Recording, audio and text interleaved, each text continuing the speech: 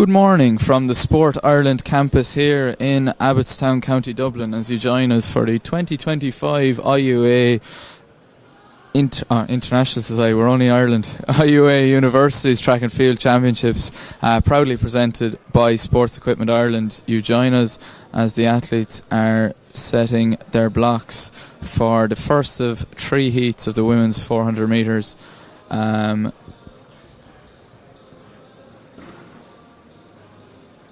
All a bit of a rush as we get going. We've female long jumpers getting going. We've high jumpers from the combined events getting going on the infield as well.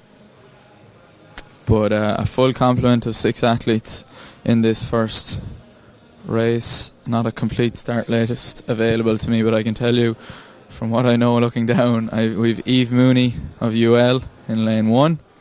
We have an athlete from MTU in lane 2. Charlotte Burke of Trinity College Dublin goes in 3. It is Kate O'Connell of Dublin City University in 4. Miriam Daly of UL in 5.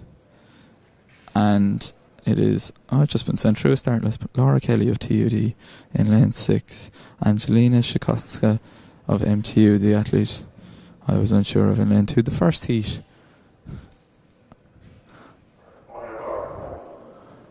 of the 2025 Irish Universities Track and Field Indoor Championships. Inside to out, Mooney, Tchaikovsky, Burke, O'Connell, Daly, Kelly, 2 UL athletes, MTU, TCD, DCU and TUD all represented.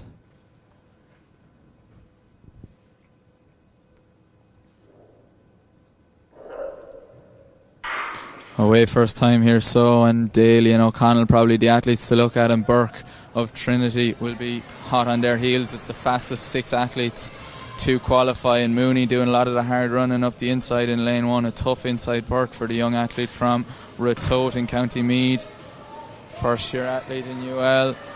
But it's Daly from O'Connell. Daly will have to fight hard at the break, and she might just have to resign the inside line. No, she finds an extra gear, and Burke comes collapsing down on Mooney, who's in the battle for third. She's just held her line, but Burke will look to open up down the back straight. But back to the front, it's Miriam Daly from UL who will stride out down the back straight and field the athlete from DCU, the Lucan Harriers athlete, locally based under the tutelage of Ger O'Donnell and Aileen Sinnott. And around into the home straight they come with 50 odd metres left to go, and it's Daly from O'Connell with Burke rallying the best from behind.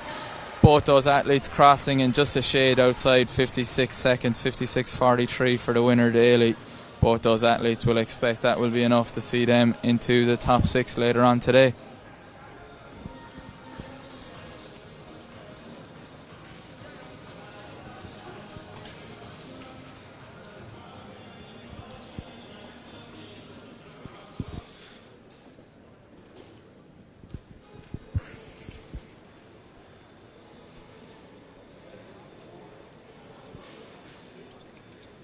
Just myself, Jack Hickey, joining you in the commentary booth so far this morning.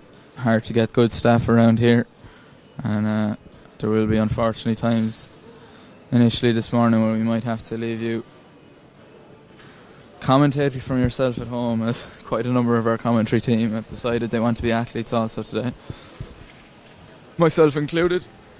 Such is the joys of intervarsity competition and intervarsity organisation. But a good first heat preview already uploaded to Athletics Ireland for your full day's action to wet your teeth. But it'll be DCU to the fore, you would imagine, across many events today, looking to defend both their men's and women's titles.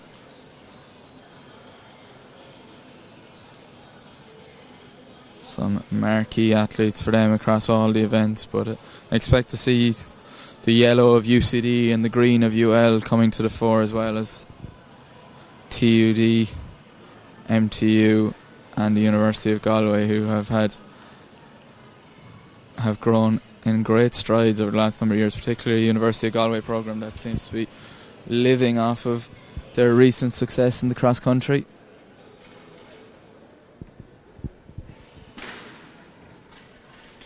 Just the 5 athletes in this second of 3 heats.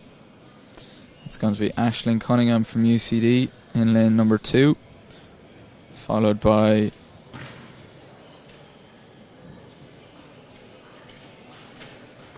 Blaheen Holden of Trinity College Dublin, Sophia Fox of MTU, Cara Murphy of UCD, and Rachel McCann, the IUA indoor record holder from last year's event, will go in lane number 6.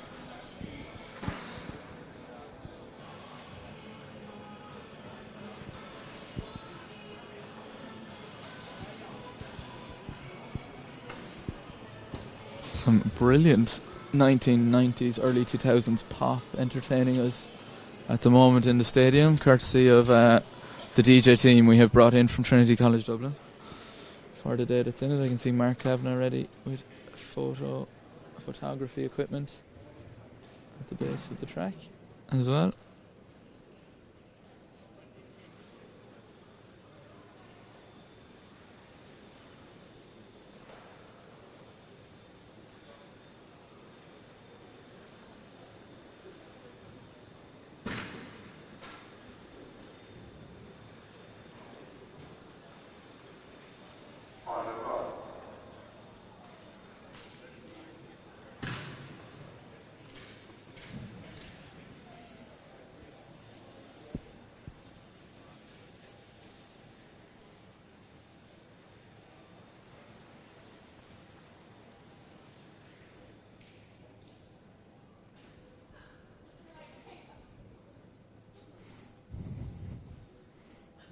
Cyril Smythe reminding the MTU athlete she's doing a 400 and not the 200, so she can gain an extra inch or two off the start line.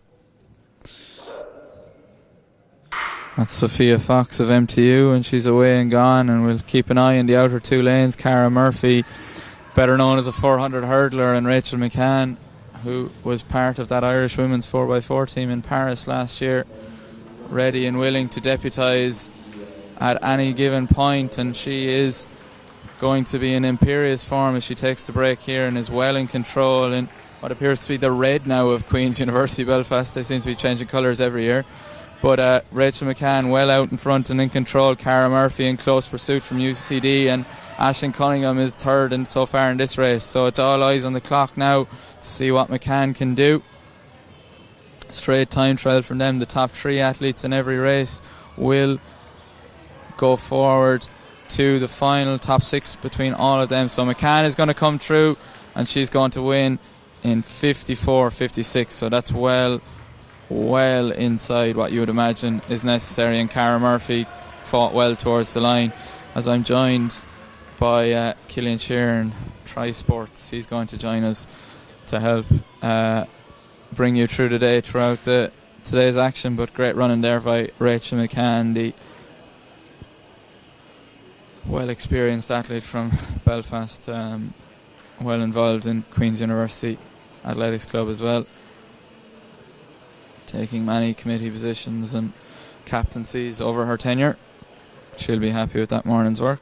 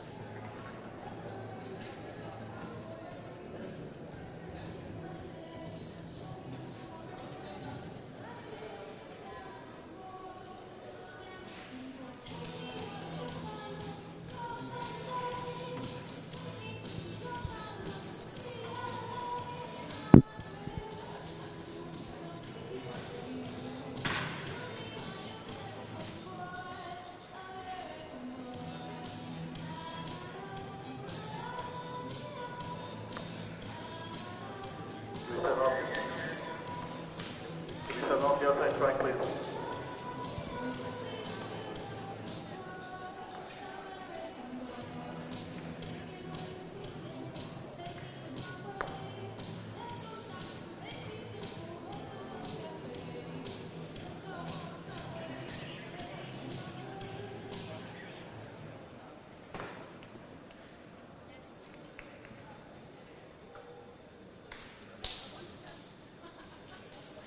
On your mark.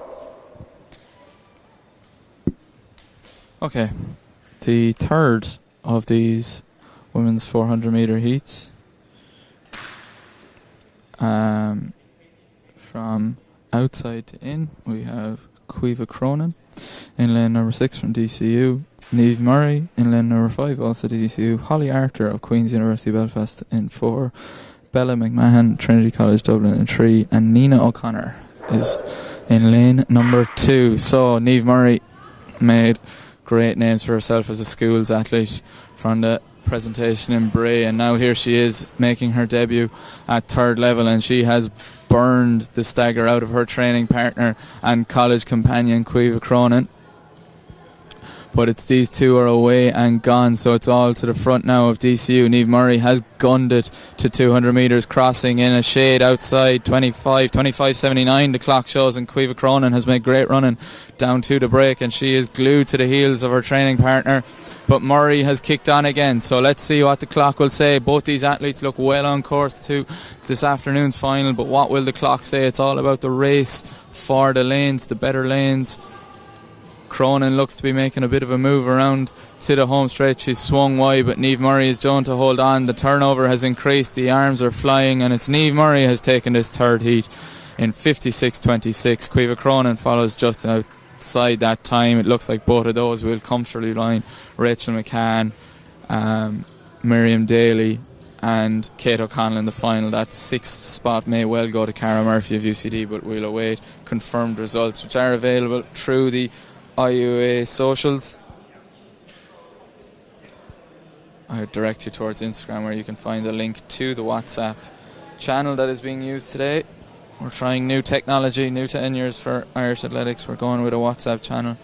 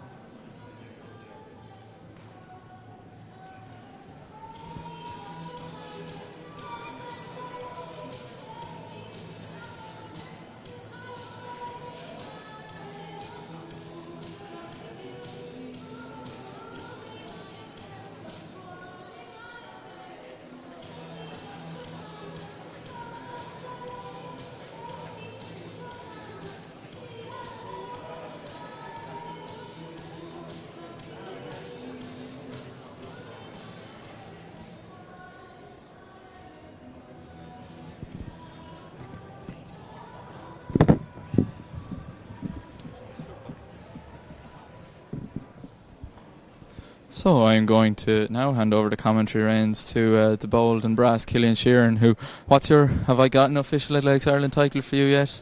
Freelance digital media officer? No, not freelance anymore now. We've content creation. Content creation. He's one of executive of content creation and marketing, but who is still inferior to Rory Cassidy, who will join us later on, and I'm sure is watching from home with his porridge or whatever breakfast is of his choosing. There's a question of the day, like, we'll ask all the athletes what they had for breakfast. But Killian, I'll hand over, leave the stream in your hands to guide us through the men's 400 heats. Thank you very much. Thank you very much, Jack. Big shoes to fill now. Jack heading off to warm up for the 200. So 7, I thought it'd be smaller, to be fair. But next up we have the heat to the men's 400 metres.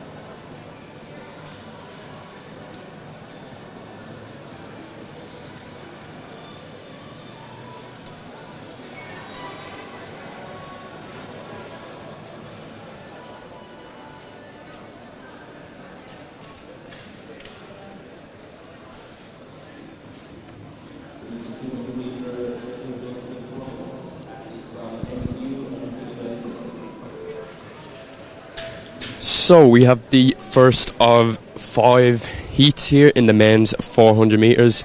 Heat 1 has just taken to the track. Out in lane 6 we have Dara Masterson of DCU. In lane 5 we have Cathal Ryan of MTU.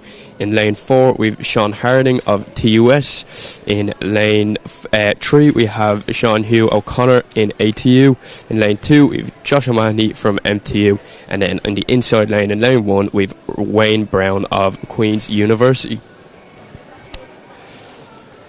So a good heat here to get things rolling in the men's 400 metres. A couple of athletes here to keep an eye on. Out in lane 6, Dara Masterson of DCU. Really strong running over the past couple of weekends. Ratot AC athlete. Some really good heats to come in this men's 400 metres. Couple standout names as we go through the heat, so hoping for a lot. The IUAA record set by a legend in the sport who recently retired, Thomas Barr, 46.87.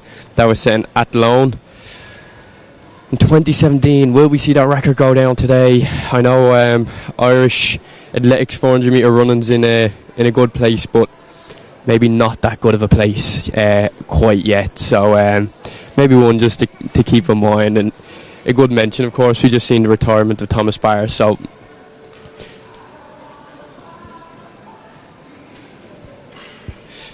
you can see the man of the moment on your screen now. And of course, the championships and the live stream sponsored by Sports Equipment. So big thanks to Sports Equipment for sponsoring the championships and the live stream. But yeah, Thomas Barr on your screen there now. The man of the moment for Irish athletics. But I suppose our attention is to be drawn straight back to the track as these men for the first heat of the 400 metres will be getting set in their blocks in just a couple of moments.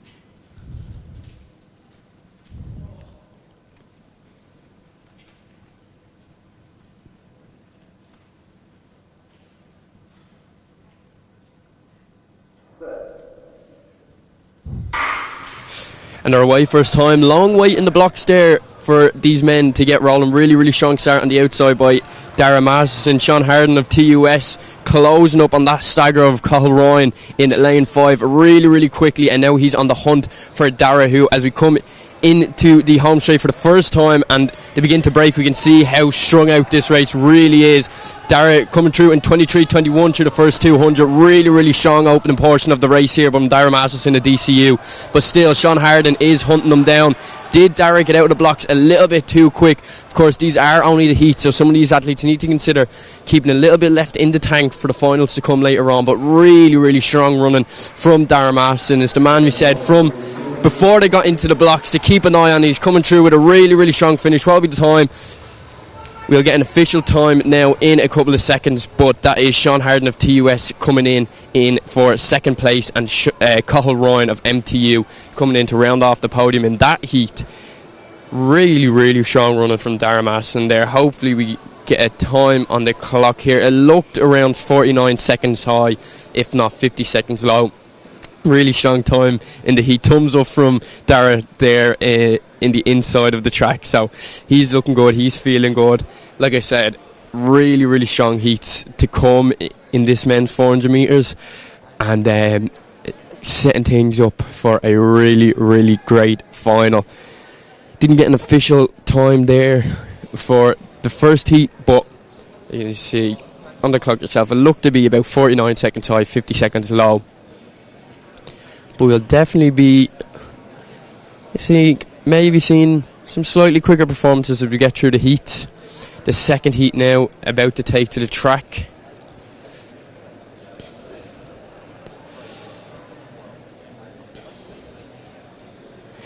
DCU athlete here, eager to get set into the blocks. Not worried about which lane the official's going to be putting him into. So hopefully, by the look of the draw, he gets the correct lane. But I'm sure we'll find out pretty soon. Suppose the man to keep an eye on in this heat, Jonathan Fitzsimons, UCD athlete, there in the yellow singlet and the camo shorts. Bold choice, alright, but he's a man in winning ways at the moment, part of the Clonif Harriers team that won the Indoor National League there only yesterday, so maybe not running on the freshest legs. He was part of the men's 4x400 metre team.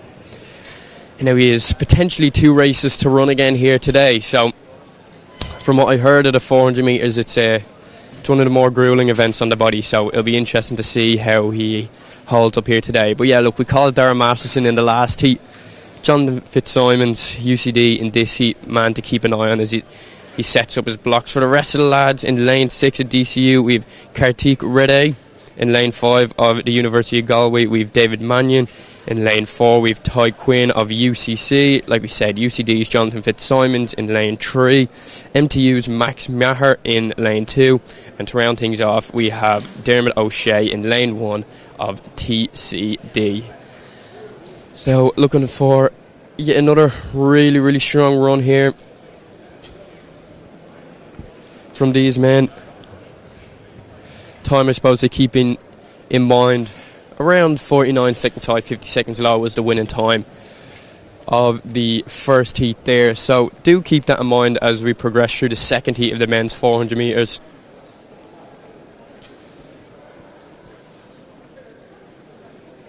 But as we look through the heats, it looks like things are just going to get faster and faster and faster, setting us up for a great final later on today.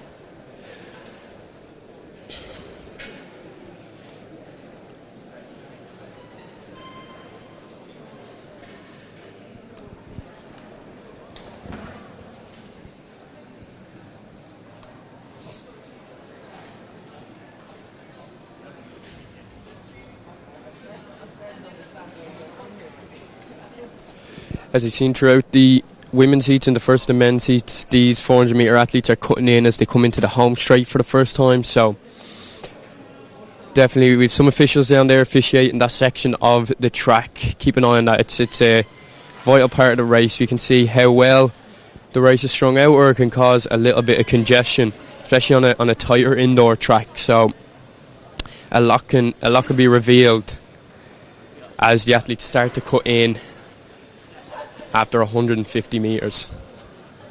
But these men just ready to set into their blocks for the second heat of the men's 400 metres. Here we go.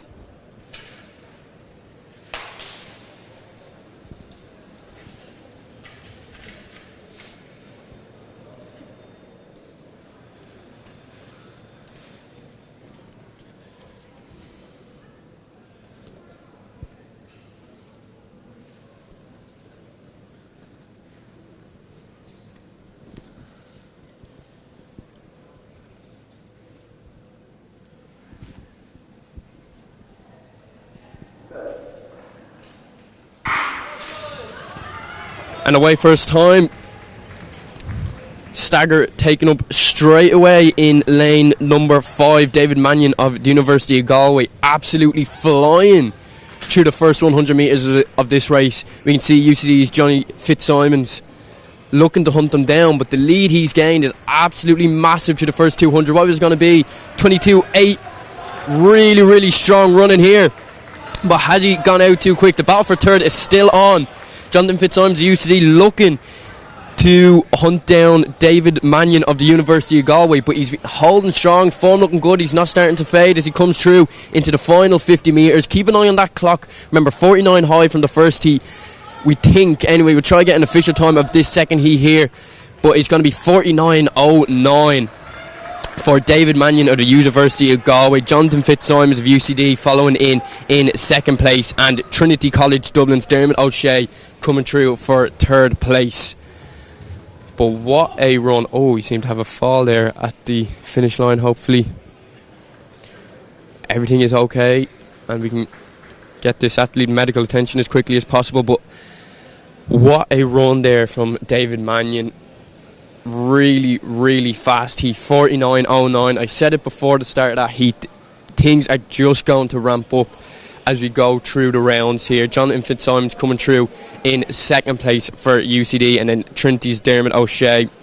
He started off in lane 1 and he worked his way up through the field as the race progressed to finish off the podium there in that second heat. 49.09, definitely the faster of the two heats so far. It'd be interesting to see who can go quicker now in this heat, as the athletes are starting to make their way out. It's looking to only have 5 athletes in this heat.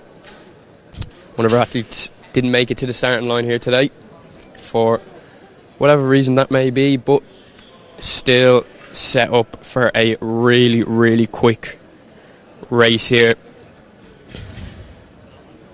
In lane 5 for the University of Limerick, we have Fintan Dewhurst, part of a really, really strong brother partnership with his brother Ethan.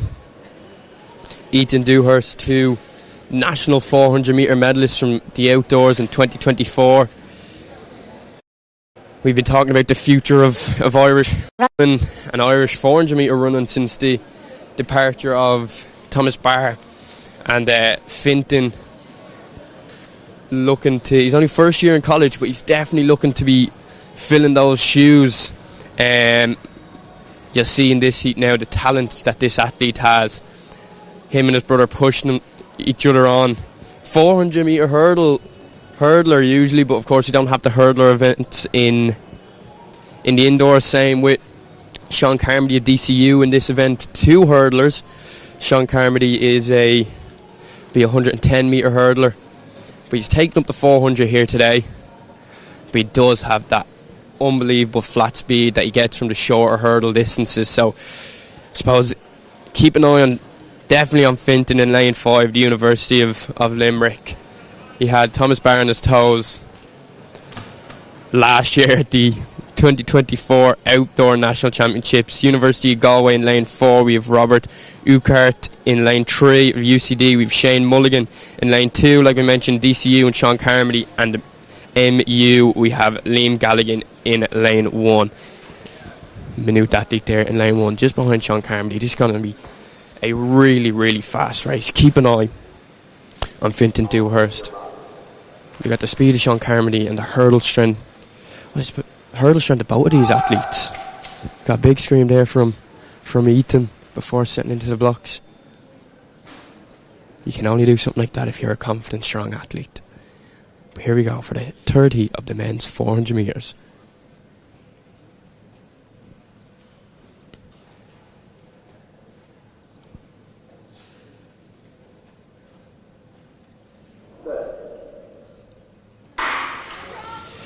And they're away. Really, really strong start by Sean Carmody there in lane 2, making up the stagger. But Ethan Dewhurst, like I said, keep an eye on him. We've UCD's Shane Mulligan also on the hunt here. He's eating up the stagger on the athlete on the inside of him. But a real battle going on here. We can see as the athletes start to cut in. The battle for second and third is most definitely still on. Ethan coming through in 23.5. Really, really fast opening 200 metres. But he looks like he has another gear that he can shift into. And you look back further through the field, Shane Mulligan, the UCD, just ahead of Sean Carmody and DCU in third. The battle for second and third is still on. Ethan starting to open up the stride now as he's coming into the last 50 metres for the last time. Keep an eye on the clock in this one. It looks like, like you said, he has another gear to go through there. He's a national medalist as he comes to the line in 50.17. For Ethan Dewhurst at the University of Limerick, UCD, Shane Mulligan in second there, and Sean Carmody of DCU in third. Really, really strong run there from Ethan. Like we said, he has that strength of the hurdles. We will be seeing him in the final. How much quicker can he go in the final? We know he's got the talent. Sean Carmody probably not delighted with that run, coming through in third place. But like we said, he is usually a man that enjoys the shorter hurdle events. We'd see him over the 60 metre hurdles throughout the rest of the indoor season, of course, the 110 metre hurdles as we enter the outdoor season. But look, not maybe the fastest heat we've seen there, but I'm sure we'll see Finton picking up the pace as the competition unfolds and the heats come to an end and we get ready for the final. But really, really good running there from Finton. He took it from the gun. As I said, when we cut in, we can really see how strung out these races can be. We've many athletes over the past 3 heats taking the race from the gun and holding on till the very end, really. But our man for the 4th heat of this 400 metres, in lane 6, we have University of Galway Stephen Mannion.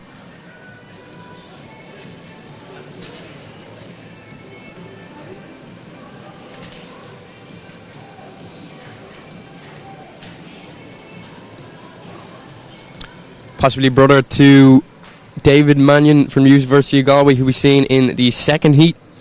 In lane 5, we've TUD's Scott Dunn. In lane 4, we've UCD's Antoine Roquette. In lane 3, we've Maynooth's Owen McKernton.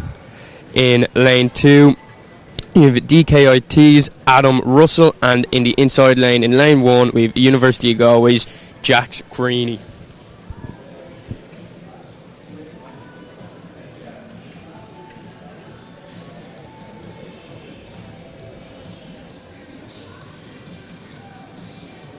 Men's triples closed. We'll go here the next 10 seconds. ATU, DCU, MTU, TUS, and UL. Your last opportunity before I take the sheet. ATU, DCU, MTU, TUS, and UL for the men's triple.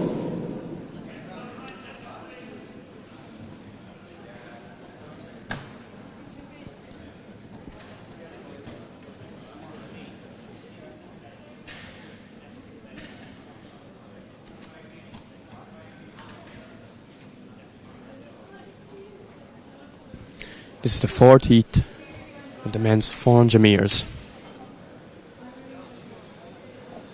49.09 is the fastest time you've seen so far. Will we see anybody go quicker than that in the last 2 heats?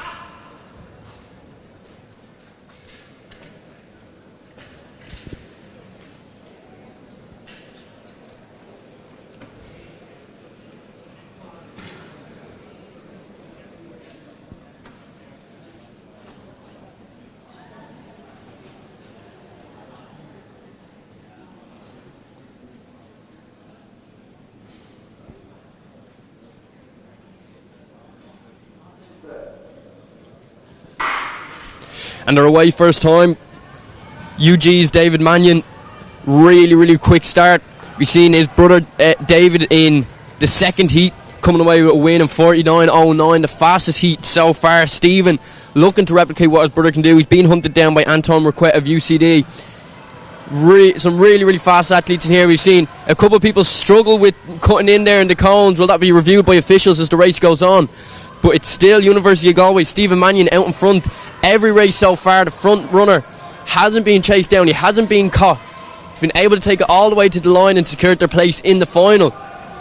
But will we see UCD's Antoine Roquette take down Stephen Mannion as they come into the final 50 metres? He takes a little look over his shoulder, but he looks like he's cruising to the line all the way. Little fist bump, 49.73, not as fast as David Mannion's 49.09 2 heats ago, but still we've seen so many athletes in these 400 metres take it from the gun. It's going to set up such a great final. So many great front runners heading into the final of this 400 metres. Anytime anyone's taken it to the field, they've come away, they've held on, and they've come through the line in first. We had seen a couple athletes struggle with cutting in there over that 400 metres, but didn't seem to affect any of our top finishers in that race. 49.73, really, really strong running there yet again from University of Galway. We can see our field events taking place on the inside of the track. It's a great thing about indoor athletics. Sometimes you go to an outdoor meet, whether it's a national event or an international event, you go over for a Diamond League, you go over for a Europeans or a World Championships. Kind of your seat dictates how much of what you can see, and it needs to be, I suppose, carefully planned on your end to make sure you're in prime striking position of the events that you want to keep an eye on. But we can see here Manuel Sassov, DCU in the high jump. You can see every single event. I believe that may have been his third jump at that height. Only a couple athletes left in the men's high jump, but our attention does turn back to the track. But like I was saying, it's a great thing for indoor athletics. Everybody can see everything that's going on at the one time, and that in itself should be enough of a reason for anybody to get down to the likes of today's events, or maybe even the national championships in 2 weeks' time, where we'll be seeing the best of the best take to this track, this very track. But absolutely great. We can see everything that's going on, from the long jump to the high jump to the track events. So no matter to the pole vault, so no matter what event you're a fan of, you can see here. So any opportunity you get to come down to the sports arena here in Abbottstown on the Sports Ireland complex, do get down, because no matter what you're a fan of, you get to enjoy every aspect of athletics. But with all that being said, we are entering the final heat of the men's 400 metres. In lane 1, we can see there, our camera on Derek Kelly of MTU. In lane 2, TUS Deji Sanyolu. In lane 3, we have Queen University Belfast's Conal Watson. In lane 4, we have UU's Neil Simpson. In lane 5, we have ATU's Ben Ida. And in the outside lane, in lane 6, we have ATU's Joseph Adu. So we've seen huge performances from the likes of DCU, University of Galway, University of Limerick and UCD, but none of those athletes present, none of those colleges, present in this heat, the final heat of 5 of the men's 400 metres, as they're about to be set into their blocks. 49.09, fastest split we've seen over the 400 metres in these heats. Came from David Mannion of University of Galway. Can we see anybody in this heat go faster?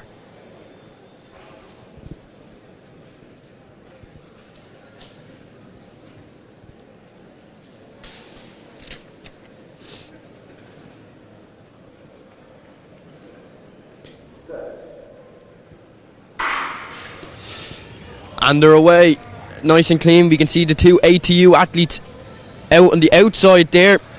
Looks like Ben Ida of ATU. He's made up that stagger on his teammate Joseph Adu straight away. Really, really nice long stride as they come into the stagger.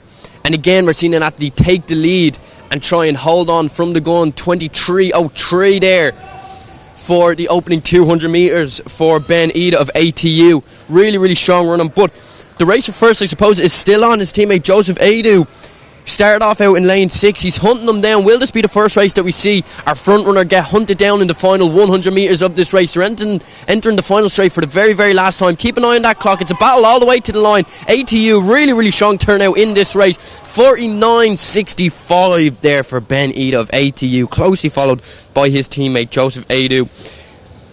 And then the battle for third was most definitely still on. I think it could have been Queen's University's Conal Watson coming in there just to nab third on the line. But wow, what a race there. It's great to see battles between colleges and colleges producing some really, really great athletes. So we can see battles like that. 49.65, the unofficial time for the final heat, I believe. I see we have some athletes waiting to enter the track over on the far side.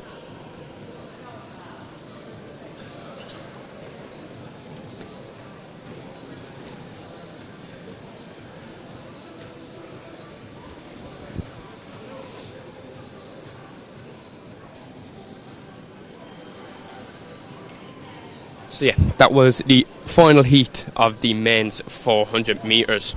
Some really good running. A final, setting up a unbelievable final for a little bit later on both the men and the women's side, of course.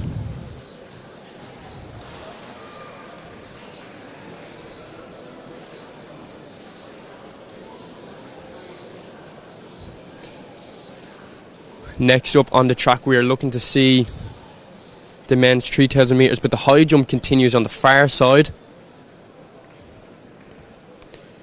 Can we see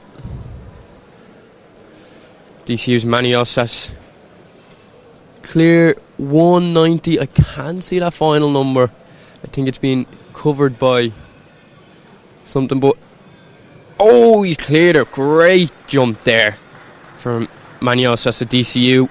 The bar will continue to rise in that high jump event. Will continue. Unbelievable clearance there. I believe that was his final attempt as well. Jack Ford of DCU. Two DCU athletes still in this high jump. You can see University of Galway athlete about to take to the high jump as well. But until then, on the track, we'll be waiting for the men's 3,000 metres to take place. The action continues here on the live stream. Keep an eye on all of the high jump events. Jack Ford of DCU. Oh, just clipping the bar. I believe that may have been his final jump. I'm not 100% sure. But yeah, just in a couple of moments, our action is going to turn to the men and women's 3,000 metres.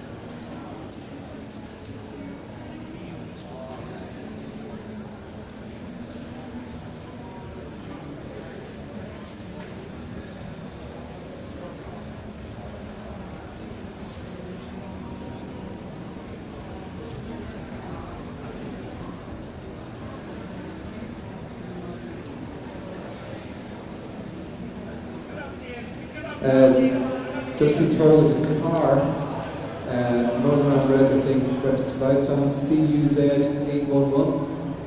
Reg CUZ 811.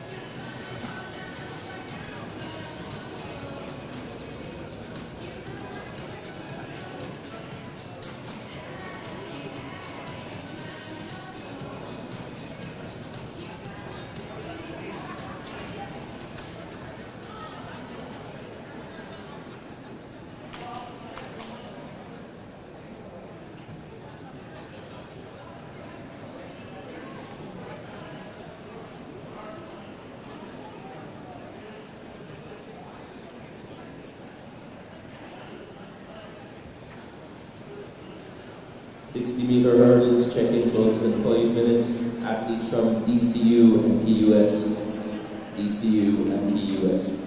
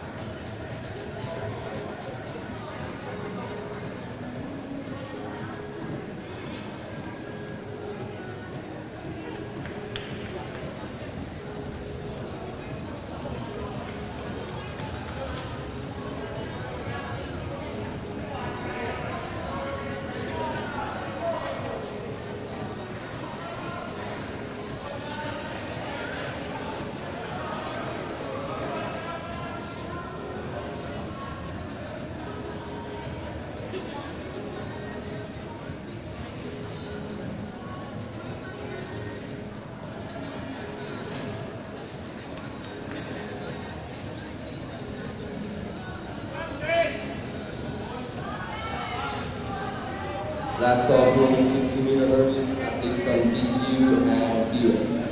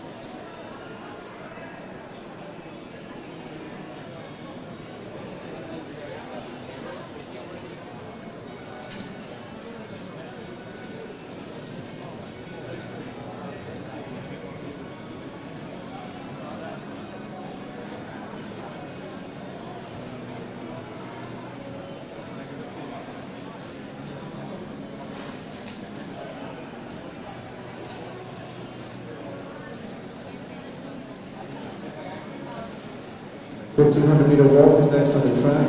1500 meter walk.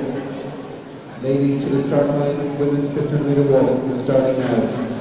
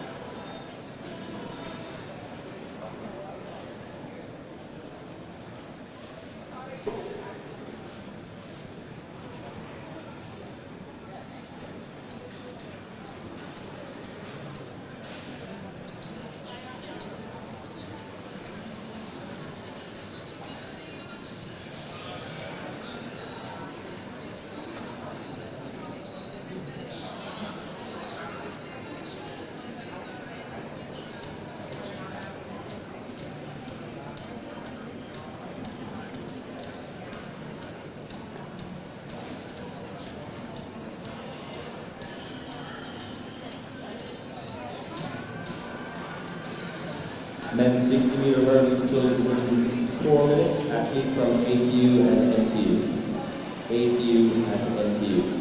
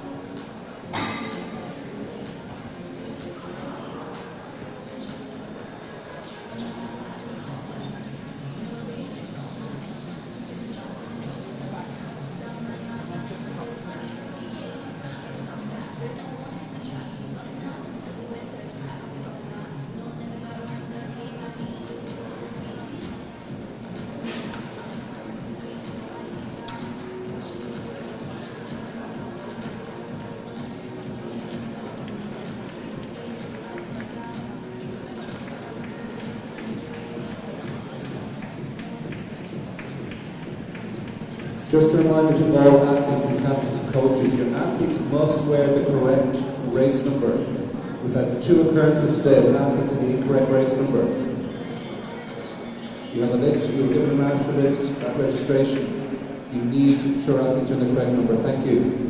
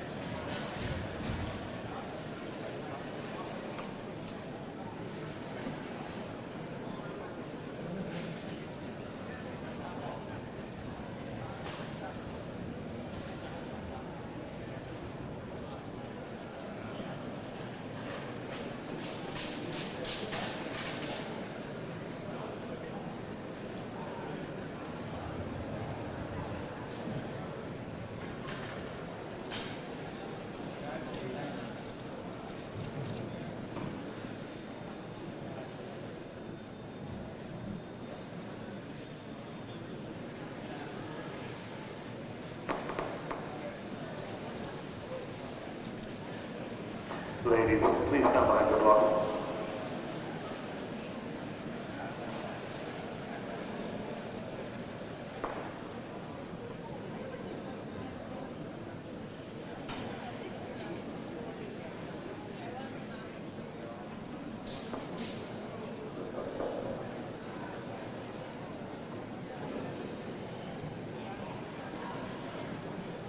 On your mark.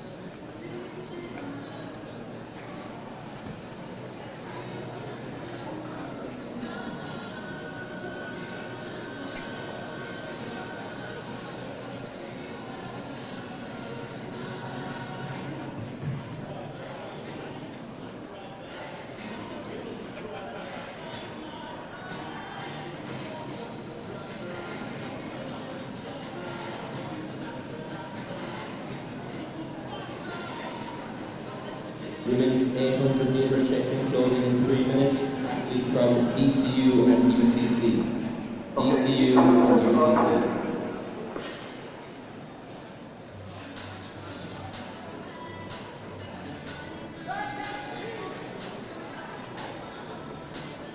Take a deep breath, set the rock, please.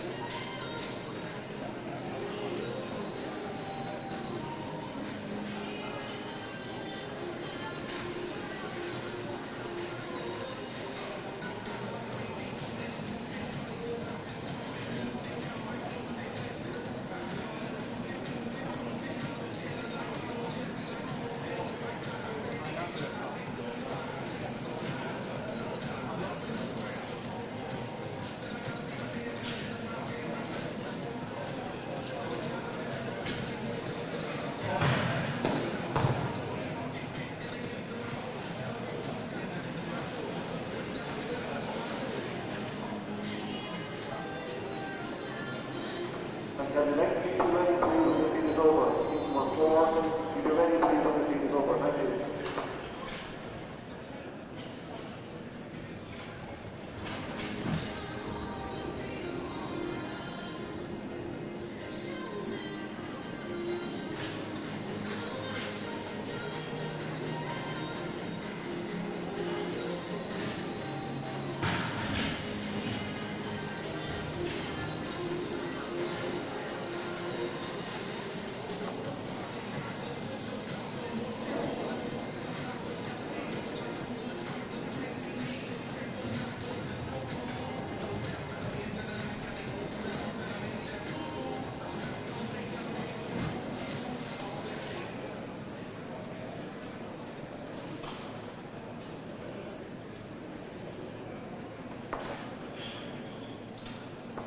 Ladies, please stand behind your box.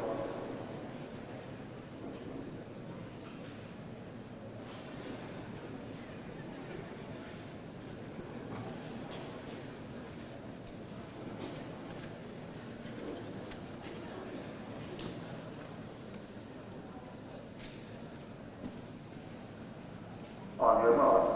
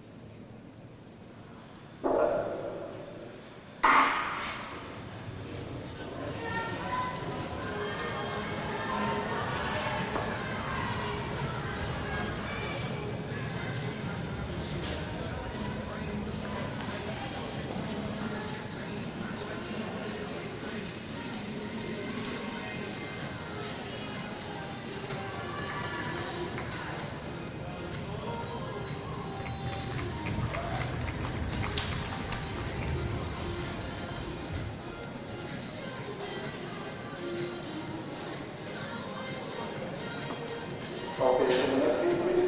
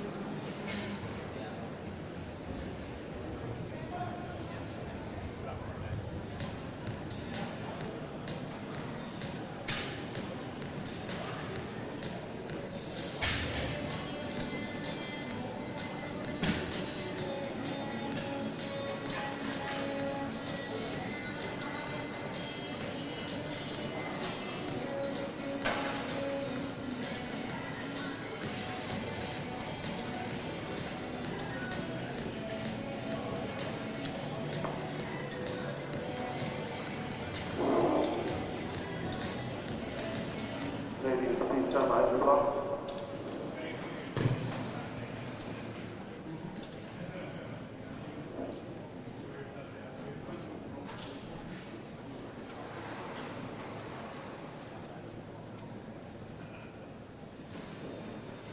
On your box.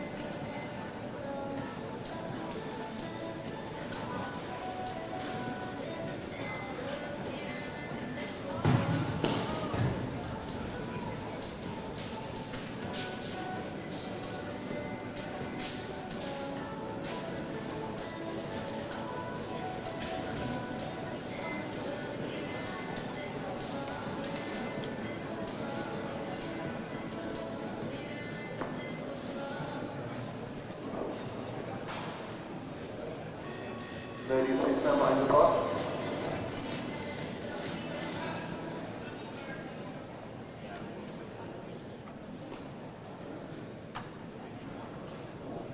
On your mark.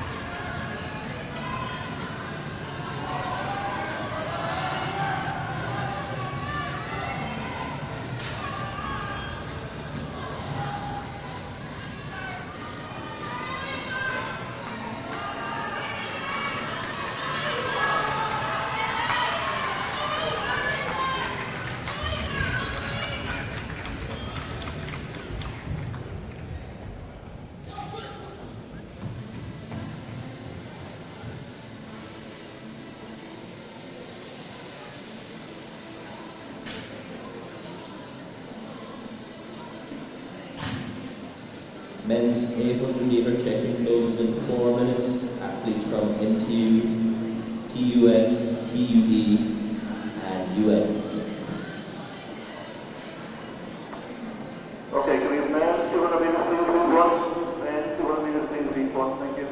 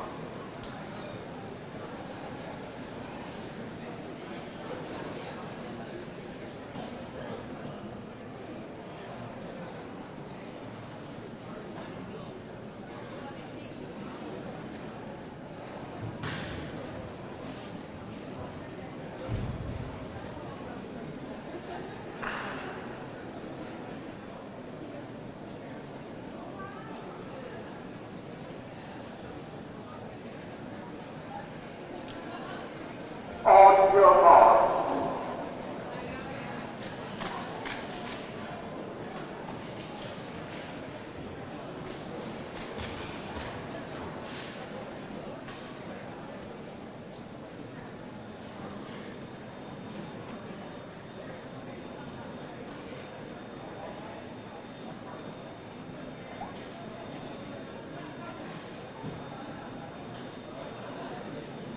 Set.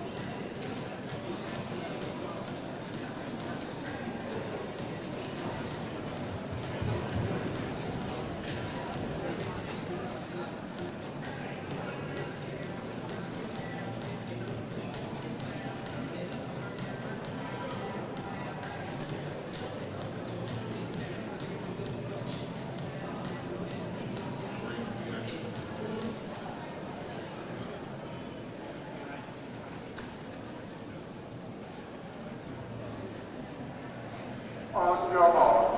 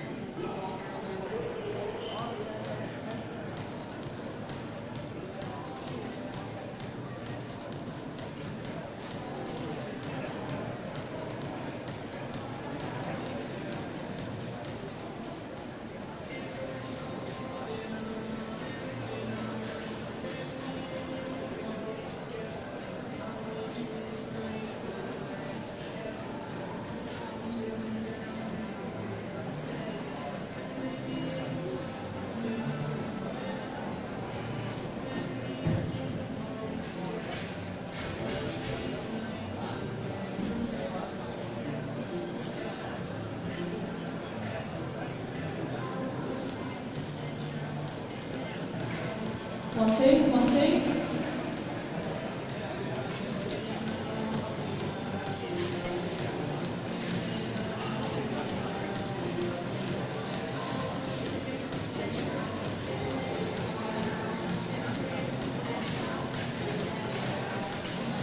And now we have the women's presentation for the women's pole vault.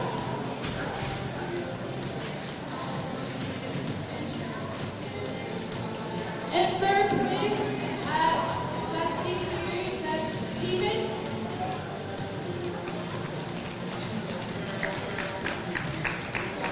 In second place from UCD, we have Amy McDonald.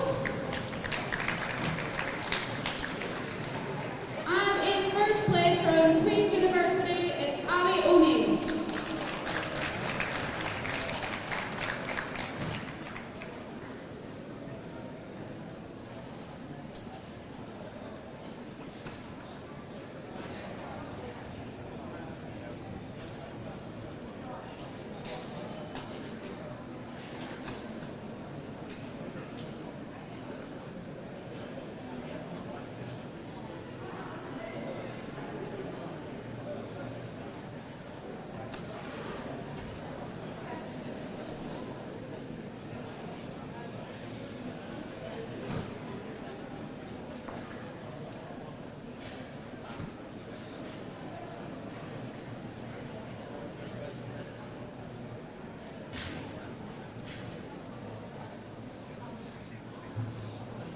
Stand behind your block, please.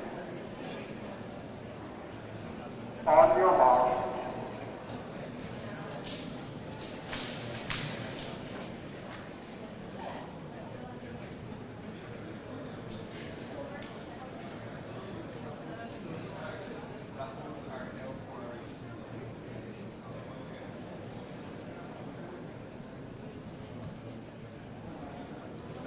Lane 2, your fingers must be in sight.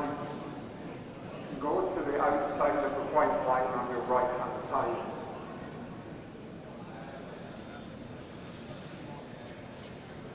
Stand up, please.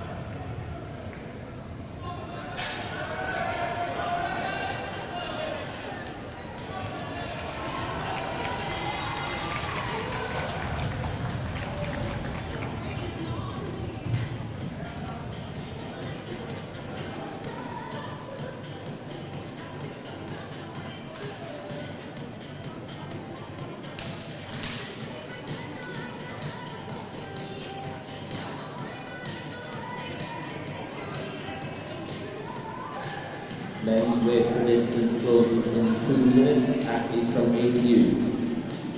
ATU.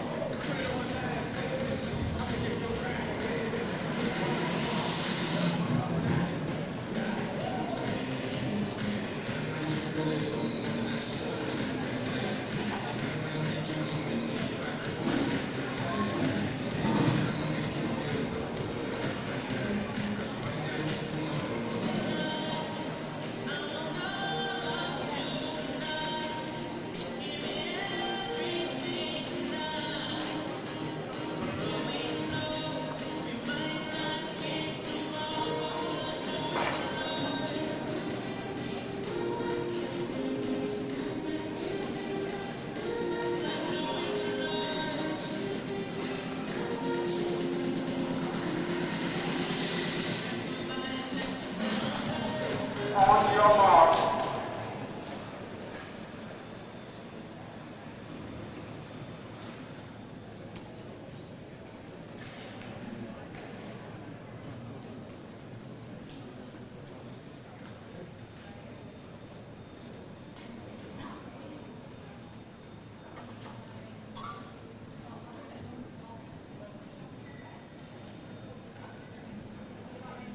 Set.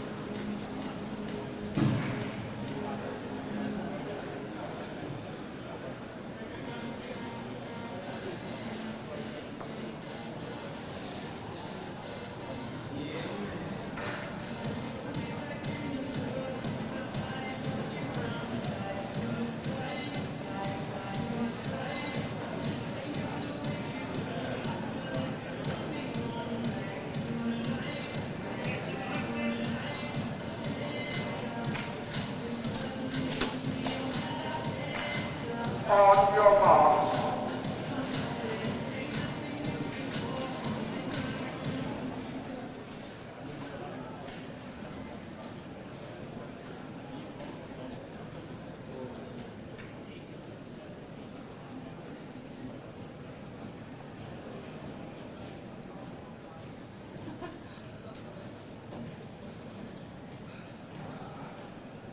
Set.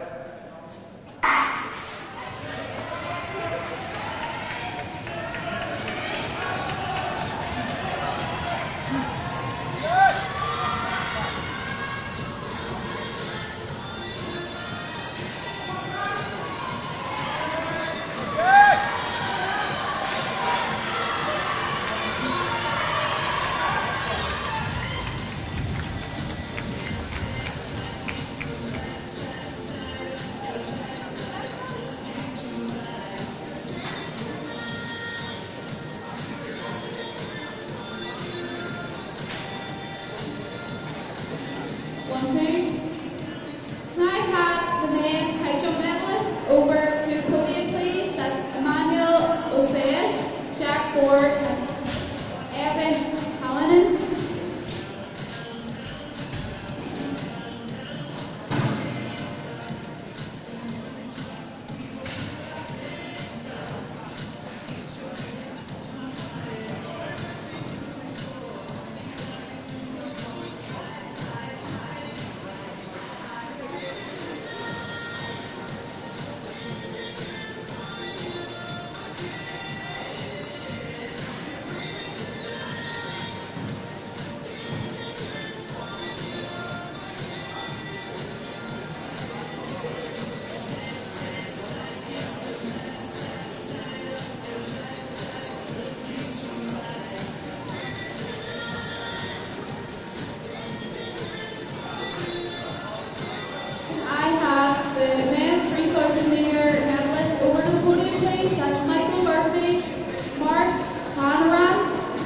You're mistaken.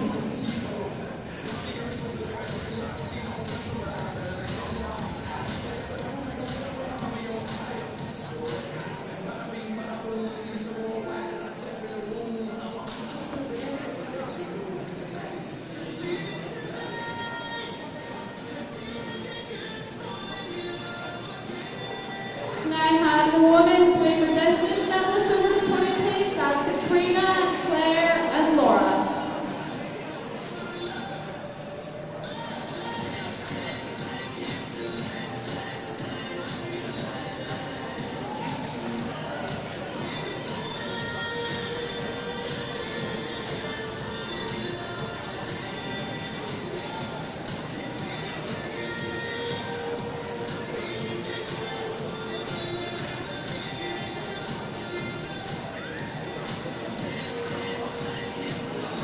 On your mark.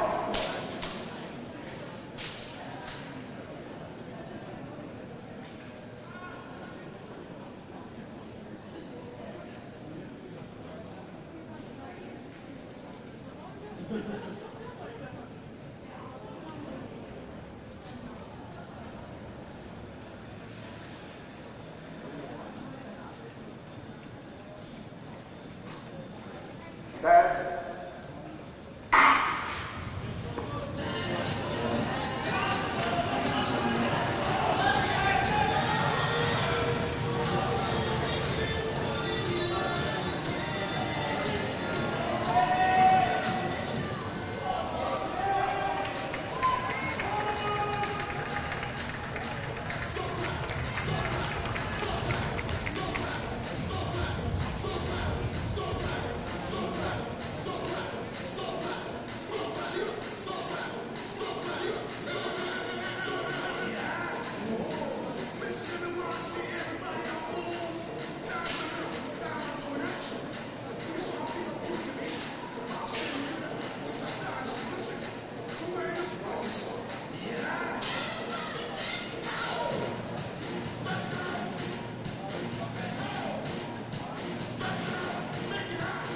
Can I have Mark Hanran from Camille over to the podium, please? We're going to do the medal presentation for the men's relay.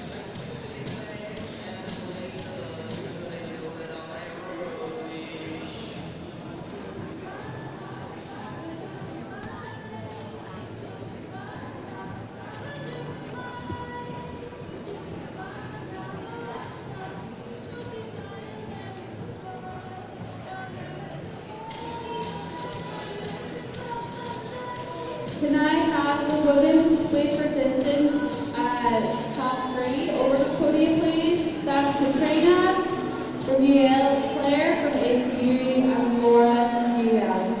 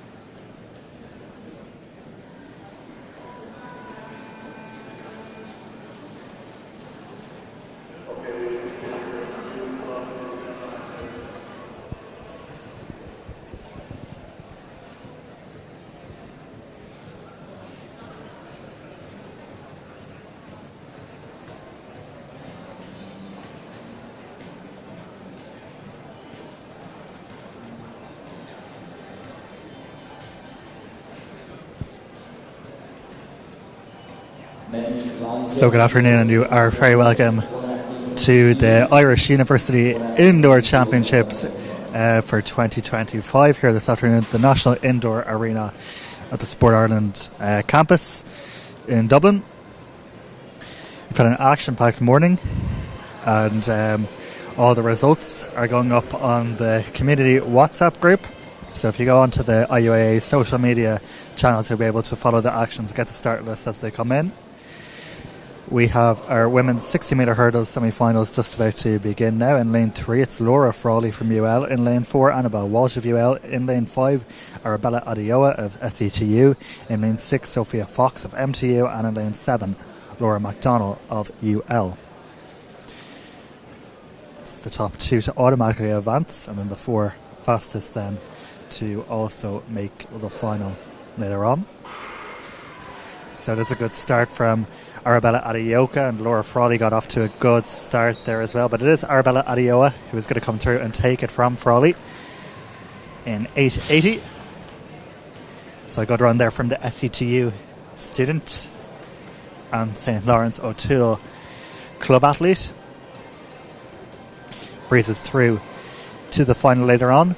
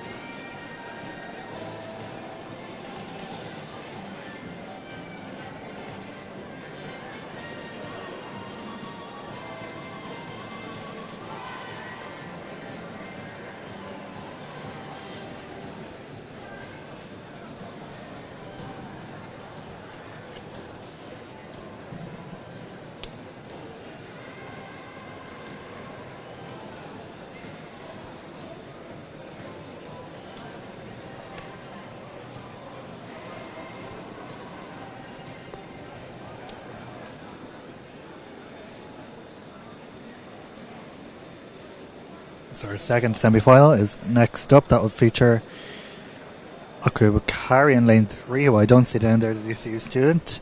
Niamh O'Neill of DCU, who is competing as a 1 year down. So finished in DCU last year, but is allowed to compete this year under the IUA rules. Blaine Holden of Trinity College Dublin is in lane 5. Quiva Fitzsimons of DCU is in 6. And UL's Louise King, also a 1 year down athlete, is in lane 7. So no Akru Bakari, the Leavale AC athlete, in this one.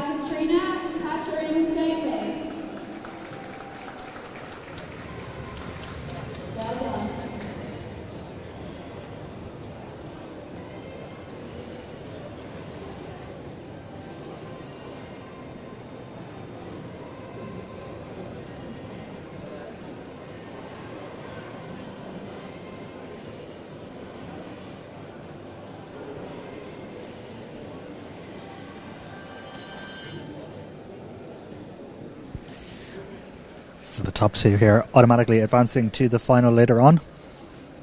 We saw just a few minutes ago Arabella Adeoya and Laura Frawley advancing comfortably from semi-final 1. So let's see who will join them.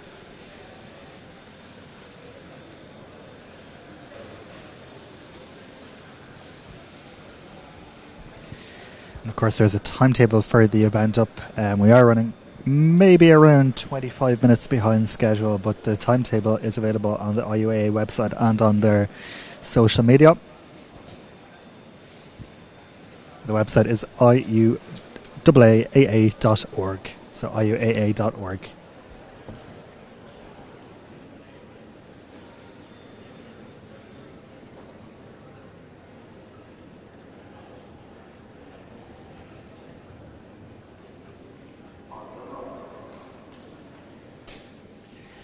So O'Neill in lane 4, Holden of Trinity College Dublin in lane 5, Fitzsimons of TCU in lane 6, and King of UL in lane 7.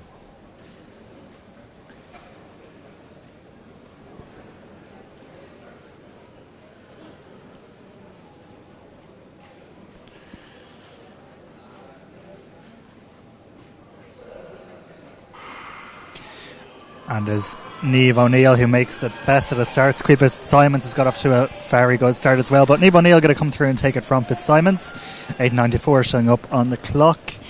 Louise King in 3rd and Blaine Holden in 4th. We'll have to see whether they've done enough to advance to the final.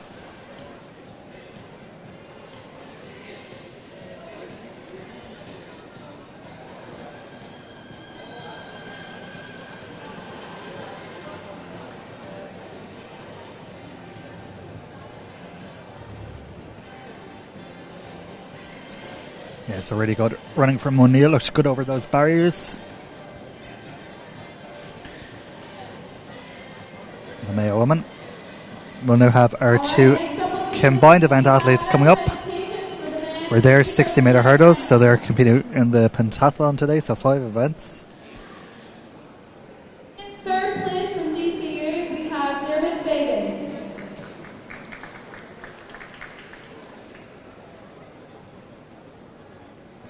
Our combined eventers From UL, we have Mark will be Shauna Lydon of the University of Galway and Orla Coffey of UCC. And in first place from DCU, it's Michael Murphy.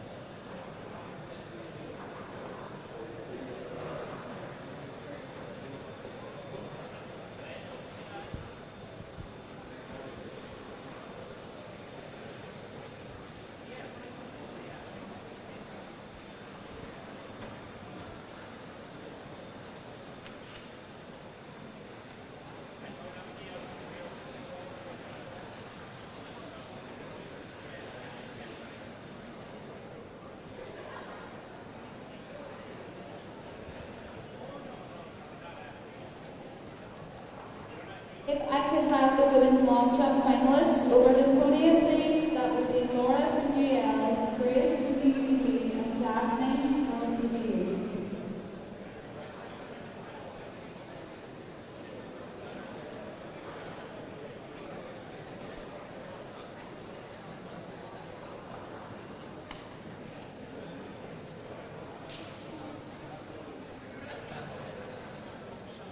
If I could also have the women's 1500 meter wall medalist, please. That will be Ashley from Galway. That will be Kira from DCU and me from XCTU.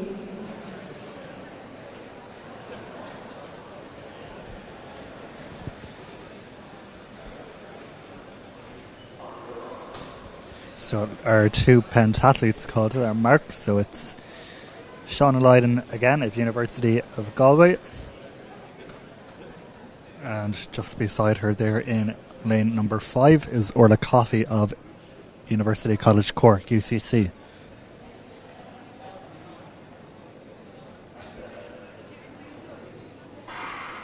They're cleanly away. And there's Coffey who's got up to quite a good start. Lydon just trailing her, but starting to come into her running now. But Coffey will come through to take it in 10.23.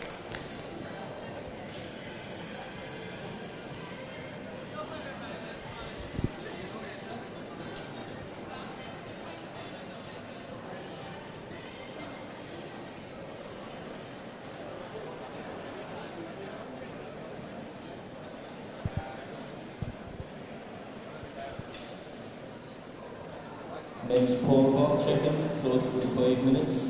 One athlete from DCU.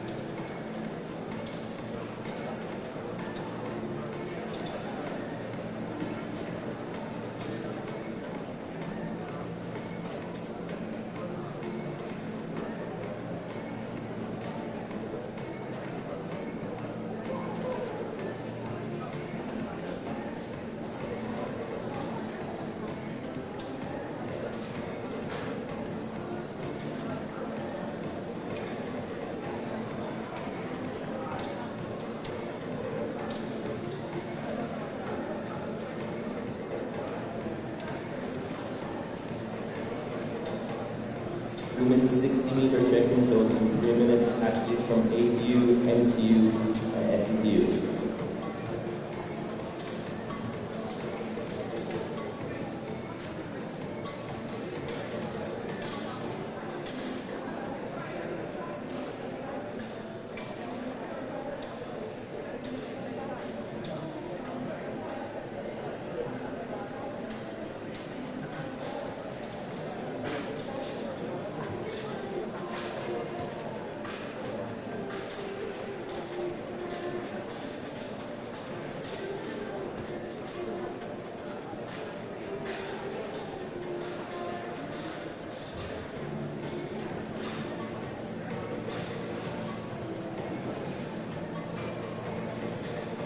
Next up, medal presentations for women's 1500-meter walk.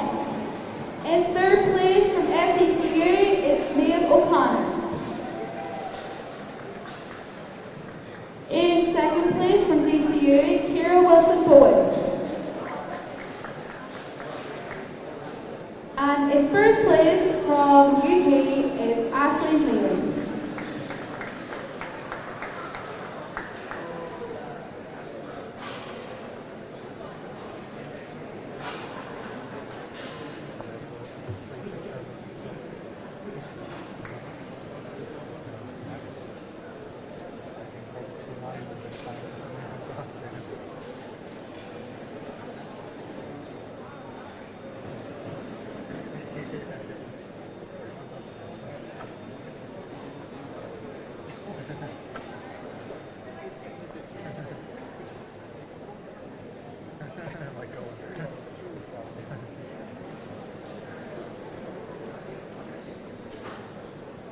If I could have medalists from men's triple jump, that is Aaron O'Connor, UL, Charles Martin, UU, and Boston from NTU.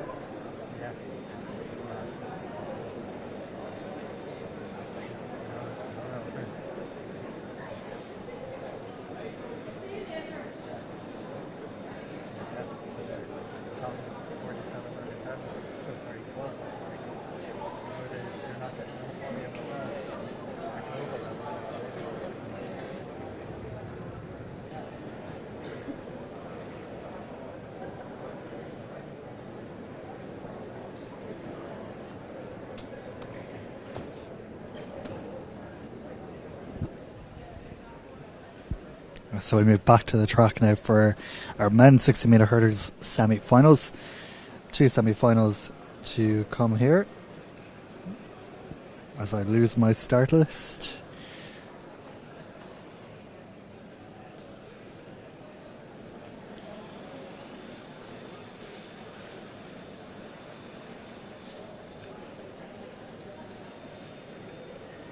So again, the top 2 and the 4 fastest to advance as non-automatic qualifiers. In semi-final 1, we have the pre-event favourite, I suppose, in lane 3, Adam Nolan of SETU.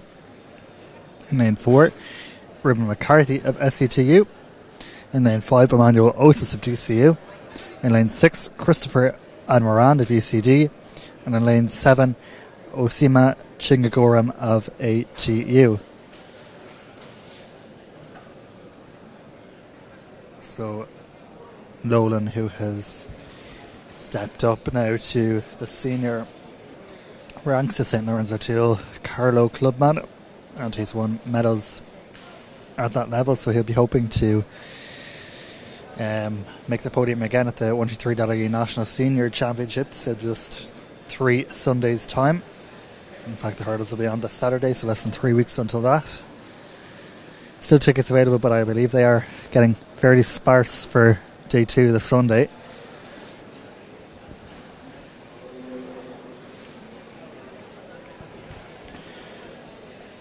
These 5 men are called to their marks: Nolan, McCarthy, Osas, Almirand and Chinga Goram.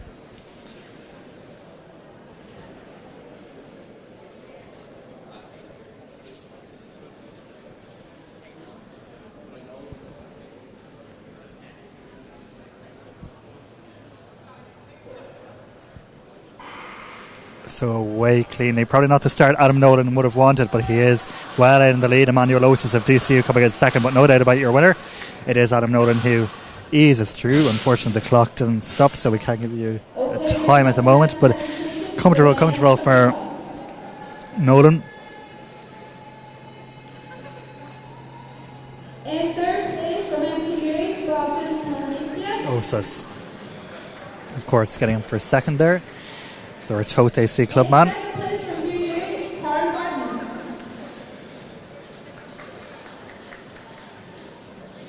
And in first place from VL, Aaron O'Connor.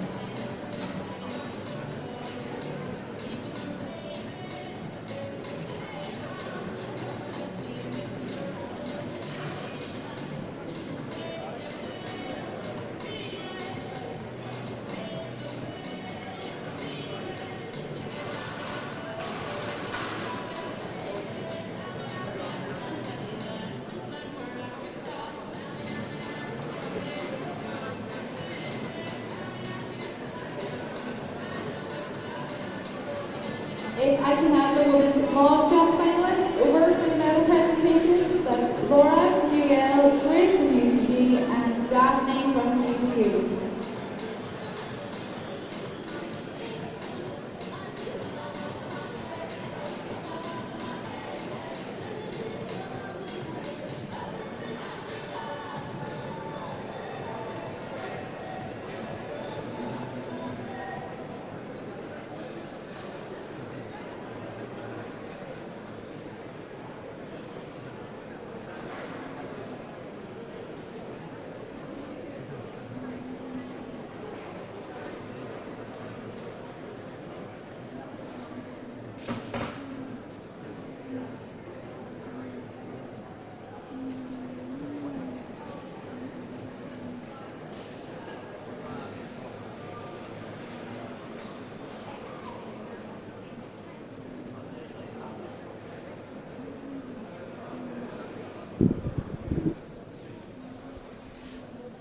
So we're back on track now for the second semi-final in the men's 60-metre hurdles. Again, to remind you, the top 2 qualifying automatically. We've already seen Adam Nolan of SCTU and Emmanuel Osas of DCU stake their place in this afternoon's final.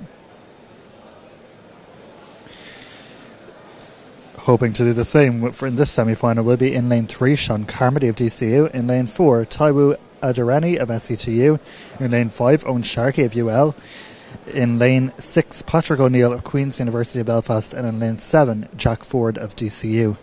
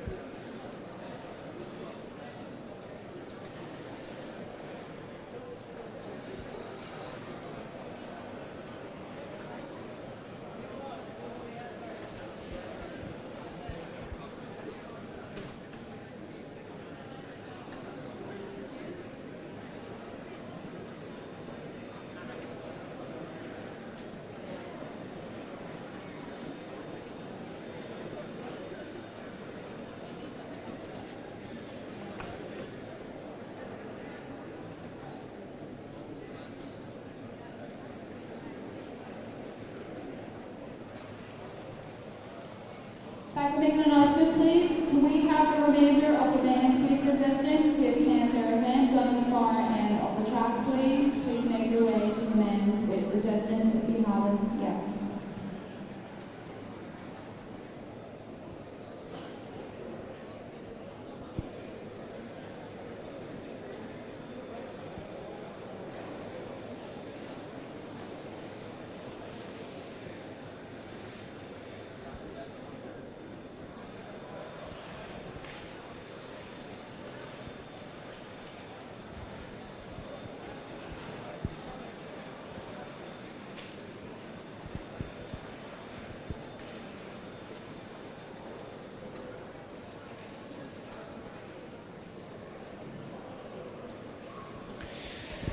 So finally, these athletes are called to their marks.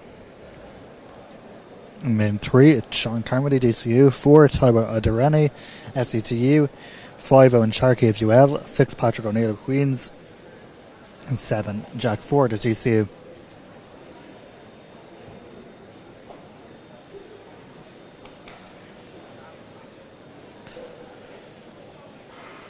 So Carmody probably the favourite for this one, and he has made the best of the stars. Jack Ford is going well there as well, his fellow DCU man. Carmody coming through to take it comfortably from Taiwo Adireni of SETU. And Ford in third.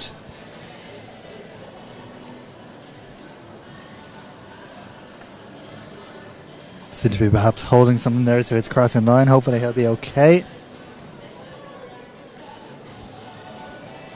Wexford combined event athlete.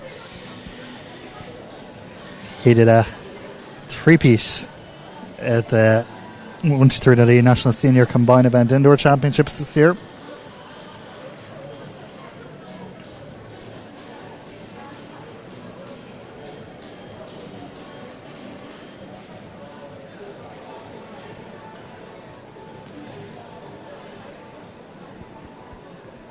Yeah, but Carmody taking that in 8:30 and looking good. Being coached, I think, by now a former 7-time National 100 metre hurdles champion Gerard O'Donnell in that well-known Dublin sprint group. Gerard, I see, recognised last night at the County Leitrim Sport Awards Coach of the Year. So well done to Gerard.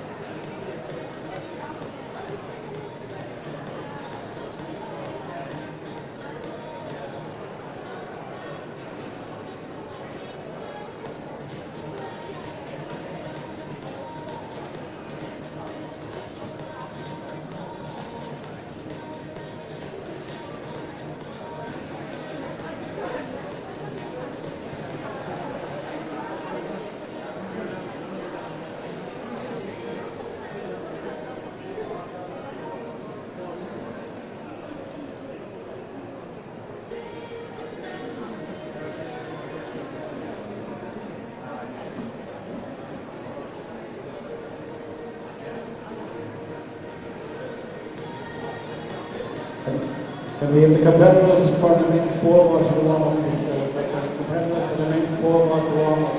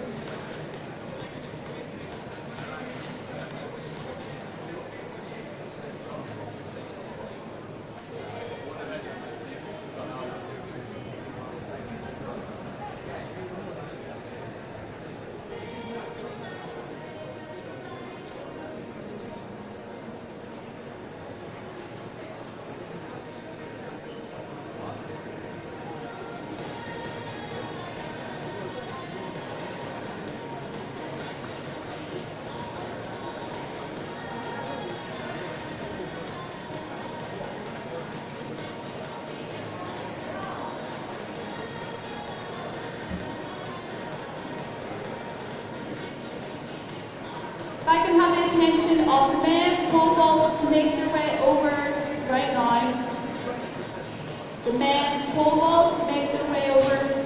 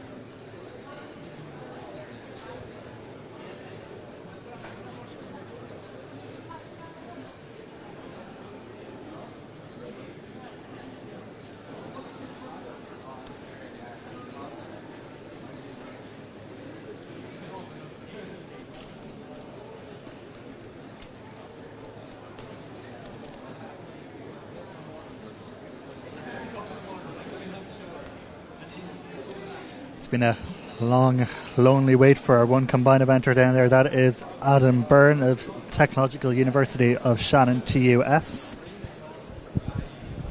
It's been a long, lonely wait for you, Rory, waiting for me.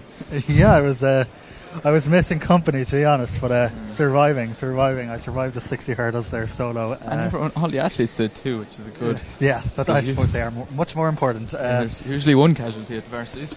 A valiant effort, Jack, in your 200 metre exploits, 23:35 or something like that. Something like that, yeah. No, it won't be good enough to make the final, but certainly good enough to get an Instagram post out of with me crossing the line in first. Which is all that matters. You'll be on to Mark Kavanagh no sooner will the day be over. If I didn't run into him, I think he took a photo of me and I nearly took his camera out. But I have to say, Jackie and Mark both nearly got taken out of me. But I have to say, the fella that's wearing the matching green trackie down and has been working on the start line has been bringing brilliant vibes to all the athletes. Very good.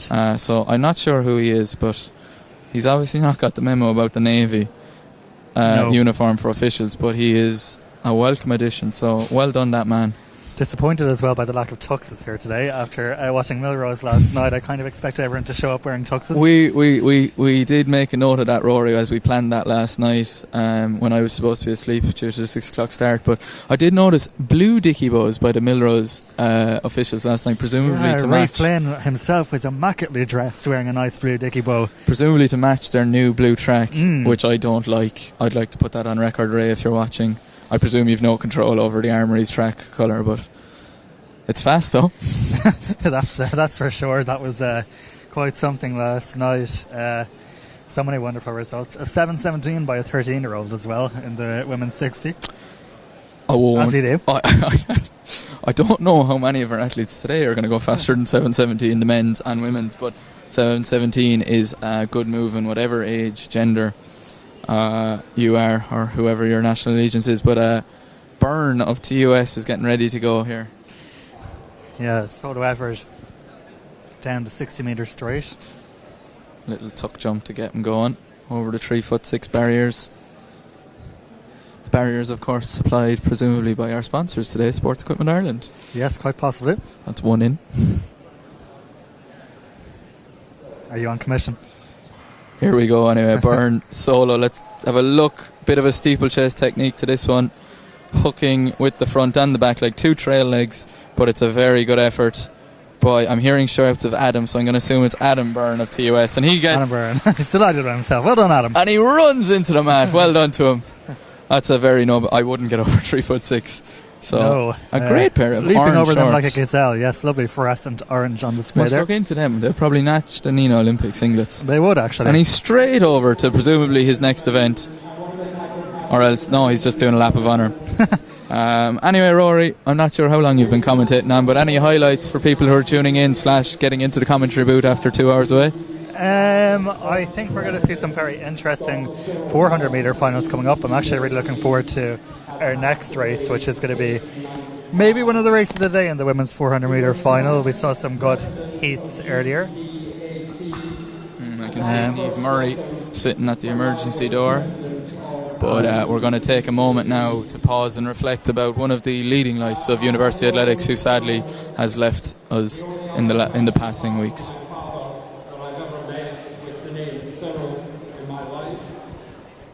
We had mutual interest in starting, and I became involved with starting for the IUA through Cyril. We miss him. He was actually the national starter for the AAUE back in the 1950s. He then went to the United States where he got his PhD, and he eventually returned in the 1970s to take up a position at UCD. We all miss him, and I would ask for a minute's silence in his memory.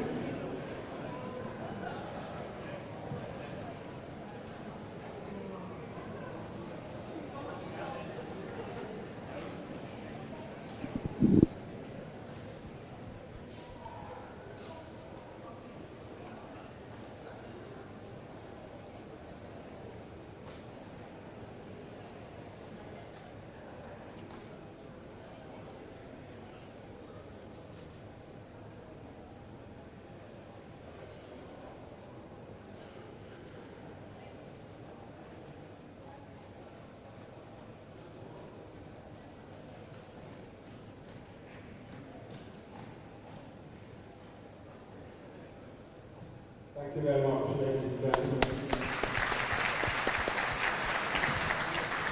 So apologies to Cyril Smythe for missing the start of that, but that was a moment's silence observed impeccably by the crowd for the late Dr. Cyril White, whose services to both the Irish schools and Irish universities athletics as well as the sport as a whole in the country were immense, and for that we are incredibly grateful and pass on our sympathies to all who knew him, family and friends.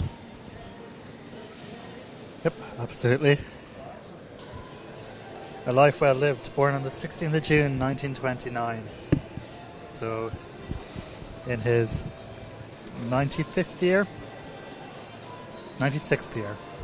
It's on a great legacy he does leave, of course. Absolutely, I remember when his death was announced, I remember Eric Brady sent out a very lovely email to all IUA committee members past and premise acknowledging the role he played in as one of the presidents of the IUA and helping to I suppose set about the status of the sport at third level. So a fitting tribute by a great friend there, Cyril Smythe, who has inherited the starting gun from him and does a great job week in, week out at all of our events.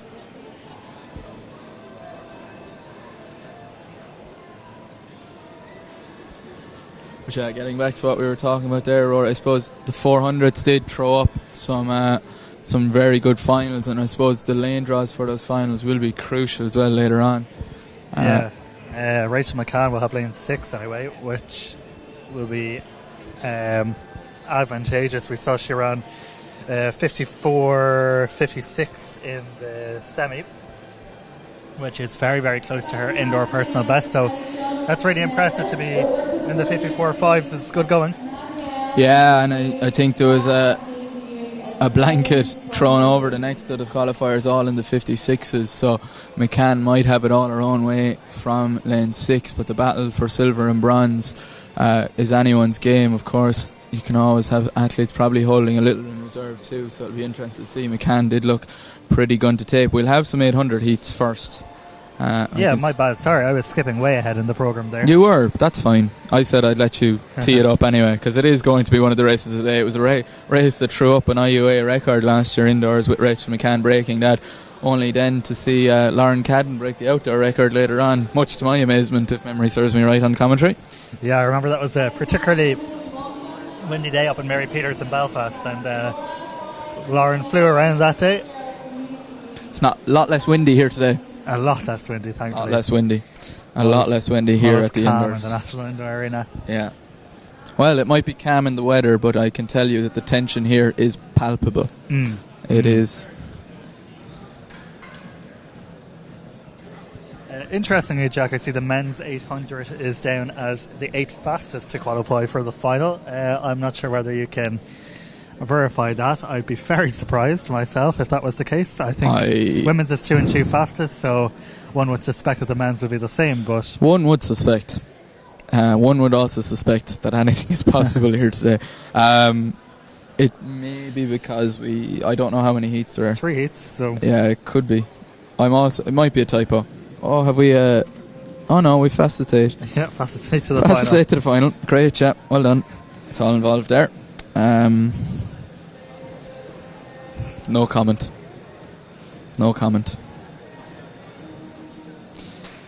I already had a few queries as to seeding process in the sprints, and whilst it was very well seeded, the random function that we still use on Excel here at the Irish universities was brought to great effect. Anyway, we've got an 800 heat here. Rory is scrolling frantically through the WhatsApp group to find the start list. It turns out I'm as far away as possible from it as I possibly could be. Let me get it up here. 800s. Here we go. In the first of our semi-finals, you will have Fove Aylmer of UL in lane 1, Renee Crotty of UCD in 2, Eve Noctor UCD in 3, Lisa Conlon DCU in 4, Kayla Ryan of TUS in lane number 5, and Emily O'Shea of SETU rounds out your start list in lane number 6. Yes, the top 2 to get 3 here automatically, and then the 2 fastest. Crotty probably the favourite. I think she's ran around 2:10 to 11 this season so far, which is decent enough going. Coached by James Nolan in that group in UCD.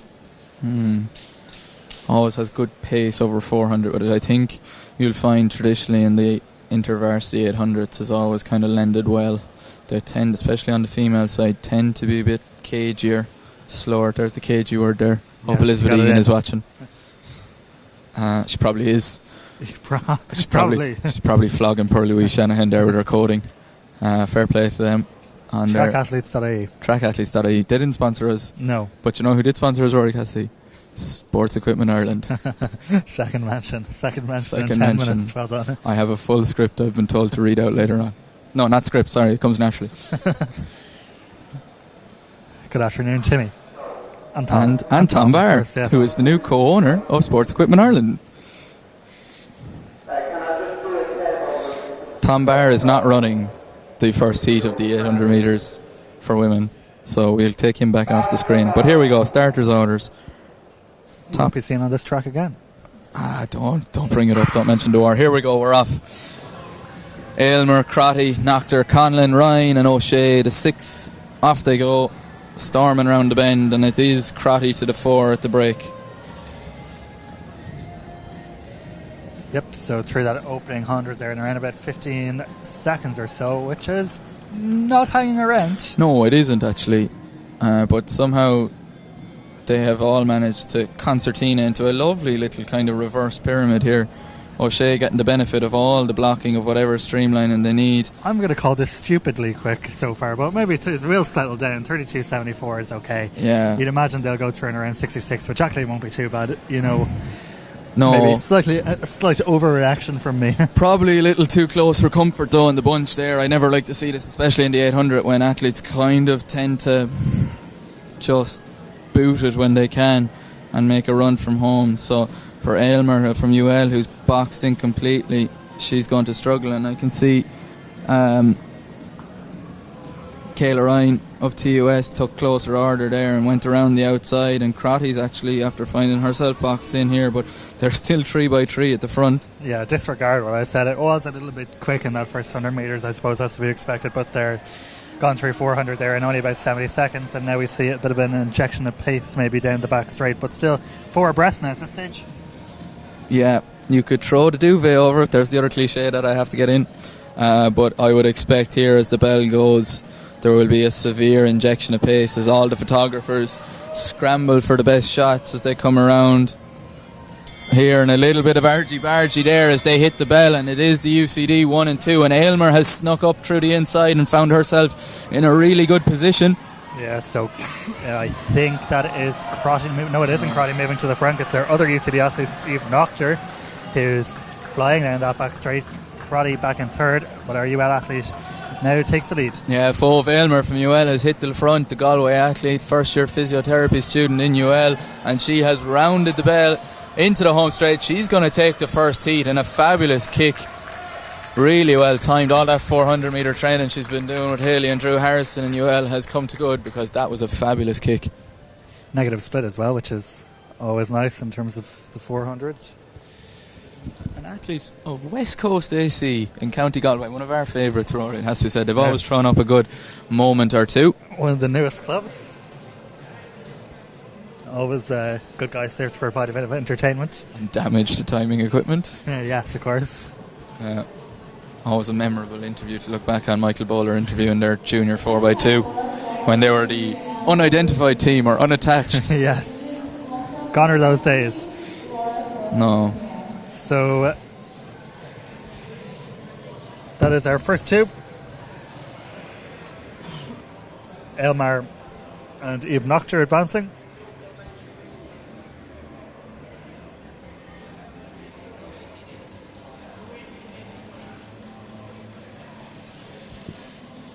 Second semi will see Sarah Butler of UCC, Hazel Hughes of GCU, Sophie Maroney of UL, who's competing here as a 1 year down, Aoife Delargy of UCC, Holly Arthur of Queen's University Belfast, and Cleona Nolan of Trinity College Dublin.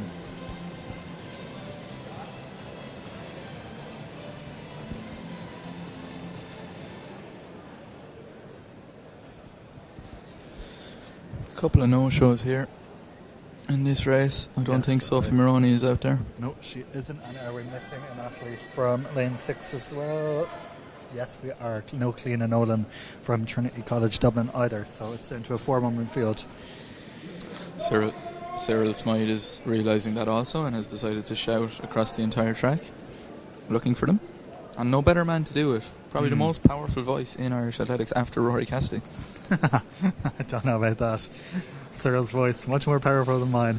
Rory, and effective. Have you got a job promotion, by the way? Because Killian reckons he's the executive of content creation in Athletics Ireland now.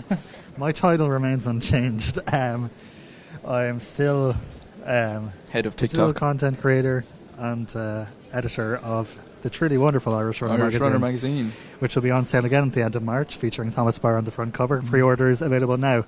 Thomas Barr, who will never run again, unfortunately. No. And we're taking it really well in UL. We're taking it really well around the country. Jesus, what a blow. What a blow.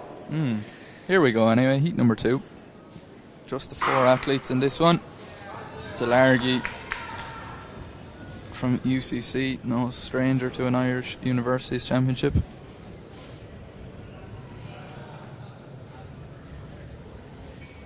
I think this is Holly Arthur's second event. I think she did the 800 or the 400 earlier. That's a tough double. It is a tough double. Hazel Hughes sitting in third there from DCU. And Sarah Butler to the front, the Limerick athlete representing UCC.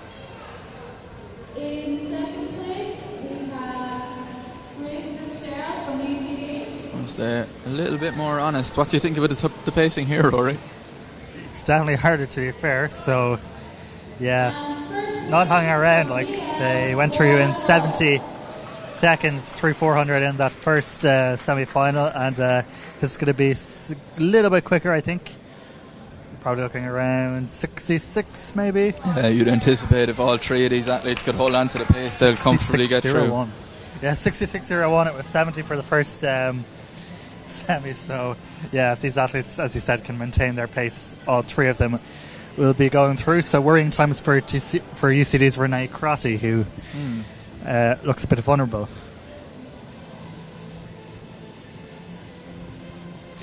But yeah, no let up out front anyway. No, Butler has put foot to floor here and she'll round and take the bell. Probably a shade under 140 or maybe just over. 138, 39, 140. Oh, very close. That was nearly so perfect.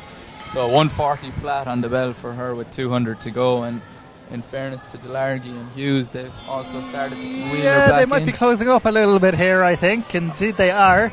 Yeah, so now Sarah Butler might be getting a bit nervous. Yeah, I think the treacle is starting to feel very, very thick, and the lactic sniper that lives on the top bottom of the home straight in Abbottstown might be just starting to come out for Sarah Butler, who will probably do enough to hold on, hopefully, to get into the final. But Delargy has timed it perfectly, and these two athletes will cross the line in 2:16 flat. And yeah, she should make the final early there, Sarah Butler. A painful way to qualify for a final. It is, and knowing that you're going to have to come back in a few hours, like, it's grim, but they can put the feet up now for a while.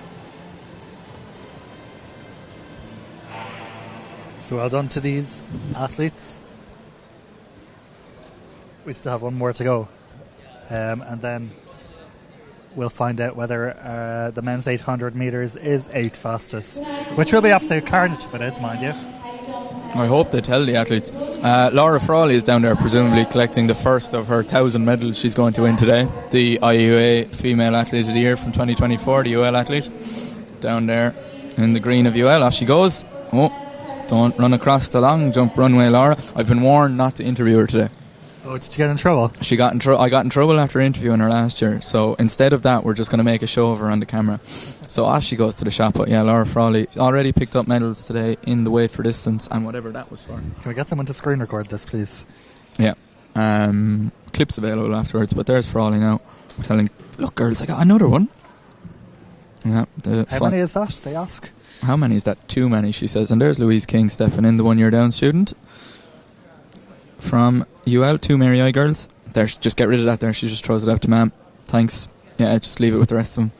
Swings the arms and back she goes to the shot put. Anyway, that's enough of making a show of Laura. Semi-final 3. We'll have Ruby Steuven of ATU, Charlotte Burke of TCD, Ava Downey of Queen's University Belfast, Amy Doherty of DCU, and Holly O'Boyle is of UL. So 5 athletes towing the line here in our third semi-final. 2:16.03. 2:16.03, the winning time there for the second semi. It was a 2:17 clocking for the first semi, so you get yourself in around that 2:16, 2:17 mark, and you'll be there, home and host into the final later on. And we are away.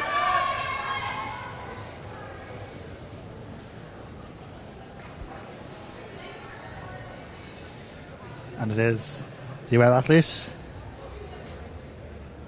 who is Holly O'Boyle. He led them out there, but has kind of settled.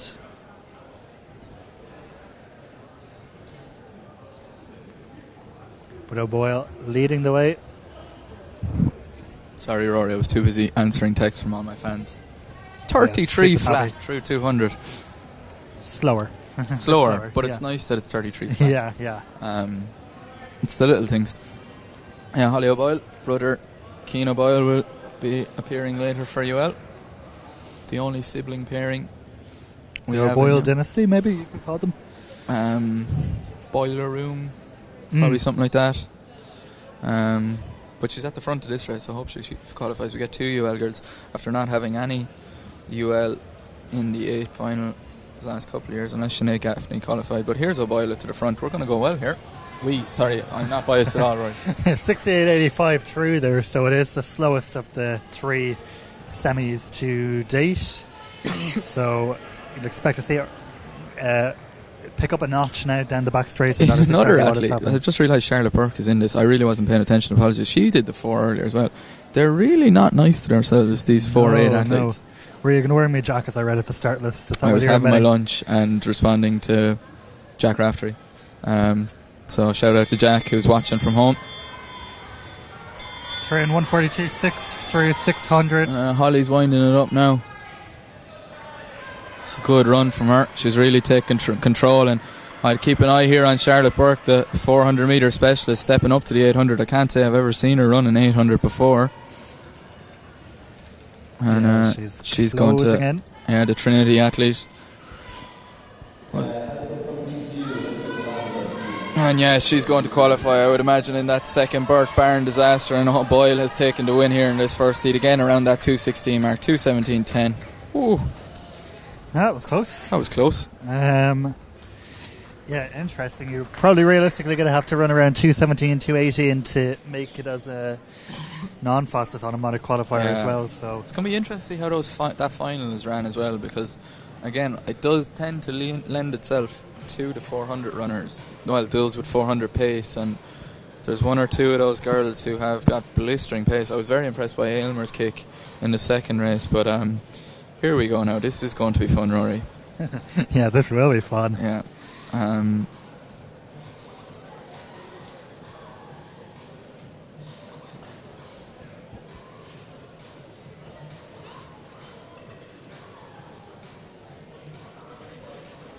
Yeah, the info we have to hand is that this is fastest 8 across the 3 semi-finals. You would think surely not, but we will soon see. If I speak, I am in trouble. With myself. Galway are going to give this a rattle, surely. They'll fancy themselves.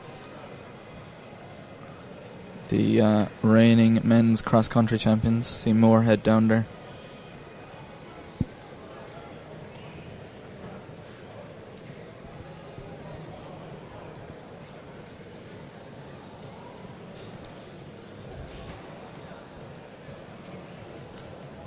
Let's see what other puns we can come up with now over the course of the day. Yeah, we have a good couple of hours to come up with a few more. Results for all events available through our WhatsApp channel. New innovation, courtesy of our timing people today. That link is available and across all IUA social medias.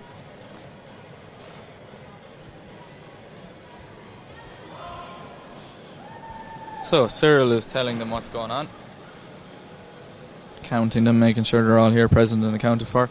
If we have a look to see what's going on in the field, we've got a shot put competition happening down on the far side, men's long jump and men's vault going through final preparations as well. And I would imagine down in the back channels of the warm-up area that a men's weight for distance competition is also happening. We need to make loads of space for the big lads, so we have to put it outside in the warm-up area. That's it. Hidden away, where they can shout and roar.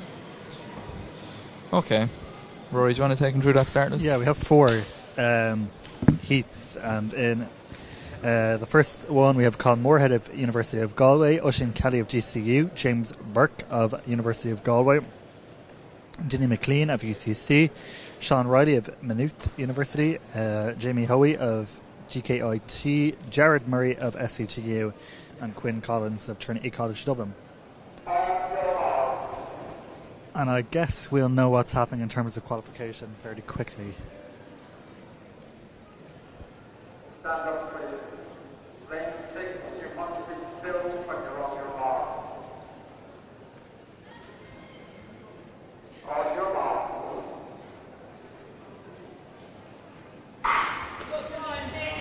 And we are away.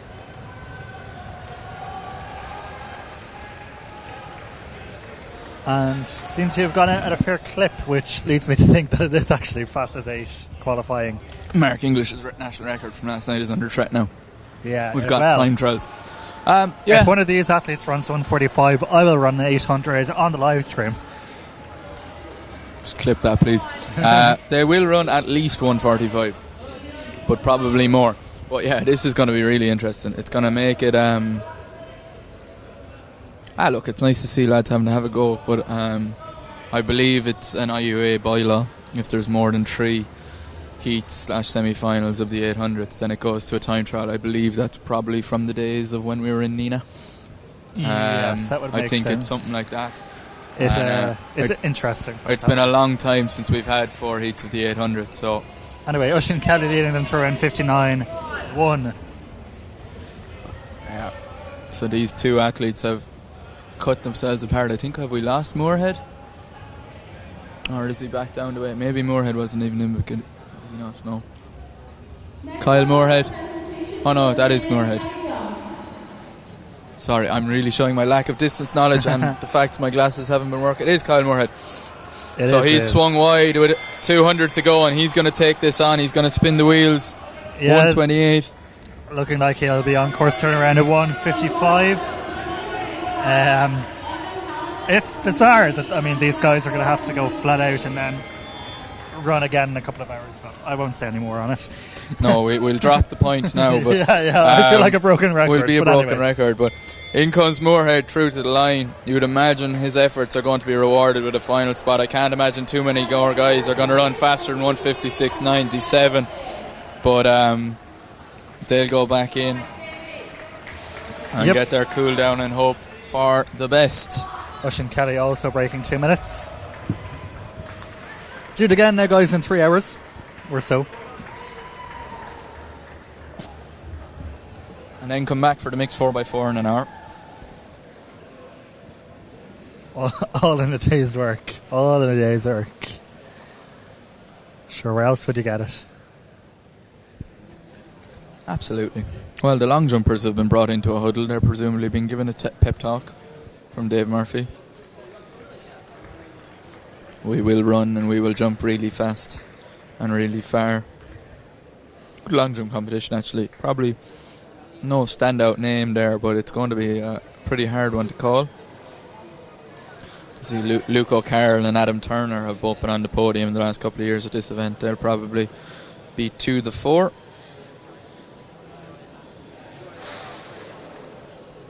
See Emma McKay, Vice President of the IUA in charge of medal presentations today, in her blue half zip, walking around.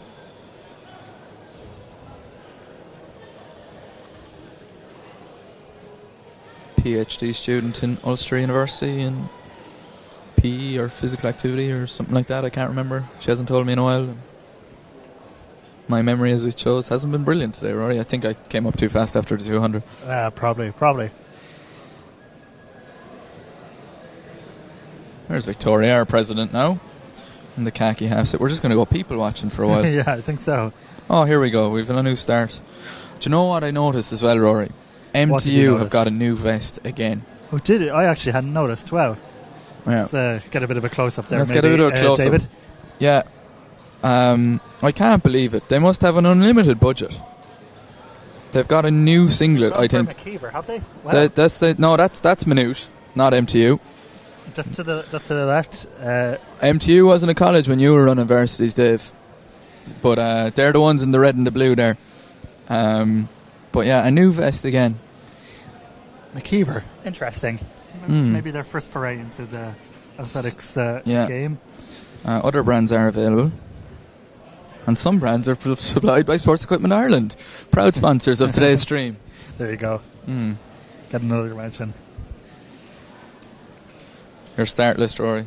I'm eagerly awaiting the new Athletics Ireland kit myself, which I believe is arriving in the next couple of weeks.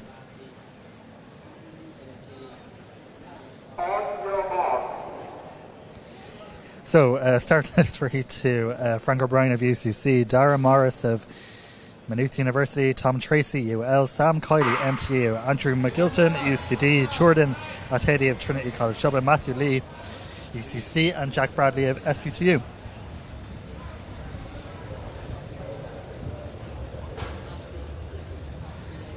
And out into the lead goes our UCD man, who in this heat is Andrew McGilton. A new name to me, I must admit, but I can see O'Brien from UCC hot on his heels. Another great consistent athlete at all of our university championships, representing the Cork College. So you can always tell the race has gone out pretty hard by how strung out these athletes are, and their train is probably stretching out over the best part of 15-20 metres, but these athletes are going to feel it now as they come around and hit the 400 mark. Yep, so it is McGilton who leads them, and Brian sitting there in second, Korean 58.29, so healthily under the 60-second mark. A good deal faster. The shouts from the crowd beneath us are "stay with it," and I think that's all these athletes can do. It's early in the year to be having to time trial this hard, but here they go. O'Brien has hit the front now with a little under 300 to go. He's going to round into the home straight and hear the bell. Yeah, there's MTU's Sam Kiley sitting there in third, but Frank O'Brien leads 128.57, so a nearly identical 600 metre sprint to what we saw in that first semi-final. So it'll be a case of hanging on for quite literally dear life over the course of this last 100 metres. I don't think McGilton is done yet. He's shown a bit of his hand down the back straight. We'll hope O'Brien's strength and experience will get him over the line in front, but of course it doesn't really matter. It's all about them against the clock. They're going to come up together. O'Brien is going to edge it in 1:56.72, and all three of those athletes under the 2-minute barrier, you would imagine. Yep, so you might even have to be sub 158 to make a final here. It's a bit of a prediction based on what we've seen heretofore.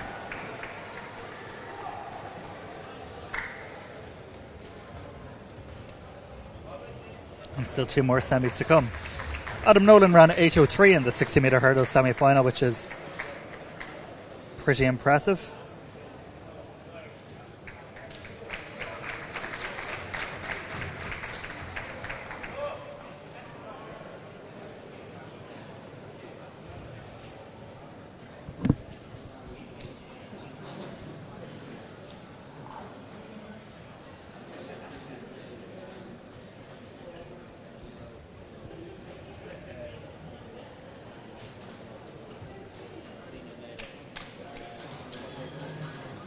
Nolan's PB 7.98, but an 8:03 would indicate that he's in very good shape. Heads will roll has come out on over the speaker. I'd imagine someone's head is going to roll in this 800 heat at the pace they've been ran.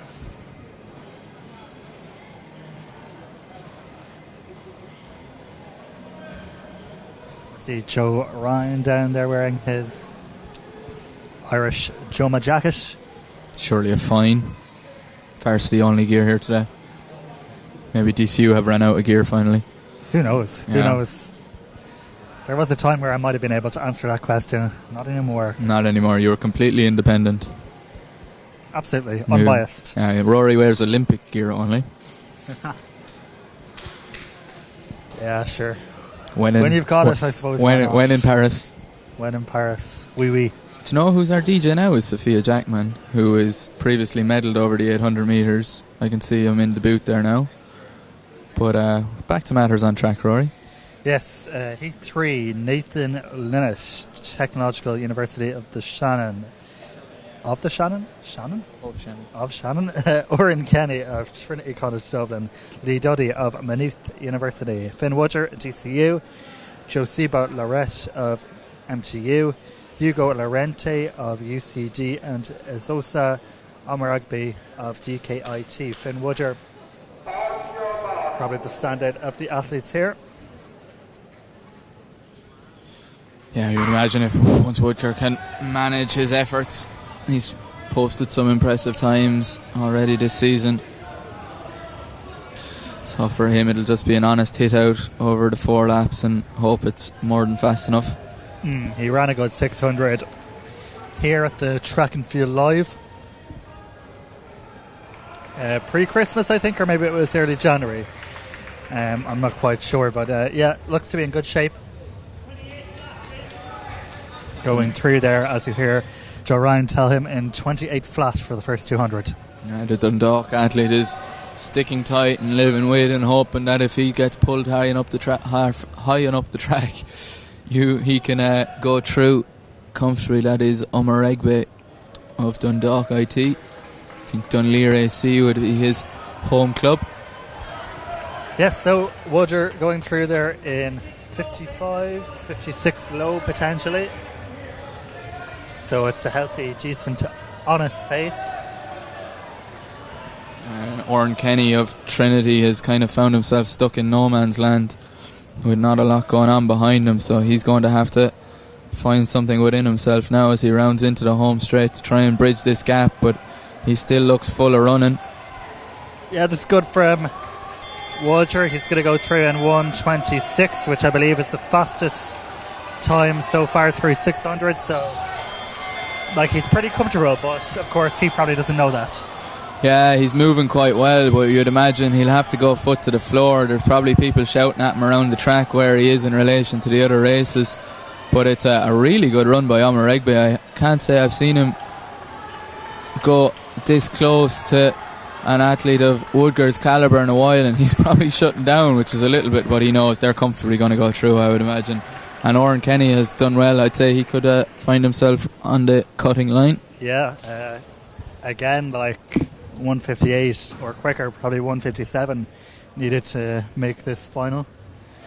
So that was 155.61, the quickest of our winning times so far, which is one more heat to go.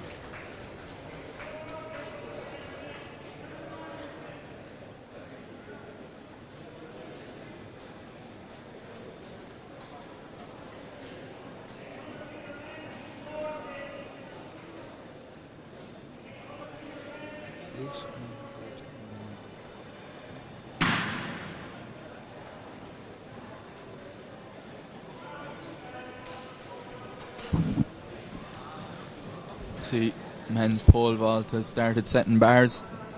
5 athletes going in that competition. Owen Sharkey of UL. UL captain this year, taking one for the team and picking up a pole for the first time in 2 years. He'll be joined by his college mate Aaron Malik, Jamie Paul of, so good they named him twice, 2 first names, from Ulster University, Nelson Martin, another 2 first names from TUS, and Mr. Varsity's Jack Ford from DCU. Man loves it. Ford and Sharkey both doing the multi-events as well. I'm pretty sure I saw Ford in the weight for distance and the triple jump already, so he's probably going to have a fair go at doing the decathlon today. Sure, why not? Yeah. Why not when you're here? DCU are getting bang for their buck from Ford today.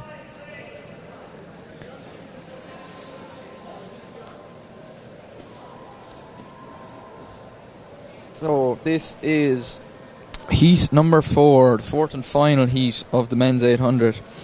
Name to start will be George Warren from Trinity College Dublin, Owen O'Reilly from MTU, Godwin Matthias, I don't see him out there, from TUD, Jack O'Donnell from TUS, Calum Hurley from DCU, Niall McCaffrey of Queen's University Belfast, and Tom Perry from University of Galway. So no Matthias out there, but the other 6 gentlemen have made it to the start line. Good to see Calum Hurley back on the start line after a bit of a treacherous 2024 with injury. Yep, the Ferrybank clubman.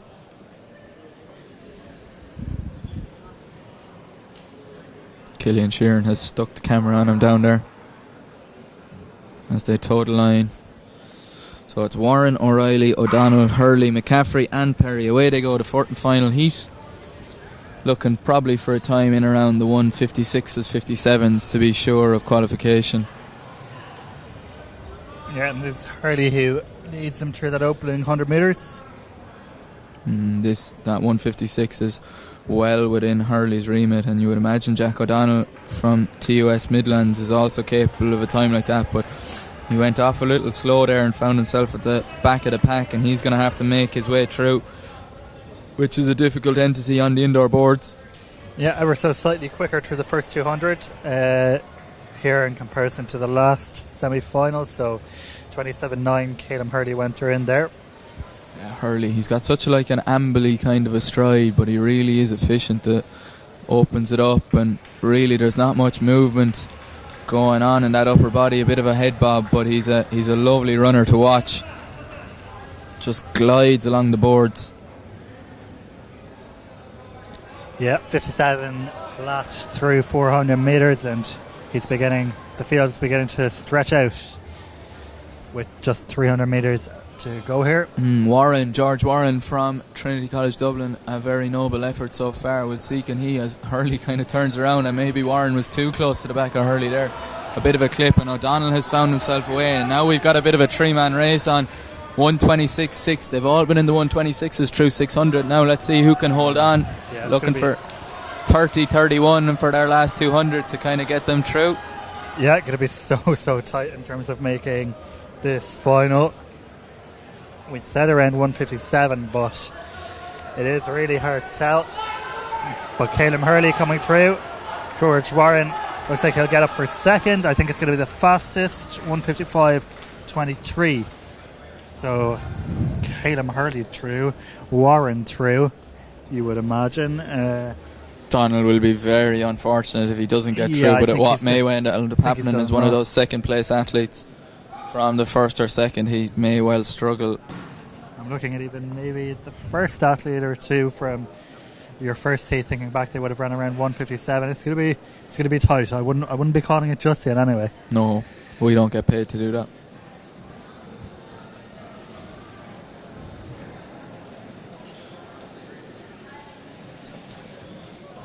What do we move on to next, I wonder? Lunch, he says, as he's been eating it the whole way through the commentary. It's great to be back all the same, Rory. A great schedule of live streams over the course of 2025. Yeah, absolutely. Well, we all go. This is the first one of the year, and sure, look, 3 weeks now until the big one here. 2 weeks. Oh my God. 2. Jeez, I think I've said that multiple times that it's 3 weeks. That shows how all over the place I am. Yep, 2 weeks until the 123.ie National Senior Indoor Championships.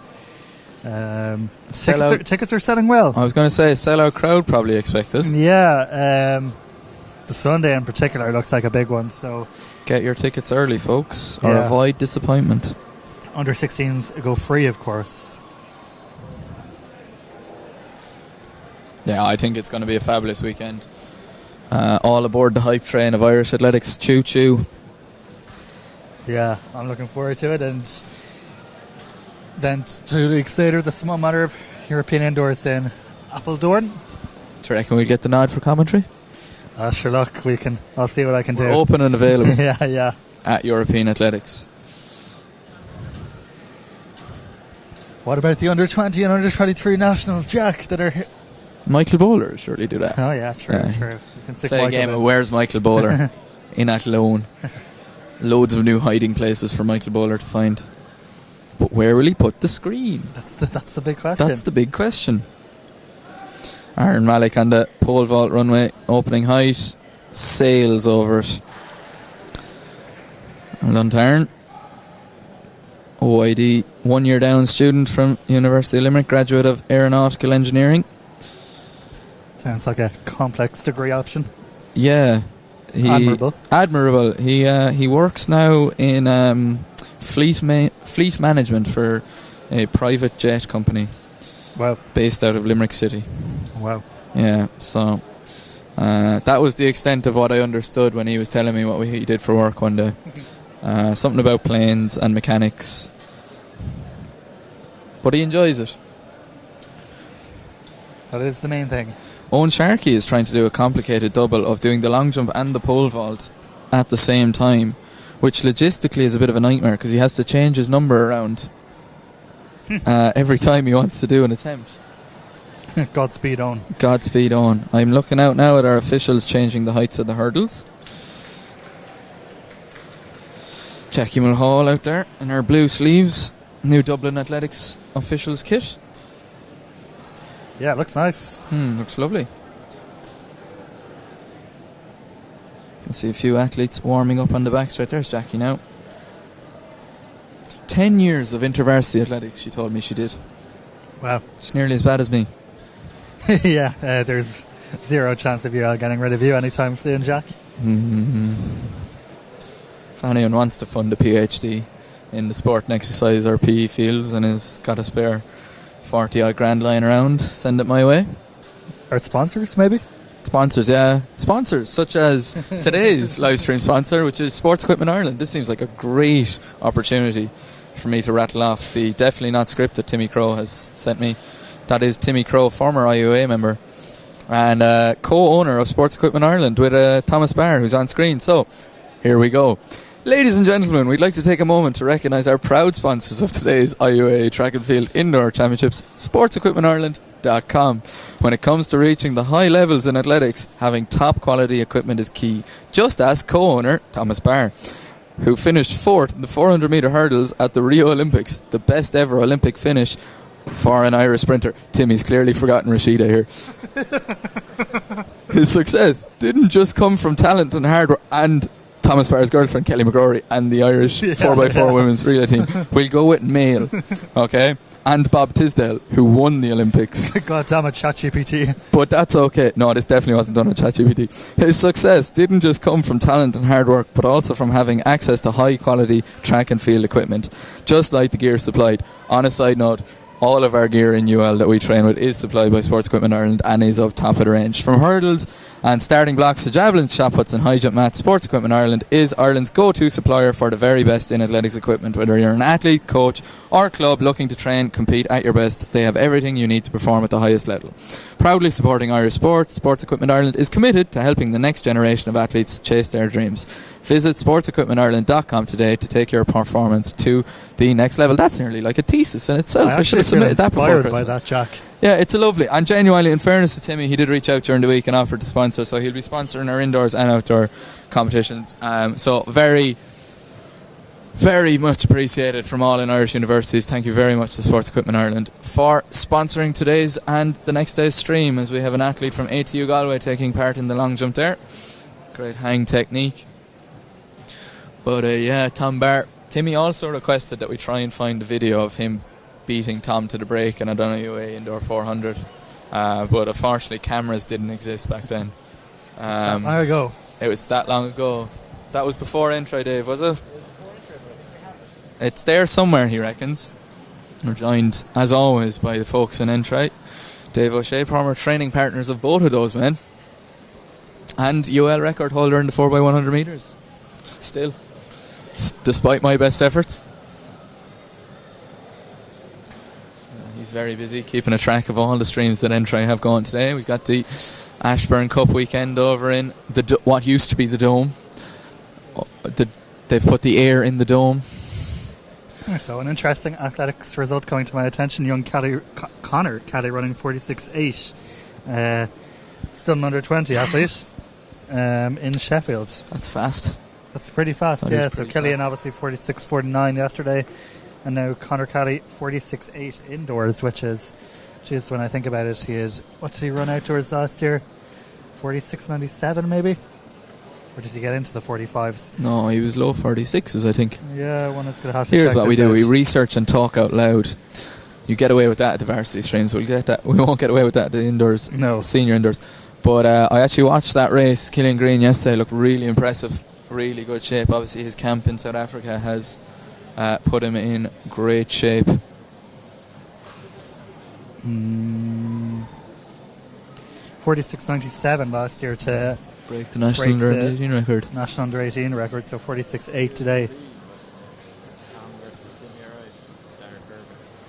Yeah, Dave has showed us this stream/video of a very, well, Tom Barr doesn't have grey hair in it, put it that way. There's Dara Kervick, Timmy, God. Yeah.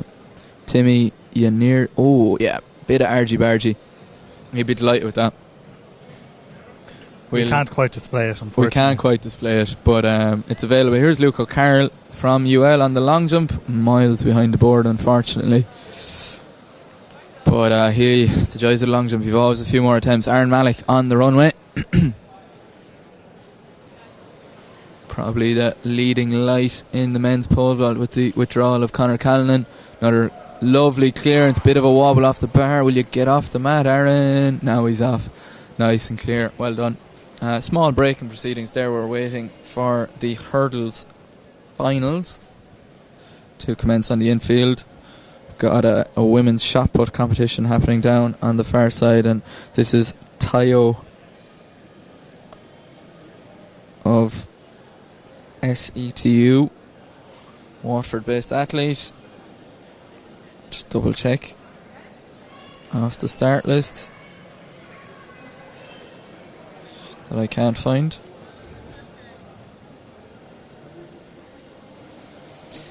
46-8 is not bad for. Sorry, I'm coming back to that, but 46-8 is pretty healthy for a 17-year-old.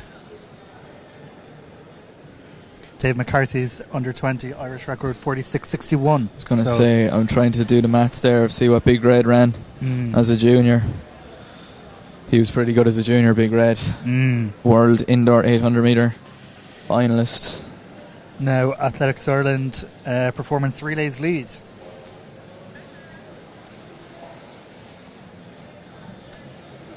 Yeah, big relay panels announced.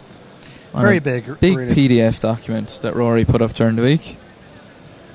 Yeah, exciting times for the relay teams. Would you go as far to say they're relay exciting? I'm relay excited, so I am. We have so Euro indoors to come, and then all eyes are on Guangzhou for the World Athletics relays in May. Not quite NASA, the Bahamas this year. No, not quite, unfortunately.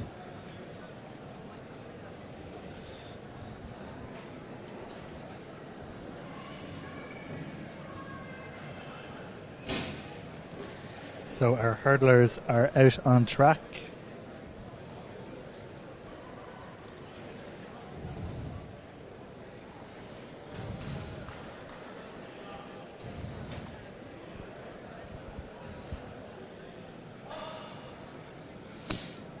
Going through their final run-ups, I think Niamh O'Neill from DCU rather, the standout name.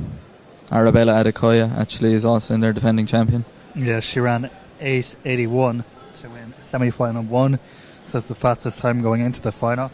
Niamh O'Neill ran 8:95, the only other athlete to break 9 seconds, and then Laura Frawley ran 9.10, just ahead of Cueva Simons' 9.13. It's going to become a bit complicated for us, Rory, because there's 4 UL athletes in this final. Yes, as the resident UL man here. I just said I'd beat that stick. Hayley Harrison is a very happy coach at the moment to see 4 UL hurdlers in one race. But it is Louise King in 1, Laura McDonnell in 2, Laura Frawley in lane 3. That's the first of the 3 UL athletes. Then it is... Oh, sorry. Cueva Fitzsimons. No, it's not Cueva Fitzsimons. It is. Is it? Yep.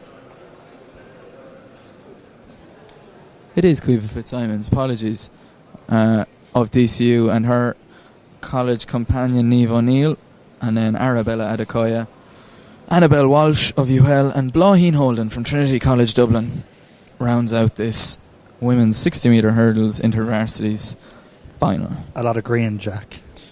Green means go.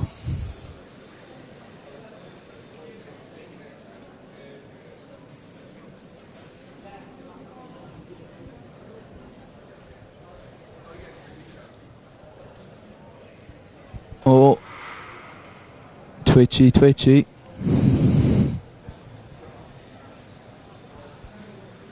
That's Fitzsimons of DCU, I'm afraid. Yep. Yeah. Unfortunately, a little bit eager to get going. Athletes up into set, and yeah. No getting away with that, unfortunately. I don't think so. So Jackie Mulhall has wandered around, presumably to look for the red card. It's going to be interesting to see how they spin this one. So, as long as the athlete... This could be a yellow, actually. As long as the athlete doesn't leave the blocks. Okay. Discussions being had. I think there is discussions being had. I wouldn't be surprised if we see a yellow card here. Yeah, a yellow card. As long as the athlete doesn't... we've got... Oh. Right, it's always UL's fault, I suppose. Well, that's interesting. Okay. Hmm. In the officials we trust. In the officials we trust, yeah. Obviously, Annabelle Walsh on a yellow now. We might have to come back to a replay later on, but second time of asking, they're under starters' orders. The important thing is all 8 women are still there. Yeah, absolutely. Including the 4 UL athletes. Don't mention that again. I won't. No, I'm done now. So, here we go.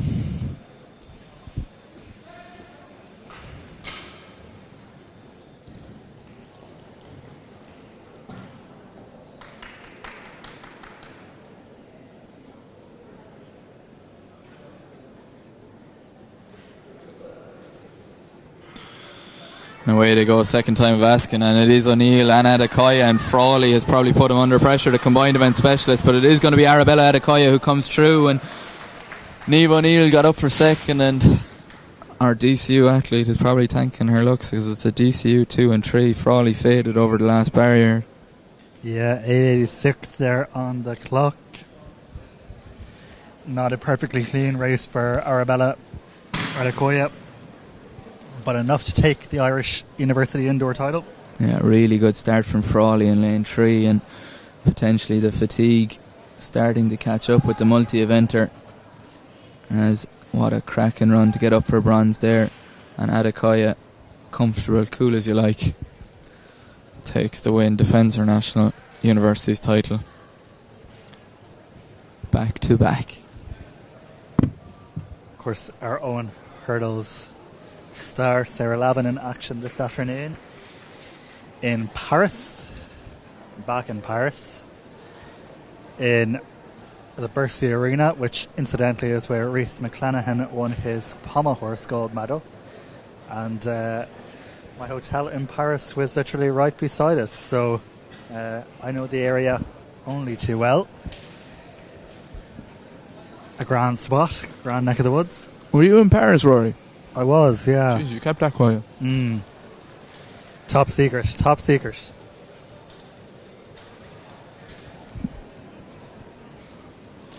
It's a long way to LA, so I've got to... You've got to milk it now while you can. I've got to milk it while I can. Yeah. You didn't do bad. Bahamas, Rome. Yeah, Rome was great. Paris. Antalya, of all places, as well in December. Antalya, yeah. That was a good jump there. For Eurocross, which was... Oh, red flag. Unfortunate there. Owen Sharkey in discussion there with the official on the board, probably learning the rules of the long jump. It's been a while since he's done one. A lot of multi-eventers in this one as well. Has Jack Ford withdrawn for the final? Where does he know it's on? He's probably doing so many events he can't keep track. Yeah, I saw earlier on he was holding kind of his quad area when he did cross the line in that heat, so hopefully nothing too major. He's actually entered in 3 events at once here at the moment. So he's in the pole vault, he's in the long jump, and now he's in the 60 hurdles final. Easy work. Easy work for the life of a multi-eventer.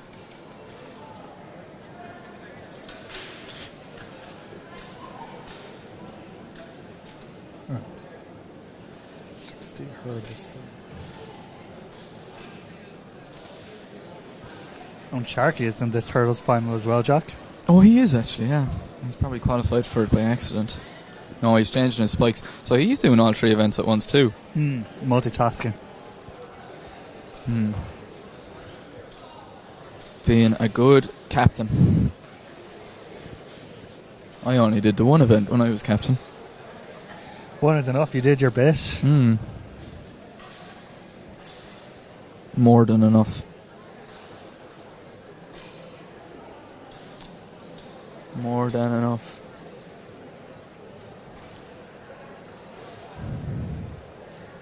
So on the runway now there you can see Luke O'Carroll readying himself. Comfortable jumper in the 7s at his best, looking to refine that form. Now at the University Championships, good on the board, good leg extension. Probably dropped out a little bit early, but not a bad effort by Luke O'Carroll. He'll reconvene with coach and make a plan for the next effort.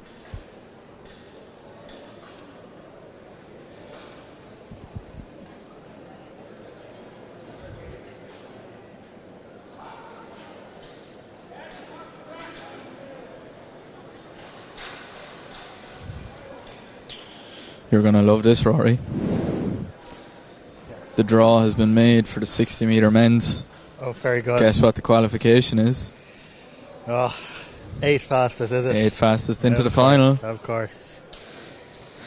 Anyway, our 60 metre hurdles final for men over the 3'6" barriers. Your full lineup from lane 1 is Owen Sharkey of University of Limerick, Ruben McCarthy of SETU, prolific schoolboy athlete, Emmanuel Osas of DCU, another busy man today. Jack Ford from DCU goes in 4. Adam Nolan, standout name, Rory. Watch the clock, from SETU, is in 5. Sean Carmody, we saw him earlier in the 400 heats, goes from DCU. Taiwo Adorini of SETU, another man in 2 events at once at the moment. He's in lane 7, and Patrick O'Neill from Queen's University Belfast goes in lane number 8. The photographers are on the track for some reason.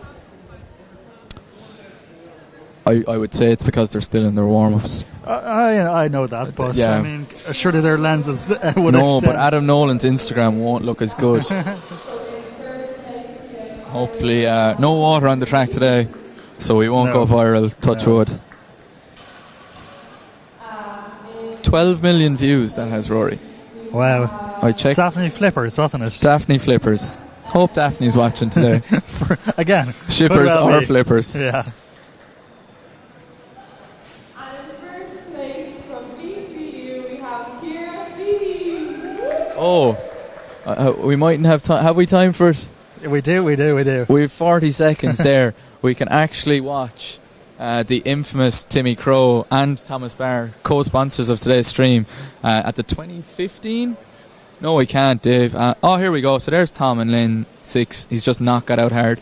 Timmy Crow there has decided to run into people. And so Kervick's got away with it, and Timmy just hit Tom a blunt, and now they're business partners.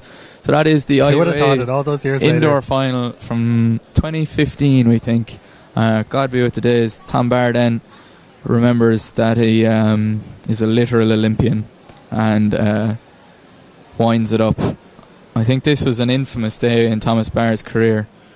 400 metre gold, 200 metre bronze, and an IUA record in the 4x2 to boot, along with Chris Sabanda, Aina Madden, and Kieran Elliott, I'm going to say. An infamous day in UL Athletics. We might find the results. I think the times that he ran at that day was absolutely outrageous. That is the aforementioned Thomas Barr,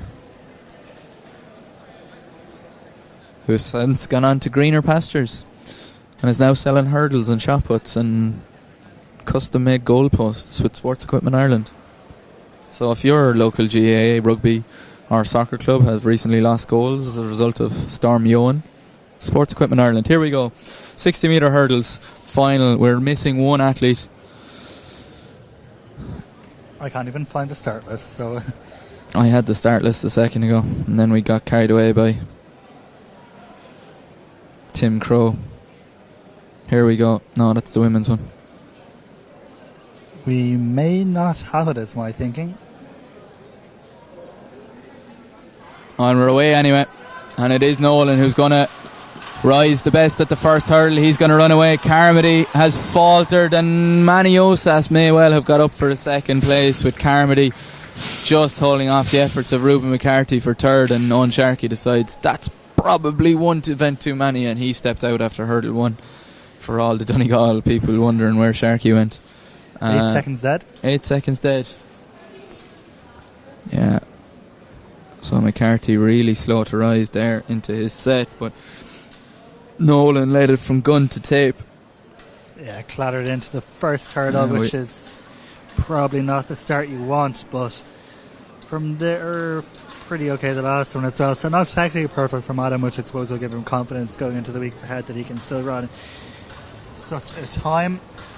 Yeah, we lost Aderini in that run. He actually clattered the first hurdle, hit the second, and now has walked straight onto the long jump run up, and here he goes. The Irish University Championships Oh, in to a be a nutshell, my multi-eventer. friends. Oh, to be a multi-eventer. Who would be a multi-eventer?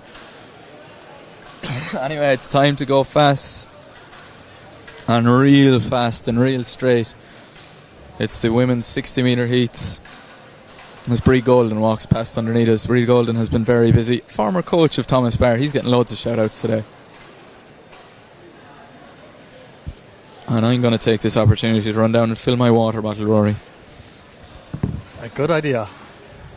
We'll have about 5 minutes, I would say, maybe before these 60s get underway.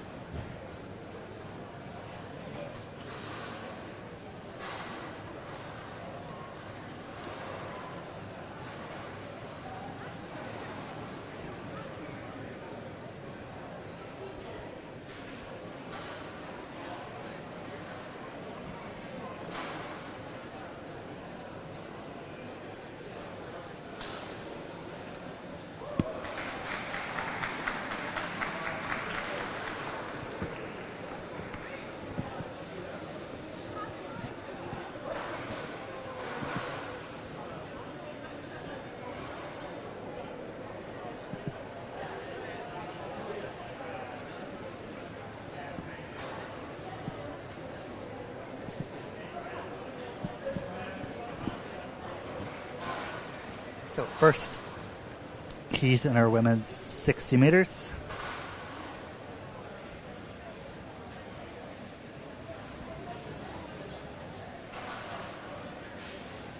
Four heats, and we imagine the 8 fastest to advance.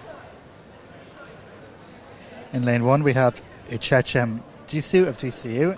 In lane 2 Sadit Hassan, who actually isn't there, of Maynooth. In lane 3, it's 1 year down, student Lauren Ryan of SCTU. In 4, another 1 year down, Maeve Murphy of TCD. In lane 5, Jennifer Arnold of TUS. In lane 6, Nicole Quirk of the University of Galway. And in lane 7, Eva Cormack of UCD.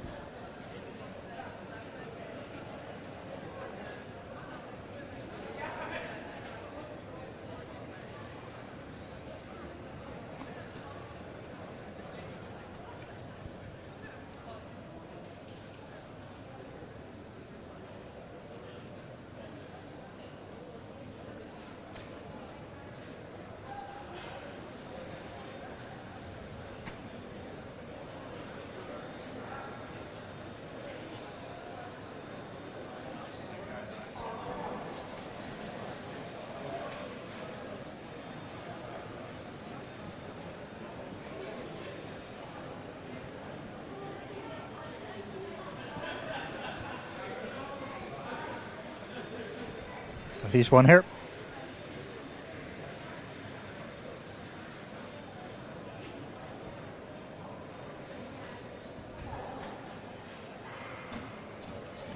And they are away. Lauren Ryan of SETU storming down the track here. The DCU athlete Jisoo putting it up to her. I think finishing second there. Unfortunately, clock didn't stop, so I have no idea of time, but it is Lauren Ryan of SETU.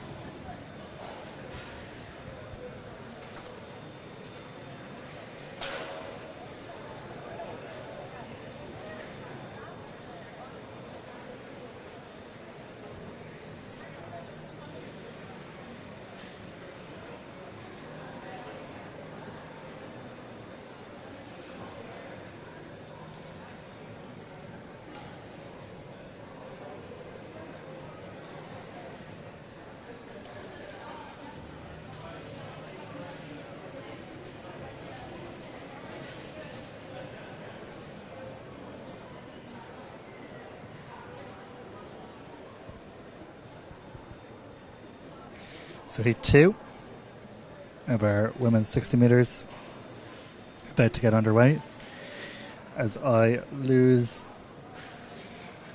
the live results link.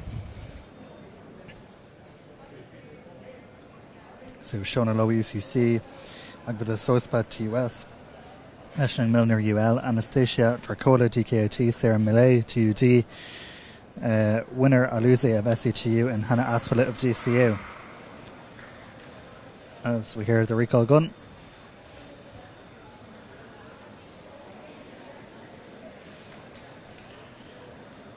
Looked like it could have been the UL athlete there.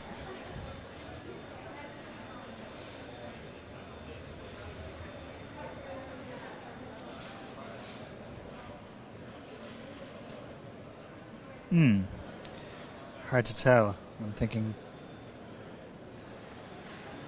it looks like it's a yellow card anyway, and everyone's all good to go again.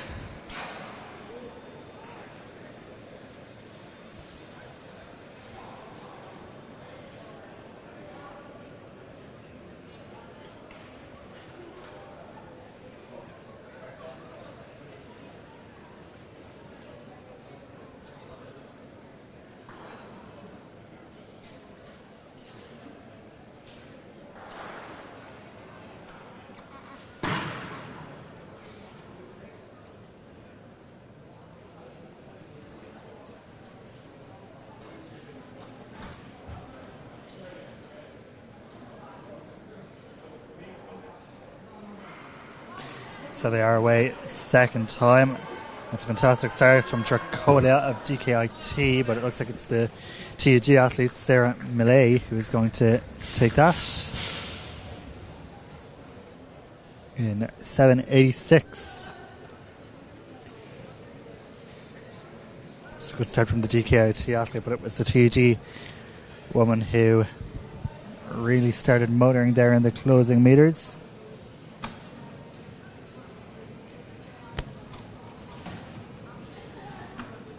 Aspel of DCU there on the outside, also going well, possibly good enough to come second there. Yep, I think so. The parallaxis effect, Rory. Indeed. Those that know, and those that didn't do sports science. 2 more semis to go, heats to go.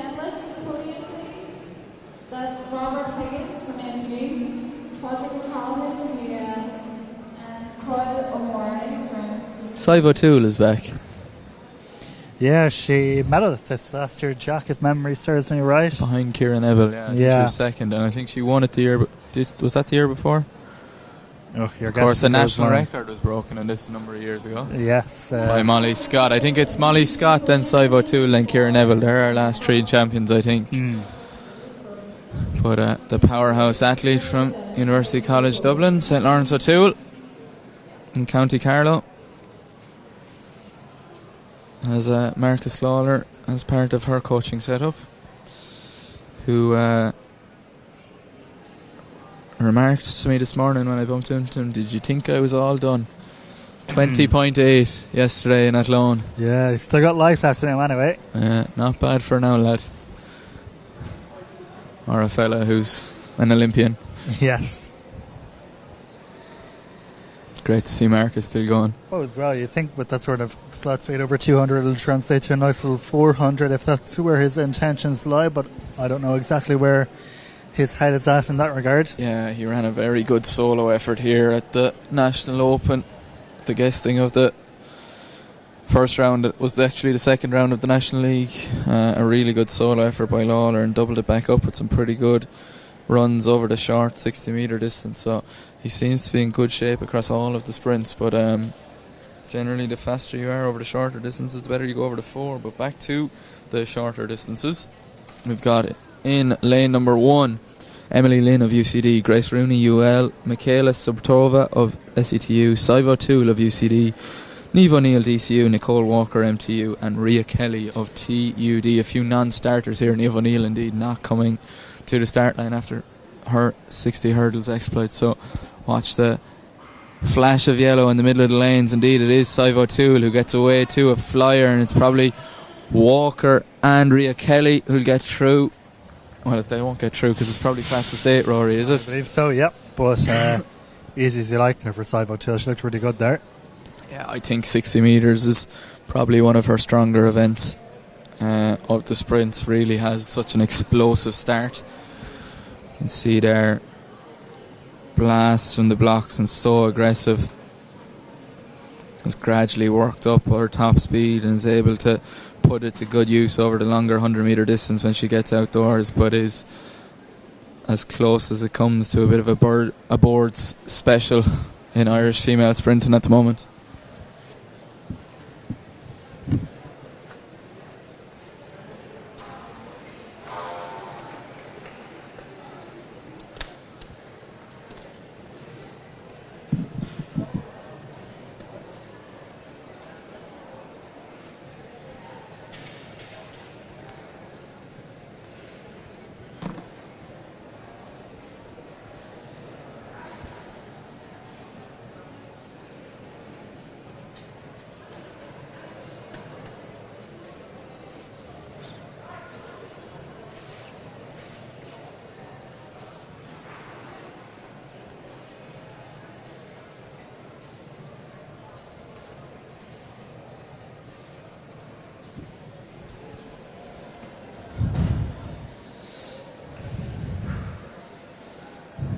.5 strain on the whoop, Rory, for the heat, for anyone that's interested. There you go. They're very big now, these whoops. They are pretty big, yep. Everyone's wearing them.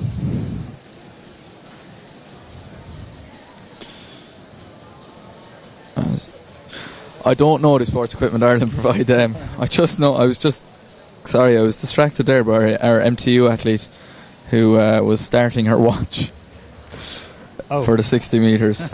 Okay. So if it's not on Strava, it doesn't count. Is potentially the... Not sure. She'd want to have a fairly good Garmin now to pick up 60 metres in the National Indoor Arena. Not sure how the GPS will. So it's Diana Ibe of UL in lane 1, Jennifer Hanrahan of DCU in 2, Katerina Breskova of MTU starting her watch in lane 3, Megan Lynch of University of Galway in 4, Alicia Larkin TCD, that's Trinity College Dublin in 5, Carlotta Malaga of TUD in 6, and Isabel Doyle UCD rounds out the field. Yeah, Hanrahan, the one to watch here. Certainly the Dundrum South Dublin athlete. Daniel Kilgallen has coached her. Yeah, not a wonderful start by Jennifer Hanrahan. The really good start there was made by Megan Lynch of the University of Galway, but it is Hanrahan who does come through. 7.89. Isabel Doyle yeah. Getting up for second there, and Lynch holding on for third. Lynch's father, Kevin, a prominent Masters athlete from Listowel Athletic Club in County Kerry, looking after a lot of coaching down there. A man who's put many a junior athlete to shame at his age. The times he's producing, if I can get anywhere near him, I'd be happy. But yeah, you can see there Hanrahan, once she kind of got out and recovered, probably a bit of race rustiness there for her, really up and running. That's a really strong top speed mechanics there for her, and Doyle did well to come through for second. So it'll be back to the clocks for them. They'll have to wait to see what they've produced is good enough to get through as we turn our attention to the men's. Just the 6 heats for the men's.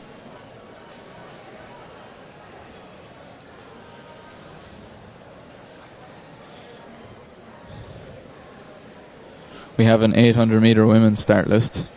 Yes, we do. So I don't know if we have 60 men's though, do we? We do. Oh, we do. It's great how we think out loud together. It's very professional. Yeah. Anyway, in the women's 800 metre final, it will be Fove Aylmer of UL, Charlotte Burke of Trinity, Hazel Hughes of DCU, Holly O'Boyle of UL, Ava Downey of Queen's, Aoife Delargy of UCC, Eve Noctor of UCD, and Sarah Butler of UCC. So Renee Crotty, the big casualty there. Yep, she'll probably be back in a relay perhaps later though. Potentially 400 speed would lend well to the mixed 4x4. So yeah, this is a festival of speed Now, I've read the start list here, and I'm going to let you read it. Okay. Oh dear. I see we have a problem. I have to zoom in. Oh, here we go. So we have in lane 1, Daniel Escudubo of SCTU. In lane 2, Connor Van Duvendorent of Maynooth. I butchered that. I apologise, Connor. Connor's a lovely fella. I just knew his name is terrible to pronounce. In 3, Billy Corrigan of TUS. In 4, Ty Grady of DKIT. In lane 5, David Forkin of UL. In lane 6, Dylan Walsh of University of Galway. In lane 7, it's Max O'Reilly of MTU. And in lane 8, Romeo Sheldon Agnoni of ATU. Keep an eye on Max O'Reilly here, folks. In the Alan Mahoney stable, we'll call it, down in Cork. But 675 this year is River Stick and Sail. It is lifting for the 11th of January, and from what I'm told, he is only getting faster as the weeks and months progress. So really excited to see what Max can produce here in that half and half red and blue Crystal Palace-esque singlet, although Crystal Palace wear stripes. It's kind of a cross between Crystal Palace and Blackburn Rovers. Yeah, I think that's probably the best way of and Dundalk's is if Tipperary met Kilkenny and there was a big fight. I think I know who'd win that at the moment. Well, Super Cats, Super Cat. I'm not biased at all. Do you know what? I'm still very fond of the TUS singlets. I think black and gold is a classy look. Yeah, I like it. Yeah. We'll do a fashion show later. No Lauren McCourt this year with our flares. People can catwalk up along the 60 metre straight there. Why not? Yeah. Light show. Smoke machine. I don't think Sports Equipment Ireland do smoke machines, but no. If they did, we would have one here. Or LEDs. LEDs, I think they do. Oh, do they? Right. Yeah, they're there somewhere. LED scoreboards, not LEDs. It would do the job, you would imagine. As Timmy Crow has now texted me. Here we go, starters orders. I'll take it this time, Rory. Etu Kodu, Van Duyenverd, Corrigan, Riley, Forkin, Walsh, O'Reilly and Nyoni round out off the field.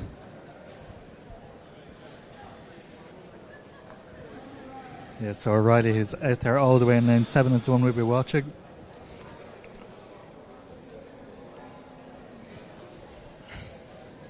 Forkin and Nyoni potentially the fastest of the starters, but Max O'Reilly has gone away. He's produced a bit of space and Corrigan maybe matched him. 6:78, Rory Cassidy. Yeah, that's what you call laying down a marker. It looked pretty effortless as well, to be honest, Jack, I won't lie. That looked really good. Really good, did O'Reilly. Former under 20 4x1 team panelist, now on the under 23 squad. First year student down in MTU Cork. Just have a look at that again. Emerges from the blocks really good. Getting those long limbs underneath himself, driving himself forward. And then when he's up at top speed, God, he's so relaxed. Those shoulders are so strong and slightly even backing off over the line. There's probably another tent or two there. Yep, which would be fantastic if there was. So we will see him, no doubt, back in the final later.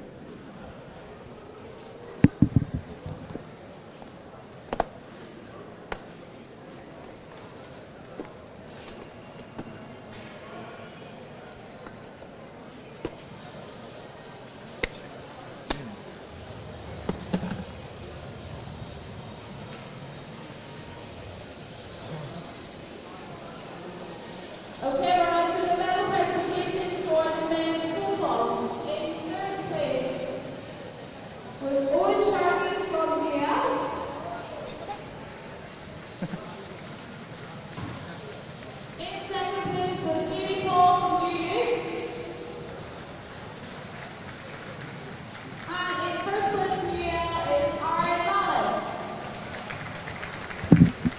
this is a first. I don't think I ever remember UL having two medalists in a men's pole vault. There you go. All the tide is turning. All the minutes of training Owen Sharkey has done in the lead up to this intervarsity pole vault competition has stood to him as he has claimed a bronze medal behind his training partner Aaron Malik. Can't say they trained for the same events, but the Ulster University athlete claiming silver. Next heat is on track though, Rory. Yes, heat 2. We have Finan Ruan of ATU, Sean Flood of University of Galway, Desmond Peter of NCI, Colin Murphy of MTU, Michael Farley of DCU, Connor Booth of TUS, Derek Woha of Ulster University, and Jeremy Duru of Trinity College Dublin. Michael Farley has been in very good form this season. He has, yeah. I must say, Derek Owoha, I know the Super Bowl is tonight, but if either Kansas City Chiefs or the Philadelphia Eagles are looking for either a running back or a defensive lineman, let me introduce you to the athlete in lane 7, because if I wouldn't like to run into him if he's at top speed. We'll see how he can run, but my God, that is an impressive frame. But watch Farley, the diminutive Michael Farley, next to Owoha in the middle lanes. Training partner Mark Smith, under the tutelage of Kay Bannon out in Raheny Shamrocks. Another athlete who would have been part of Max O'Reilly's 4x1 training squads over the years, starting to come good now as a senior athlete.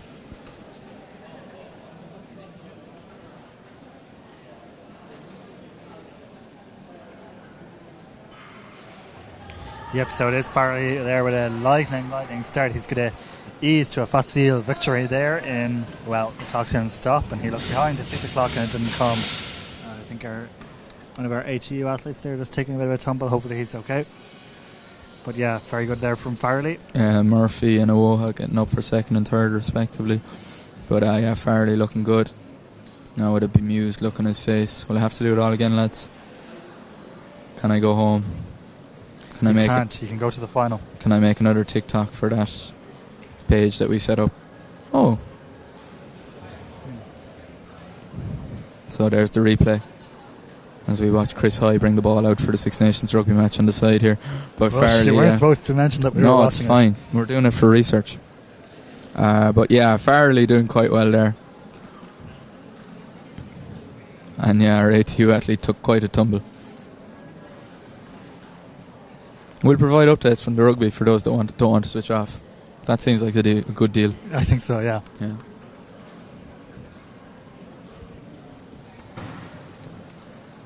Another attempt there from Luke O'Carroll just in the pit there. Dropping out a little early. Getting some of the early winter jitters done. I can see Nick Mjika Onamwera chatting to Mark Kavanagh there in the background, presumably negotiating which photos he's going to take of him. Make sure you get one of my massive calves, Mark. Mm-hmm. He's probably saying, yeah, the right one is the better one. Yeah, nice one. Okay, cheers. Alright, I'll talk to you later. And down he goes. That gained quite the traction on TikTok, I believe.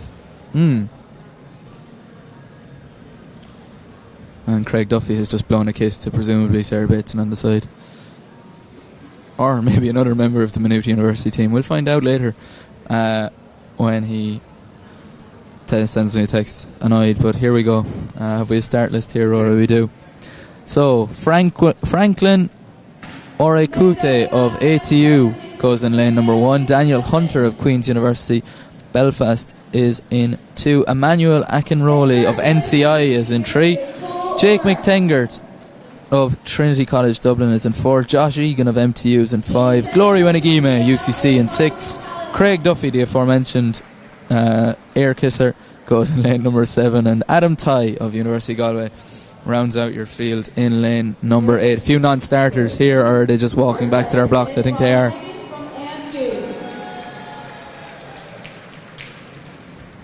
No sign of McTengert, but a couple of athletes from National College of Ireland I see re-emerging back into the IUA landscape after some time away. Great to have them back in and a part of the community. But starters orders now for this, the third of 6 heats of the men's 60 metres here from the National Sports Campus in Abbottstown.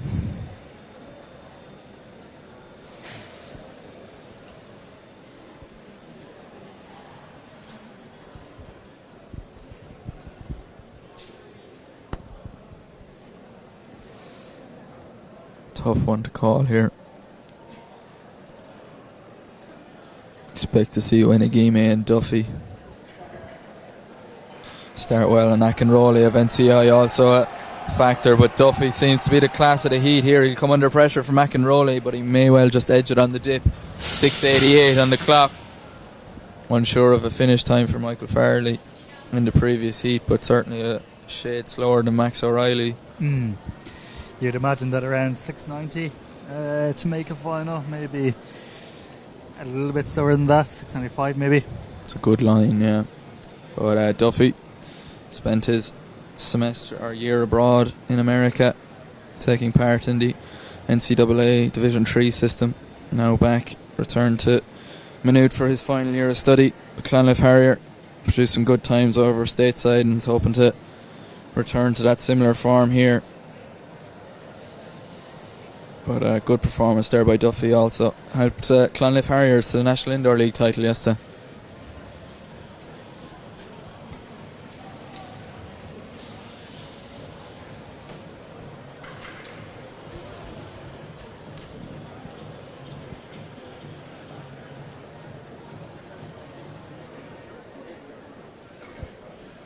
They're very relaxed behind. Rory's going to have a bit of a snack here, so I'm going to take over.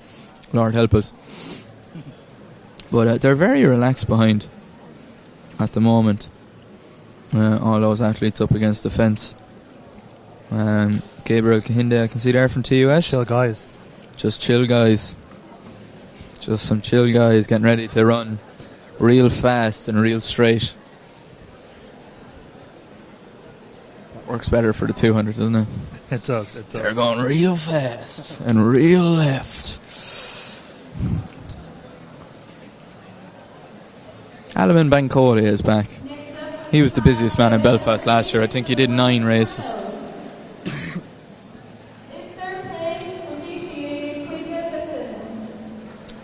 But the full lineup will be Alamin Bankole of TUD in number 1. Dave McInerney, 1 year down from MTU, was in 2. Darren Chong of Queen's University Belfast goes in 3. Nikamjika Onamwera of DCU goes in 4. Ricardo Pomeroli of great name goes for Trinity College Dublin in 5. Looks like Killian Curran of UCD is a non-starter in 6. Killian Griffin of SETU goes in 7. And Luke O'Carroll, fresh off the long jump, is in lane number 8 from UL. Onamwera and Griffin, the men to watch here. Expect to see Bankole really unfurl his large frame over the closing metres to put a bit of pressure on the faster starters. And Pomeroli, well, he's just got a great name. I hope he runs well.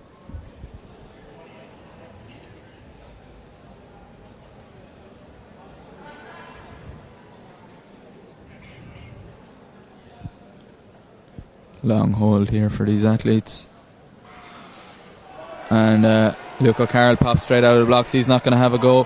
Bankole, yeah, true to form, does close back up. And I'll tell you what, Nikamjika Onamwera shut himself down on the line. I don't think they've ran 10-2 as the clock alludes to. No, not quite that so. Killian Griffin definitely took the win there, and I would have liked to have seen that again, just in case Onamwera did pick up a bit of a niggle. Gets away to a flyer, as does Griffin, and Bankole then really, as he starts to reach into his tall frame, lets his leg length do all the work and really closes up on Onamwera, who was shutting down towards the line. And you might live to regret that. Dodgy strategy, especially when the qualification is so tight.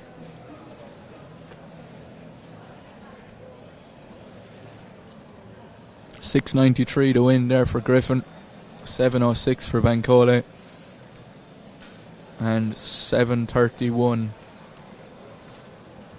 Well, that can't be right. It's taken me this long, Rory, to realise they've been putting the results on the big screen. Well, your eyesight is much better than mine, put it that way. I'm wearing glasses. Yes, I am not, 7:06 and perhaps should be. Unaware I ran. So we were saying probably looking at something in the 6.9s to get you through. If memory serves me right, I think usually a sub 7:05 does tend to get you through, depending on the quality of the field assembled. And well, we've got a quality athlete in Gabriel Kahinde to admire and look at in this next race. Yeah, 680 twice yesterday at guesting in the league. So I'd say he'd Star like of to recent Athletics Ireland YouTube series, Inside Athletics, Rory. Yes, Inside Training. Inside Training. Yes, Sorry, of course. I was just gutted. I got cut out of it, so I'm not.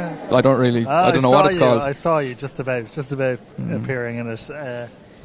But yeah, it's on the YouTube channel here. They didn't let me do blocks beside Gabe that night because it would have embarrassed the whole athletic system. But yeah, Gabriel Kahinde returning to the track after a horrendous hamstring injury in last year's National Seniors Indoor Championships. He will go in lane number 6. Yeah, this is heat number 5, and we have Runa Ayavara of TUD, Johnny Sullivan of UL, Benjamin Hoyer of Maynooth, Jack Canaan of UCD, Chibukem Onmaremer of TUD, Gabriel Kahinde of TUS, Noel Monsey of Queen's University Belfast, and David Agbuva is of DCU in lane number 8. There is one athlete missing there beside Gabriel, and it is the TUD's Onru Mera. Ireland have scored a try. Yippee. 5-0 up in the rugby. Come on, you boys in green. UL, not Ireland. Let's go, Johnny. Mm-hmm. Sullivan, not Sexton. Starters ordered here with Kahinde in 6, who will aim to leave these athletes in their wake. Yeah, so a great start there by Kahinde. Ogvabera of DCU going well as well, but on the outside there in lane number 1, that would be Runa Ayavero. 670 on the clock, and I think Runa Ayavero has got that in 670, Jack, which is... He thinks he's got it, yeah. I'd say both those guys are pretty happy to see that time flash up, because I would imagine there'll only be 100 or 2 in the difference, but yeah, Kahinde is in that shape. I think he's in faster shape, if I'm honest. I can't wait to see this final, but that's a really impressive run for Ayavero, who he probably failed to mention.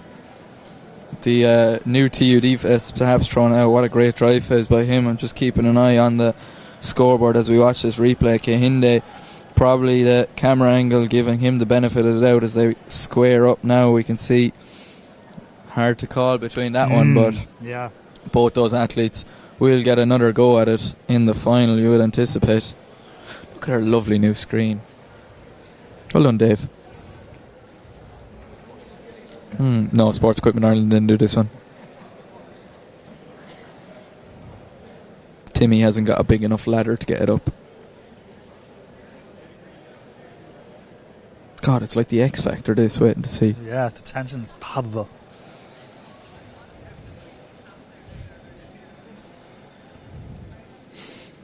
Ireland scored the conversion.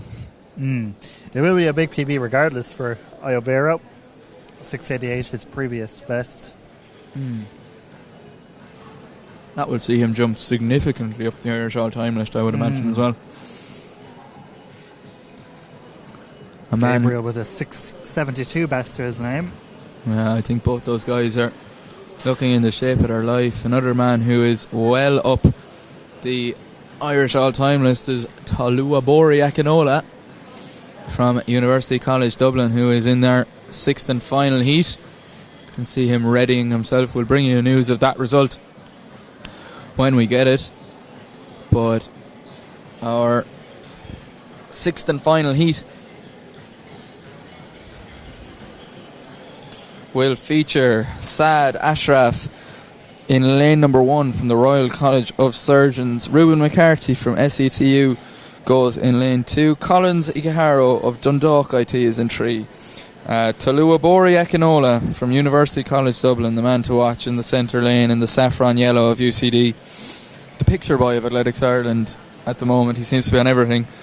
Oren Poole from Maynooth University goes in lane number 5. Louis Lawler from TUD goes in 6. And Charlie Bastow is in lane number 7. And it appears we've got a Trinity College Dublin athlete who has snuck into lane number 8. We did miss a Trinity athlete in one of the previous heats, so I'm wondering, did he just miss his race and now being afforded another opportunity? We'll assume that is the case, but they're under starters' orders now. Oh no, they're not. Either that or it's a big false start.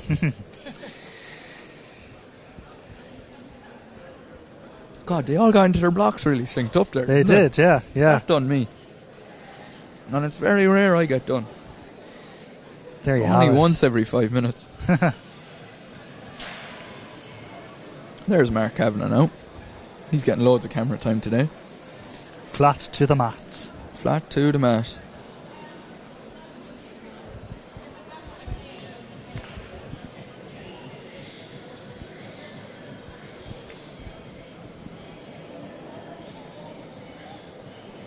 Untouched is back on. We've gone back around the playlist. Peter McGuinness, IUA committee member, is DJ for the day after running in the 3K earlier. A big, big responsibility. The weight of the world on his shoulders. Especially at the varsities. You do have to sit in the office with Stephen Lipson for the day and listen to him stressing. That is a big responsibility. I just can't resist you. Save the singing for the shower, Jack. Yeah. We were going to do some kind of a sing-along event there as part another event of the varsities, but then we realised, sure, UL would just win that. So you sound very confident there. Oh yeah. Well, having spent a Patrick's Day last year with DCU listening to them do karaoke, I'd be fairly confident we'd beat them.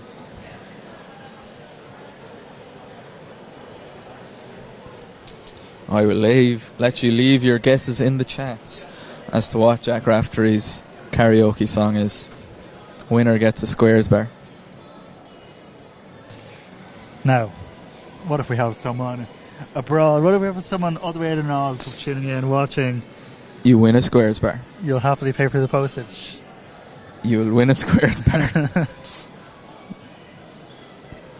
Bit of a longer hold for this 6th and final heat, hence why we're talking so much about squares bars. Katie Nall taking a selfie on the infield here at the moment with all the DCU girls, who seem to be left in charge of the medal presentation, which mightn't be the most safe thing in the world. I'm sure most of them are going back to DCU anyway in their eyes. Yeah. Hopefully they remember to bring the trophy back this year.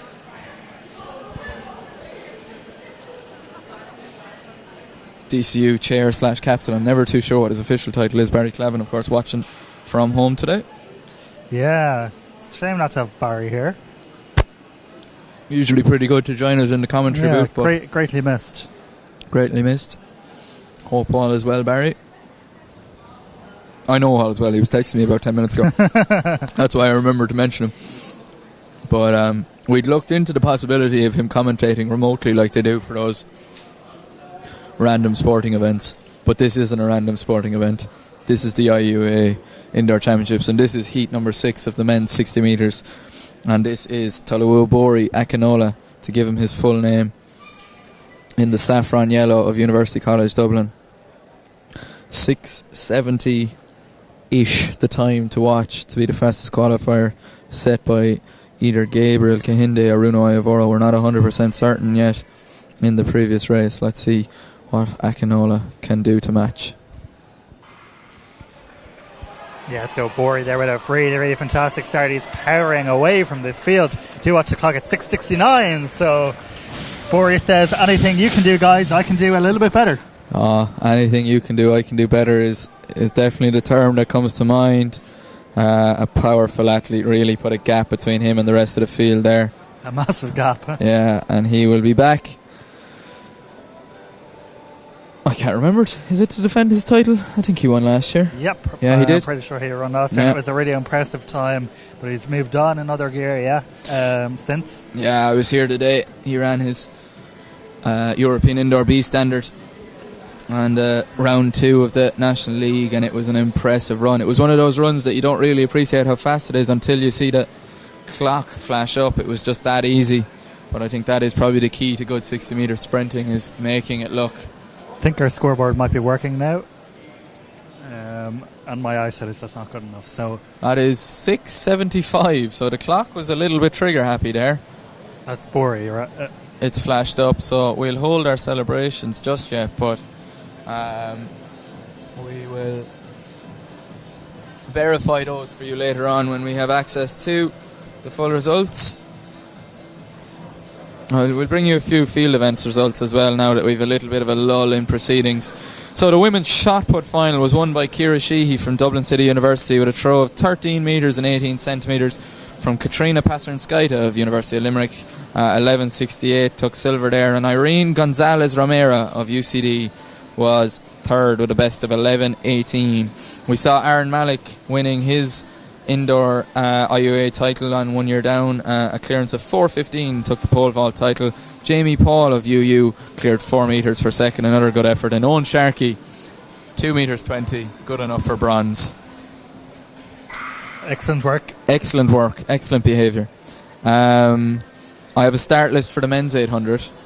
Excellent, so we can see who was in and who was out. So George Warren of Trinity College Dublin, Kyle Moorhead of UG, Finn Woodger of Dublin City University, Frank O'Brien UCC, Jack O'Donnell TUS, Caleb Hurley DCU, Andrew McGilton of UCD, and Esosa Omoregbe of Dundalk IT is your 8-man final. So if I was to draw a line as to what was good and what wasn't, it would appear 156.74. Yeah. No, 156.99. Wasn't too far wrong, was I? I did No. say 157, 158. Yeah, so... oh no, sorry. McGilton got in 157 dead. Oh, there you go. Even better, Rory. Yeah, so McGilton gets in with a 157 dead. It's more about who's the slowest qualifier than the fastest, but all that goes out the window now.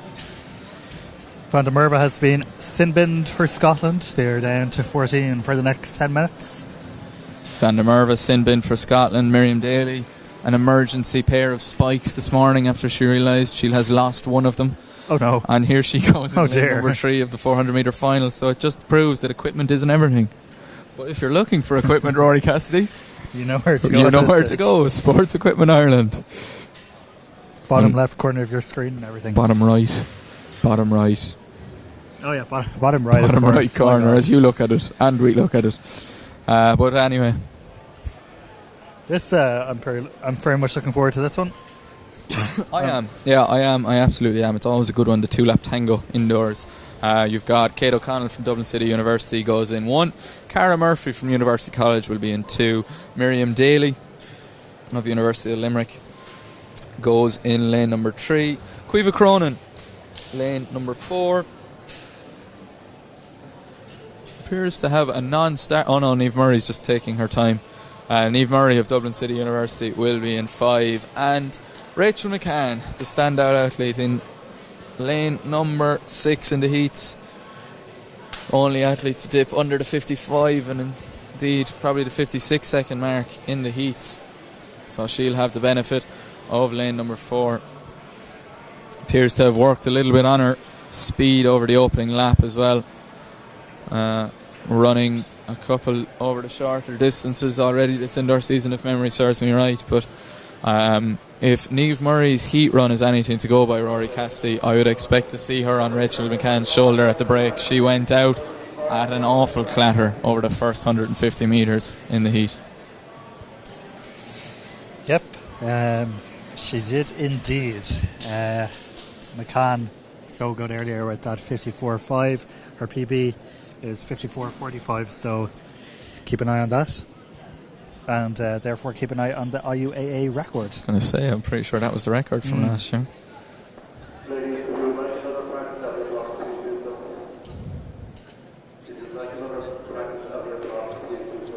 I think these ladies want to get underway and not have another practice in their block, it seems. I think that's him trying to buy time. He should really look into talking about random stuff like us on the stream. Yeah, I think so. I wonder, does he like square bars? Tell you what. Now, this is a good one. So, what's your favourite flavour of Square Bar, Rory? Oh, it would have been the chocolate guy back in the day. I won't lie, it's been quite a few years since I had one, but the chocolate ones could be in luck. nice. I got a spare Squares bar if you're good later. Oh, wow. I've gone for cookies and cream this weekend. Not a bad shout. Yeah. Not a bad shout. Chocolate orange Okay, yeah, is I never ventured there, into... and I don't agree. Fruit and chocolate shouldn't mix. And there's a caramel one as well. There's a marshmallow one as well. Which, there is. That's kind of straight no down from the me. line. It gets a no from me. Joe O'Donnell and Aideen are down to our left, presumably watching all their... They have 3 athletes in this final. Joe O'Donnell won the Leitrim Coach of the Year at the Leitrim Sports Awards just last night in Carrick Shannon. I must congratulate him. Fine achievement. I must. He has 3 athletes going in this event, all in DCU vests. No correlation. Cara Murphy in lane number 2, coached by Adam McMullen or Kenneth Kiernan, one or the other. Take your 50-50. Miriam Daly of Harrison's et al. Actually, I'm not sure who coaches Rachel McCann. I'm being put on the spot. That's and a I pub actually quiz. can't I've remember put now. you on the spot rather unfairly because I can't remember either. But I'll tell you, whoever's coaching her is doing a pretty good job. If you look down the crowd, it's a bit of tension built up. This is quite, I suppose, Michael Roberts, I think. Michael Roberts, Rory has come out with. I think now, subject to change in this interchanging world of coaching and athletics. Absolutely. Yeah, indeed. 54.45, the record Rachel set in last year's championships. Yeah, good time here would really set her up nicely for the next few weeks ahead. That women's 400 metres at the senior championships in 2 weeks' time. Not three. Not 3.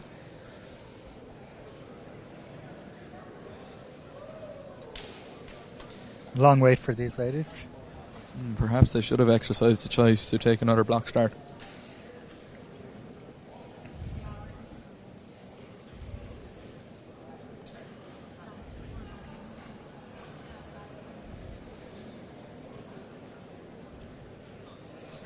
Just need to check the timetable to see when I'm on the relay, Rory. We have another few hours. Heavily delayed timetable, I would wager, at this stage. I would wager. I just hope the bus man waits for us. Could be quite late before you get back to Limerick tonight. It won't be bright. It won't be right. Isn't that right, Dave? No. But I'm sure we'll enjoy our trip back to Castletroy. Very young team brought by UL this year. The youngest they've probably brought in a good while, but I think we're under starters' orders. Yeah, so to remind you again, O'Connell in 1, Murphy in 2, Daly in 3, Cronin in 4, Murray in 5, and McCann on the outside in lane 6. Women's 400 metre final here at the Irish University's Indoor Championships. You know it's serious when both myself and Rory have now stood up. Probably to see the event. Yes.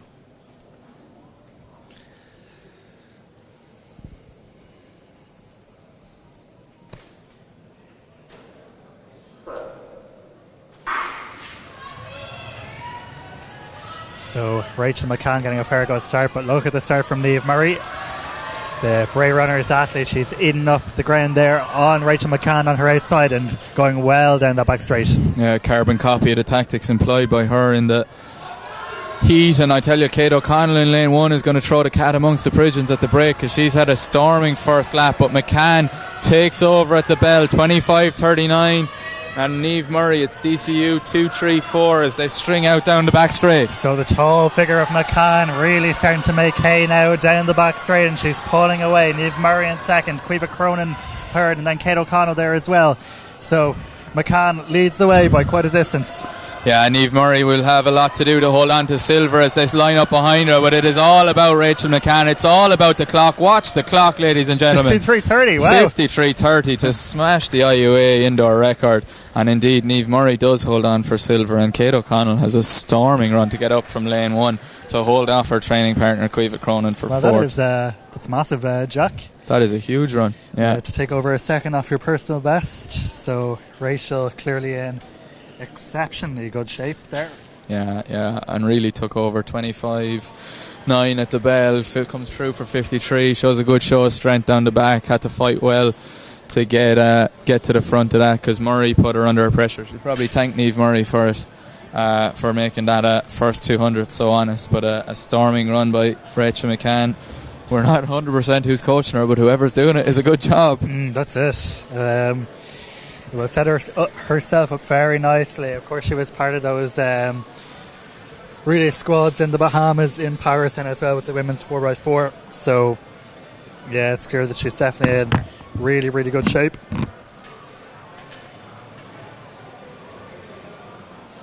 But probably the performance of the day heretofore, I would wager.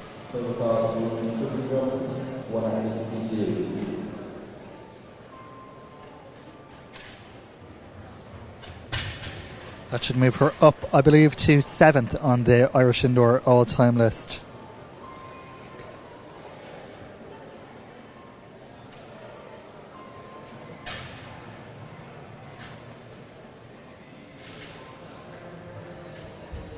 '20th all the way up to 7th is a considerable jump.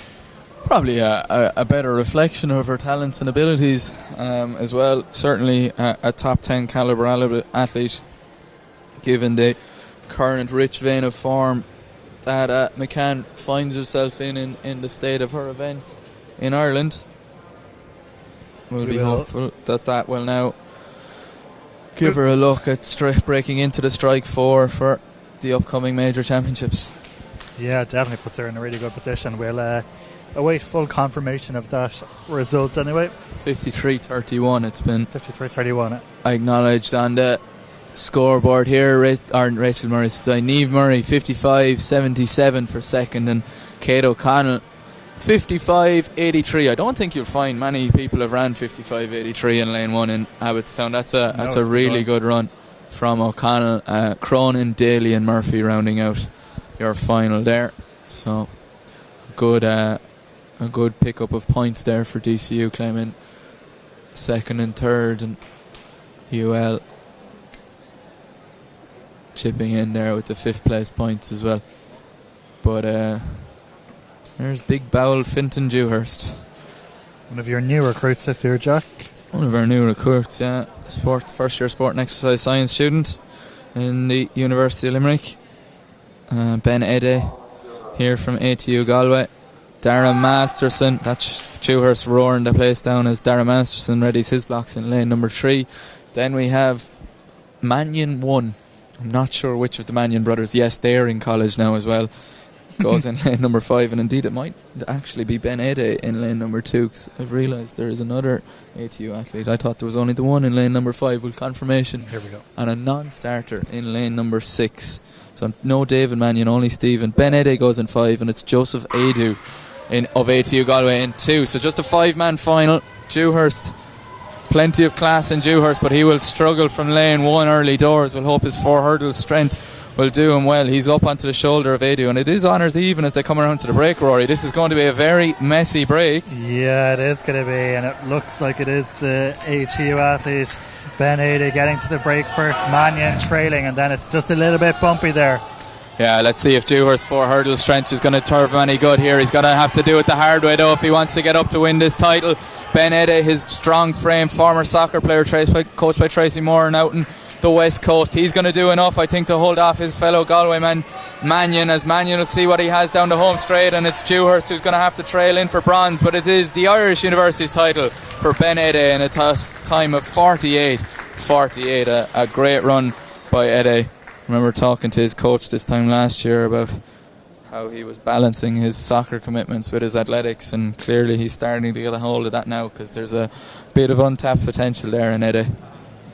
Yeah, great results, great win. See 2 ATU Galway, or ATU athletes full stop rather, in that final.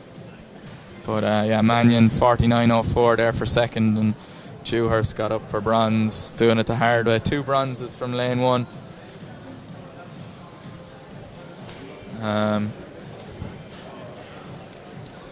But a lot of guys in that final, a really young final there, making their maiden voyage. Hope all as well with David Mannion, who didn't take his starting place in that final.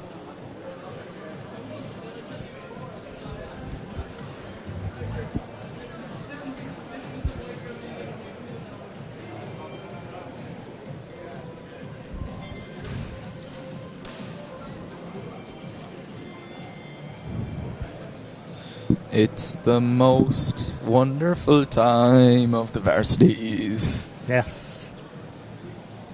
The next event on track, Rory, will be the 2,000 metre walk for men. So that'll be 10 laps for them. Good maths, Rory. Yeah. 10 laps. For some it may only be 2 after our judges have had enough of watching them attempt to race walk. The horseplay that will be on display, no doubt. Oh, there will be many horseplays.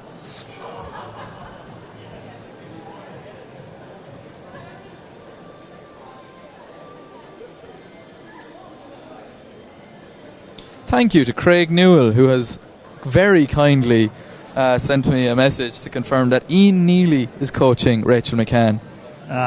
Apologies. Same Ian. coach as Callum Baird. And I should have known that, Craig. So thank you very much. I tell you, it's good to have friends around the country to make up for your lack of research. My lack of research, not Rory Cassidy's lack of research. Well, I mean, I didn't know the answer, so... No, you can't know them all, Rory. I can't. You bring the facts and I bring the waffle. Here's Laura Frawley in the high jump, event number 1,000,000. Good leading arm there, and clears that bar with a good degree of ease. Bar set at 155 at the moment, as our man with the green trackie leaves away the blocks. Heroic work. Heroic work. Someone has to do it. Men's shot put competition going through their early warm-ups as a UCC athlete just clips that bar with her feet. I'm afraid I can't make an attempt at all their names. They're too far away. Close enough to requesting an oxygen mask up here. I'm at altitude.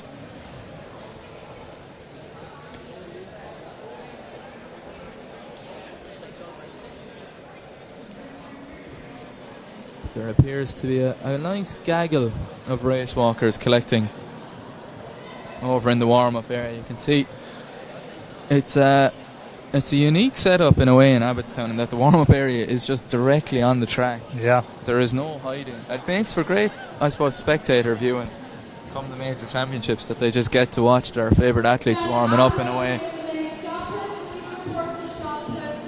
But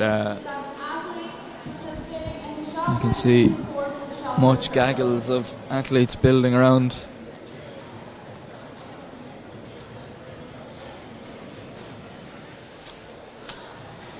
As Rory kicks into gear for his actual job. Yeah, it's got to be done. Yeah. Immediacy is key. The immediacy. The media, you see. Yes. Yeah. Sarah Davin racing in about 4 minutes as well. No live stream, unfortunately. No live stream, unfortunately. We rely on the reliable live results from Paris.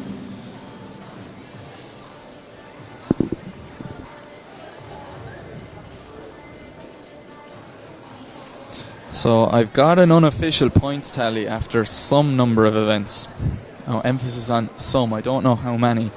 And this is in the women's points. And unofficial. And unofficial. It's been done by a fella who's watching it at home. What could possibly go wrong? What could possibly go wrong? But in the women's competition, at the moment, as it stands, is DCU on 37 points, UL on 30, UCD on 14, SETU on also 14, Queen's University Belfast on 10, UG at 7, ATU at 7, or at 5 rather, UU at 5, TCD 2 and MTU 1. and that was sent to me 19 minutes ago. So that is relatively recently. Oh, and here's the men's, which was sent to me 15 minutes ago. So that's presumably without the 400 results. That leaves DCU top of the tree again with 42 points, UL with 32, SETU with 12, UU with 12, Maynooth with 7, MTU 6, UG 4, UCC 3, UCD 3, Dundalk with 2, and Queen's University Belfast also with 2. So I'm not sure how many events that's after, but it seems to be as in most years with DCU first and UL second. That's a bit more updated. Our unofficial stats man tells me, still DCU top of the tree by 9, with SETU and UU appearing to be in a battle for third at the moment in the men's competition. Thank you to our unnamed stat man. As hold on, our race walkers are about to go. Just a field of 4. Just a field of 4. And the reaction times are incredible. As Matthew Glennon, I think it is, of the US Midlands, guns it off. And I think, to be fair to Matthew, he's the only actual fella that's done the sport before. And then we've got an MTU athlete. I haven't got a start list available to me, apologies. I will endeavour to find one. And then UCC have potentially put more effort into doing the face paint of their athletes than teaching them how to race walk. And I mean that out of genuine love. Fair play to the lads for going it, but you do tend to see all kinds. So Glennon is off at a canter. He'll pick up this title with ease, barring disaster for him. No Oisin Lane or Jake O'Brien from UL, unfortunately. O'Brien recovering from a bout of illness last year, and Oisin Lane just deciding to leave it be for today. But no start list available, unfortunately, so I can't identify the UCC athlete. I believe one of them's already been disqualified. Oh wow, already? He didn't even get 100 metres in and he was disqualified immediately, and I would imagine Jackie Mulhall is about to crack the whip for our other UCC athlete, who, it's number 830. In fairness to him, he's doing quite well, but he has been lapped within a minute and 30 seconds. I'm hearing Jake. No, JD? JD, yeah. JD. He's putting the walk in race walking. Yes, that is for sure. So sit back, relax, and enjoy. We'll sit back, relax, and admire that UCC athlete. It's always UCC, isn't it? Tony loves throwing someone in.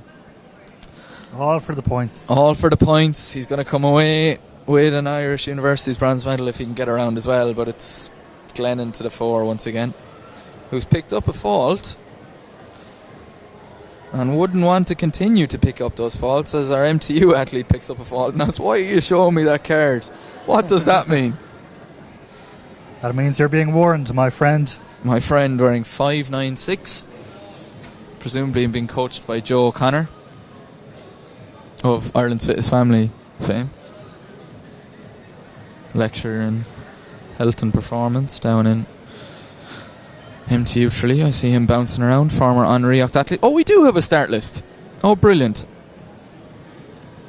I believe that's John Spellman of UCC, who is learning to race walk during the race, live in real time. As he has picked up his fault. That's very harsh on the other fella who got disqualified. So.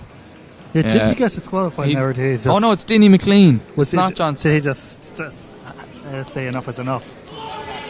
He was pulled out after 50 metres. Oh, he walked off himself. So presumably being held in reserve for the other race walking final today.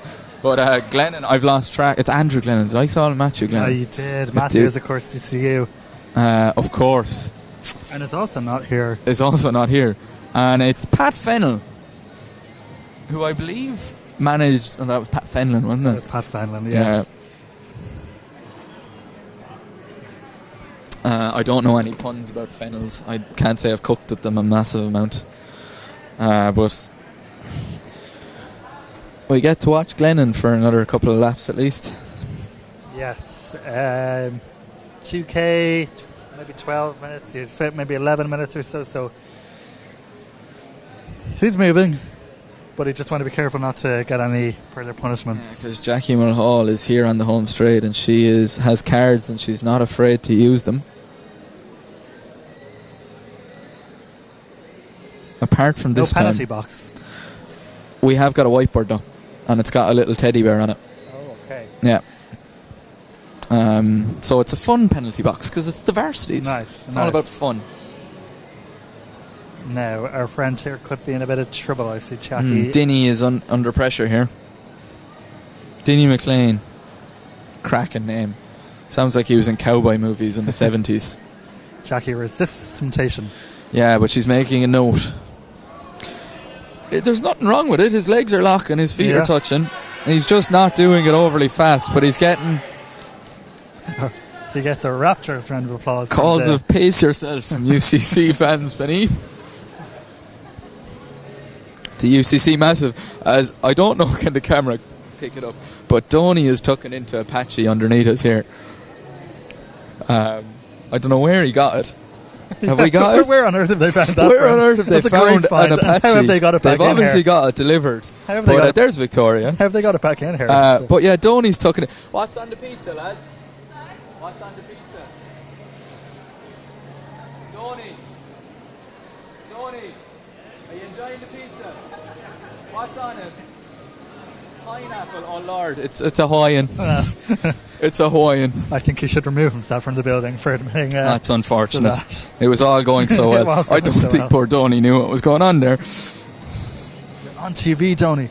Donny, of course, a stalwart of athletics, and I suppose while we haven't been it, I must pay tribute to the University College Cork, who hosted the cross country earlier in the year, and I must say did an absolutely impeccable job of it. A fabulous day's racing done on their playing fields on the outskirts of County Cork. But Ireland are 10-0 up in the rugby. Lovely. And someone's gone down the tunnel. Yeah, looks like a Scot. Okay. Scored it away. So Glennon's still winning, Rory. He is still winning. And McLean is a few laps down. Roar. Dinny McLean, remember the name. As You're going to IUAA folklore.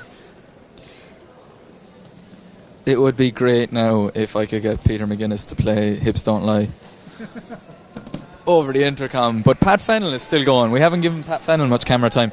Pat Fennell from Munster Technological University is rounding the bottom bend. Hopefully there's a slice of pizza for him as well.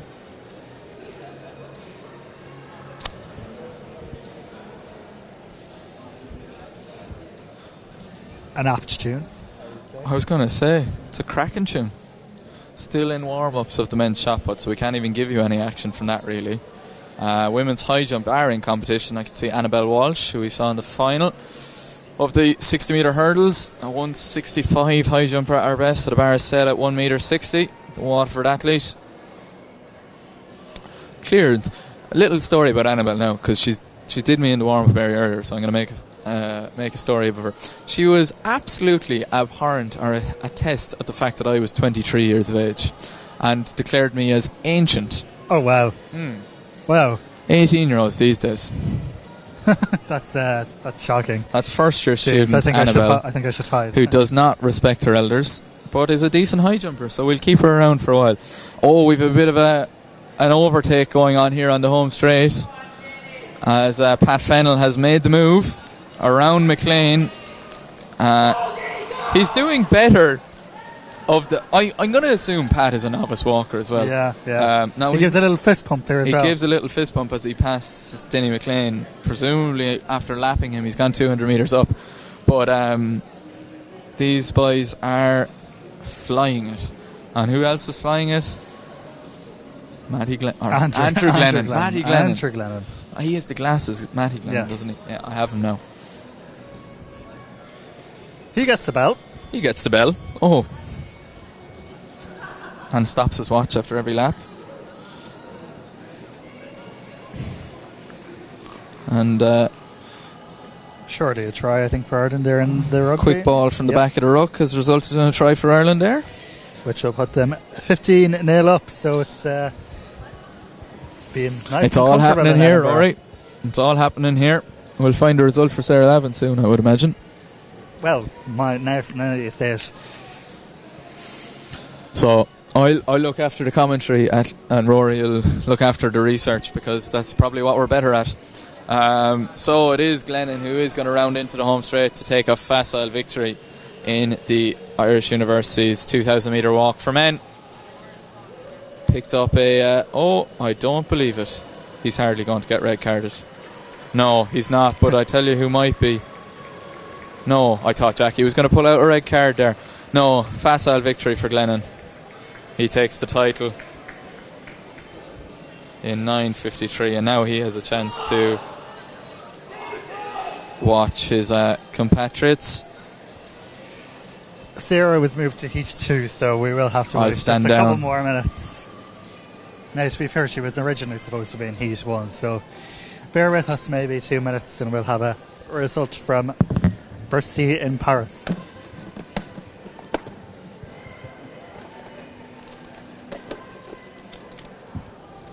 Nothing gonna stop us now blasting out over the intercom, but I tell you what might stop us. Jackie Mulhall and her yellow cards.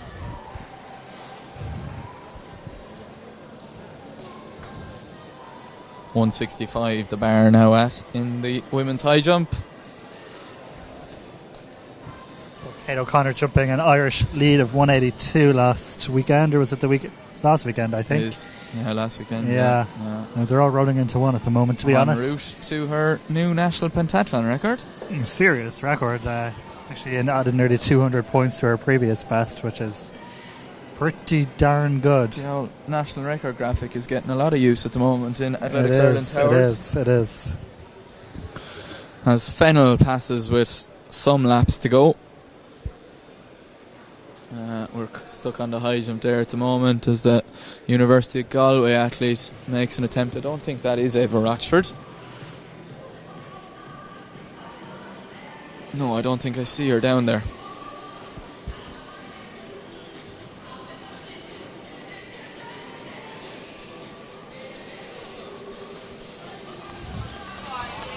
Dinny, the support for Dinny is starting to wane from yeah. starting to wane from the UCC Mastiff.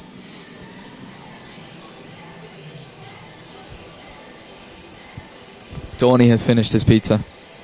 I'd love to know where they got that from, and I'd love to know how they were let bring it back. It's inside. got a massive capital D written on it, so I presume it's D for Donny.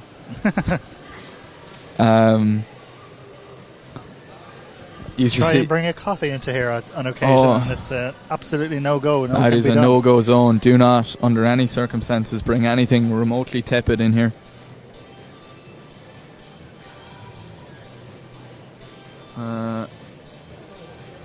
Cyril has stood up. I think we're at a bell lap, are we, for Fennell?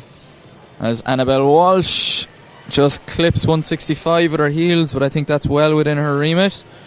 As Fennell takes the bell. Pat Music Fennell. to his ears. Music to his ears. I can see Charlie Gaffney there, IUA committee member, roaring support / abuse from the sidelines.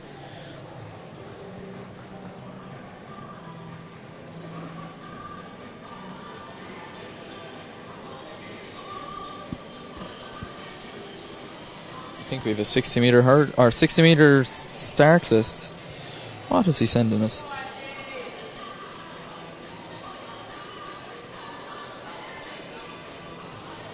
Yep, 60 metre women's final will be Isabel Doyle, Ria Kelly, Lauren Ryan, Sarah Millay, Sive O'Toole, Usheshim Disu of DCU, Jennifer Hanron DCU, and Hannah Aspel of DCU.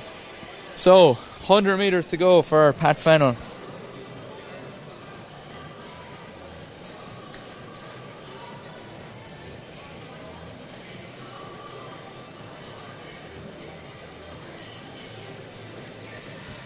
Cyril Lavin 8:02 to take the win and qualify for the final. in Lovely. Paris. Lovely. But here's Pat Fennell. He's rocked, he's rolled, he's dodged Jackie Mulhall's judging eye. And he is your Irish University silver medalist, taking a big 5 points down to the Munster Technological University.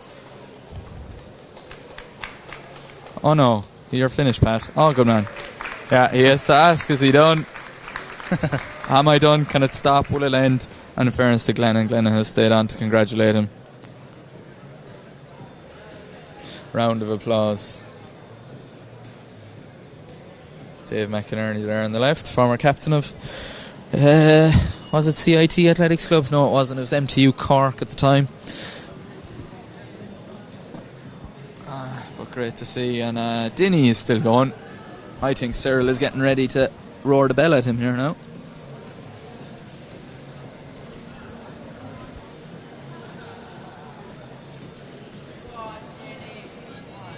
Shorty, one big roar for Dinny here now.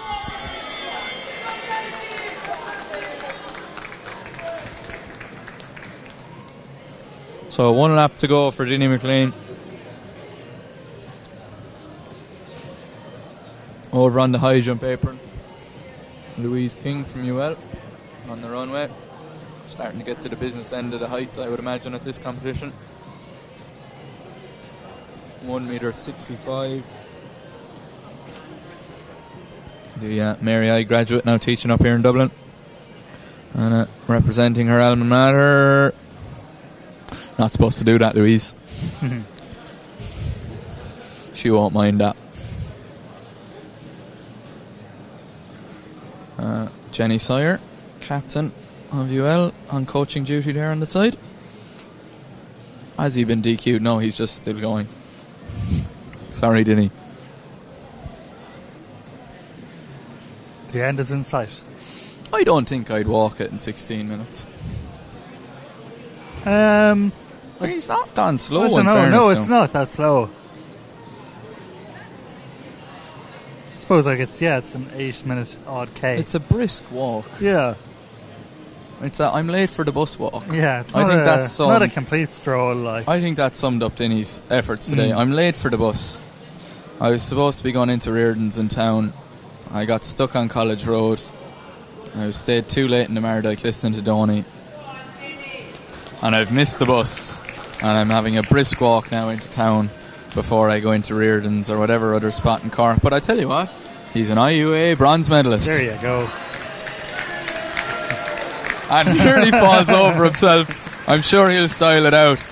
But a standing ovation from the little UCC support squad, and I think he'll be glad. Excellent. You love to see it. I'm sure he was told that he'd have company the whole way around from his other UCC colleague who just dipped on him, John Spellman, after 50 metres. He was out the gap. He was out the gap. Well, same time next year, Rory? Yeah, looking forward to it. Looking forward to it. I've penciled it in.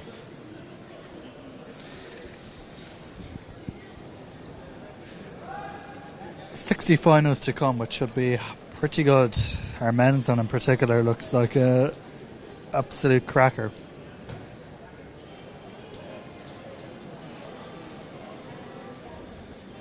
The rugby is going swimmingly well. Ireland 17-0 up on the stroke of half time. Finlay Beelam's here. I wouldn't get away with it. Takes serious work, you'd imagine.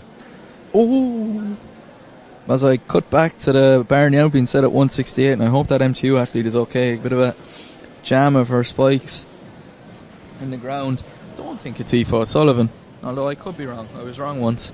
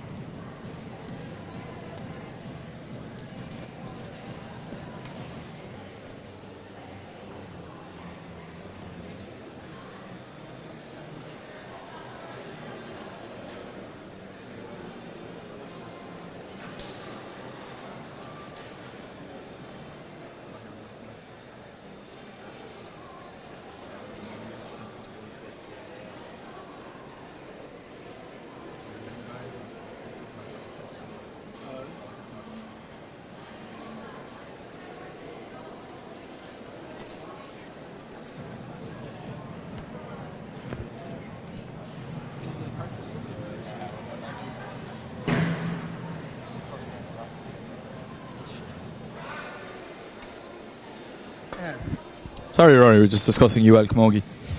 All important. Oh, very important. Half time in the rugby, Scotland did score a try, so it is 17-5 now. I don't think it was converted.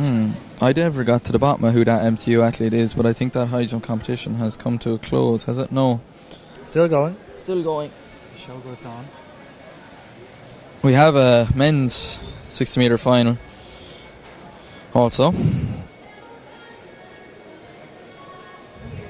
Gabriel Kahinde, 687. That clock really tricked us. 687, okay, yeah, well, we were fooled. The clock absolutely fooled us. So let's temper our excitement, etc. when we but see the start list for that final will be Craig Duffy, Killian Griffin, Tulawuru, I'm just going to call him Bori now, Bori Akinola, Michael Farley, Gabriel Kahinde, Max O'Reilly, Bruno Iovoro and Daniel Hunter from Queen's sneaks in then as well. Looking like 703. Poor Bruno Iovoro was convinced he had ran 670 odd and then I was convinced too. It looked good. It looked very good. Poor Emmanuel Akinrolli also running 703, losing out on the dip to Hunter. We'll have to go up and have a look at the thousands. But the female final, the women's 60 metre final, are out setting their blocks. Has 173 in the high jump. We really should look up who that is. I think it's Aoife O'Sullivan.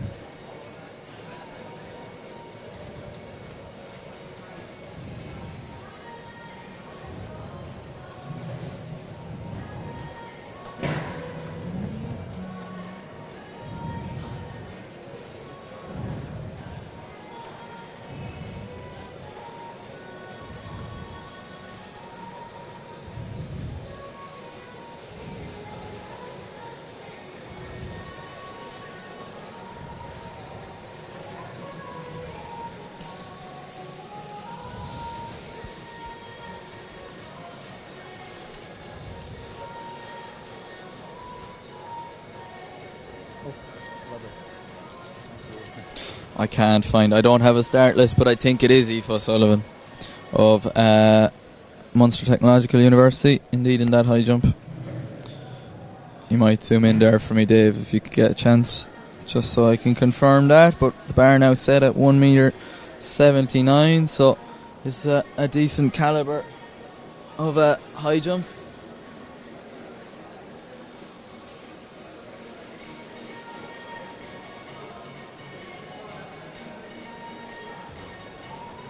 Edging closer to the IUA record of 1.81 m. Presentation for the men's walk. And indeed clear to much acclaim, yeah. So Aoife O'Sullivan of MTU. Great clearance for her. Yeah. I think her PB might have been 178. So yeah, she had a big clearance early in the season this year. I think coached by her father, if memory serves me right. As our walkers receive their medals. But she'll have a crack, no doubt, now at the IUA record of 1.81 metre. Women's 60 metre final. Isabel Doyle, the last of the athletes to return to her blocks there in lane number 1. Then we've Rhea Kelly of TUD, Lauren Ryan of SETU. Great to see her recovering from a horrific injury over the last number of years. The Limerick athlete representing SETU. Sarah Millay of TUD in 4. Saivo Toole, UCD 5. Usheshim Disu of DCU goes in 6. Jennifer Hanrahan of DCU also in 7. And Hannah Aspel, the third of the 3 DUCU athletes, out in lane number 8. Starters orders. Who's going to be the fastest student female athlete in the country?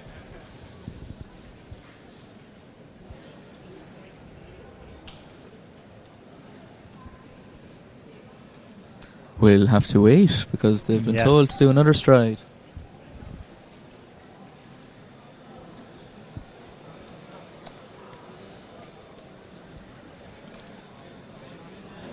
There's Matthew Glennon. Yeah, I was about to say.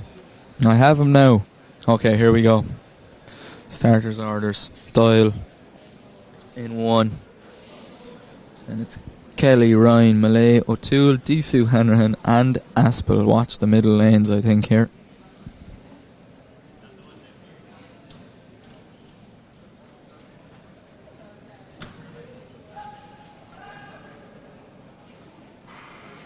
Yes, it's a really good start there from Saivo Toole. She's got into running. Jisoo also going well, but Saivo Toole is going to come through and take it in 7.50 seconds. We'll await confirmation of that because our clock has been a little bit trigger happy, but yeah, comfortable as you like really for Saivo Toole.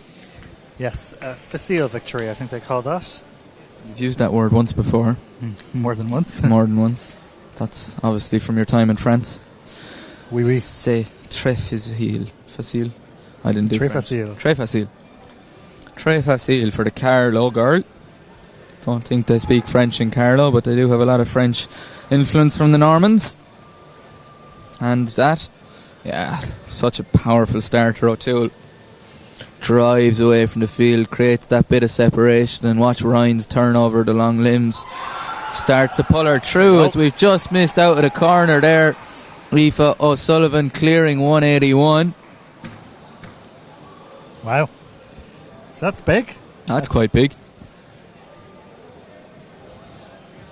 It's about 181 in fact. Yeah, she didn't wait around though. Like normally there'd be a little bit longer between jumps. Straight into it. Yeah. 181. Congratulations from Adam Turner there. So yeah, ties the record of Katrina Farrell set in 2014, the DCU athlete. Will she do a Mondo? 183, 182. Go on. She might. We'll have a look. 7.51 for Saivo Toole to take the win there from, it appears, Disu. I'd like to have a look at that. I think there might be a bit of a correction there on the board. I think there might be a bit of a... there it is. Yeah, there. Ryan, SETU, up for second in 7.70, and Disu indeed of DCU. Disu of DCU. Has a nice ring to it. It does, yeah. It's a commentator's nightmare, though. She gets up for third.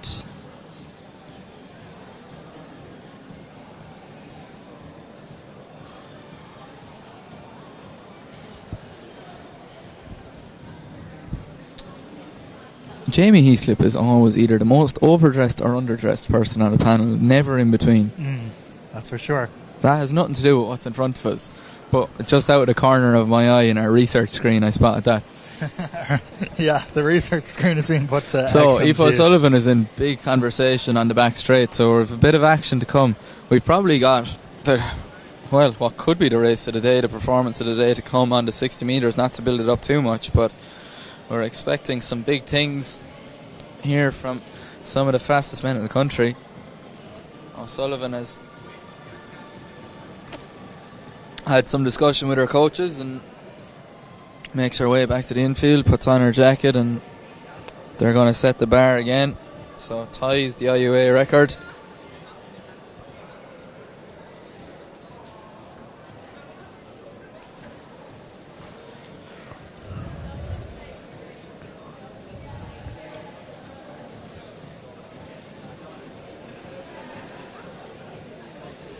The bar is going up in the high jump anyway.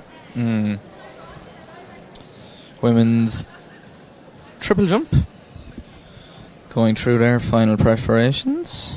Daphne, insert Greek second name here, fresh off defeating Sarah Buggy yesterday. Say it ain't so, Rory Cassidy. Yeah, a rare defeat for Sarah Buggy. On domestic soil. The Greek PhD student representing Raheny Shamrocks and Dublin City University, coached by Colin Burke. Doubling back again, 2 triple jumps in 2 days. Oh, my shins could never.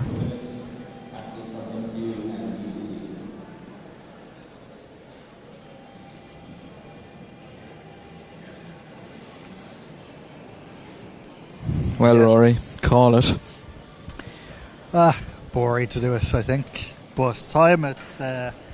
I'm just tempering now not to overreact when I see the time flash up on our... Yeah, we have to stay well behaved this time, but it could be very fast. These guys are starting to build up towards the pitch. If you see 6.5, it's probably not 6.5. If you see 6.6, you think, yeah, it could be 6.6 something, you know? But either way, these guys are going to be going it's real pretty fast. Anyway. That's 4 times I got through. Yeah. 6.4. Oh, no. That would match the IUA record held by Gary Ryan. Hand time to Nina.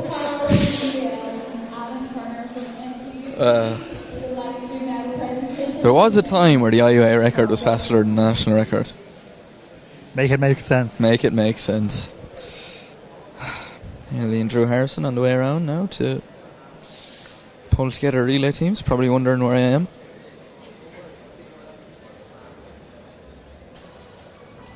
Seeing can they pull someone's leg. Would you do the mixed 4x4, lads? Max O'Reilly's block slipped there when he was doing a practice start, so we have a bit of an extension. Queens are wearing red now, Rory. Yeah, it's nice, I think. Well, I'm a fan. It helps distinguish them from Galway, because for a long time they were very similar. There's another team in new singlets now, and TUD, they got new vests. Yeah. Times are changing. Aoife O'Sullivan's going to go again. We don't know about height. Here we go on the high jump. So we'll have a look. It's higher than 181. She's been jumping, I have to say, really, really well. Has looked very solid in all of her attempts. I see Frawley and King clearly in no rush to get to the 800 for the multis. They're sitting down and admiring this clinic in high jumping that O'Sullivan is putting on at the moment.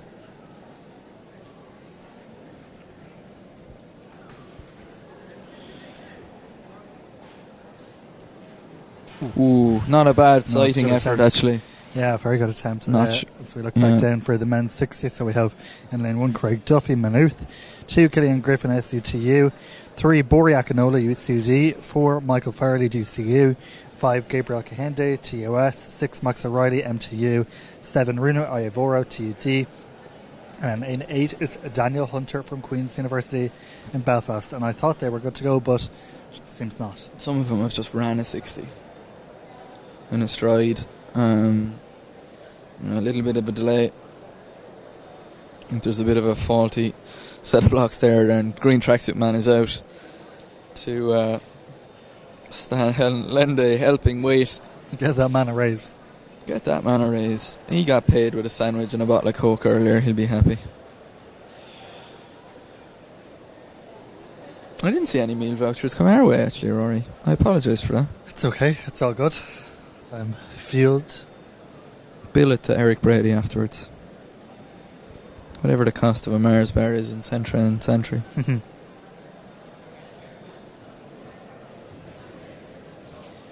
Seems to be a bit of confusion here while we wait for the...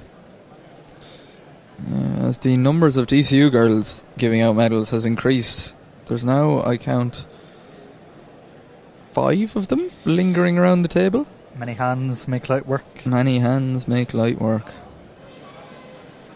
2 of them can hold either side of the... Yeah, anyway, Aoife O'Sullivan's going again, so we'll stop the speculation about what Katie Nolkin, Neva Neal and all them are actually doing. Aoife O'Sullivan on the runway.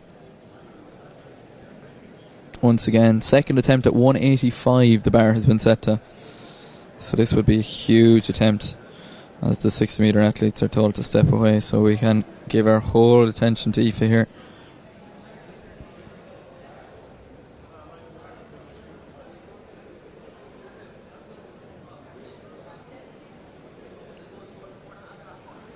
Oh, I tell you what, Rory. Yeah, Jesus, she's given it a right go here. That was close. That was a brilliant effort, and I hope now she'll take the full recovery time allocated, because she is very close to that. It's all in the timing now. She's getting the height over the bar.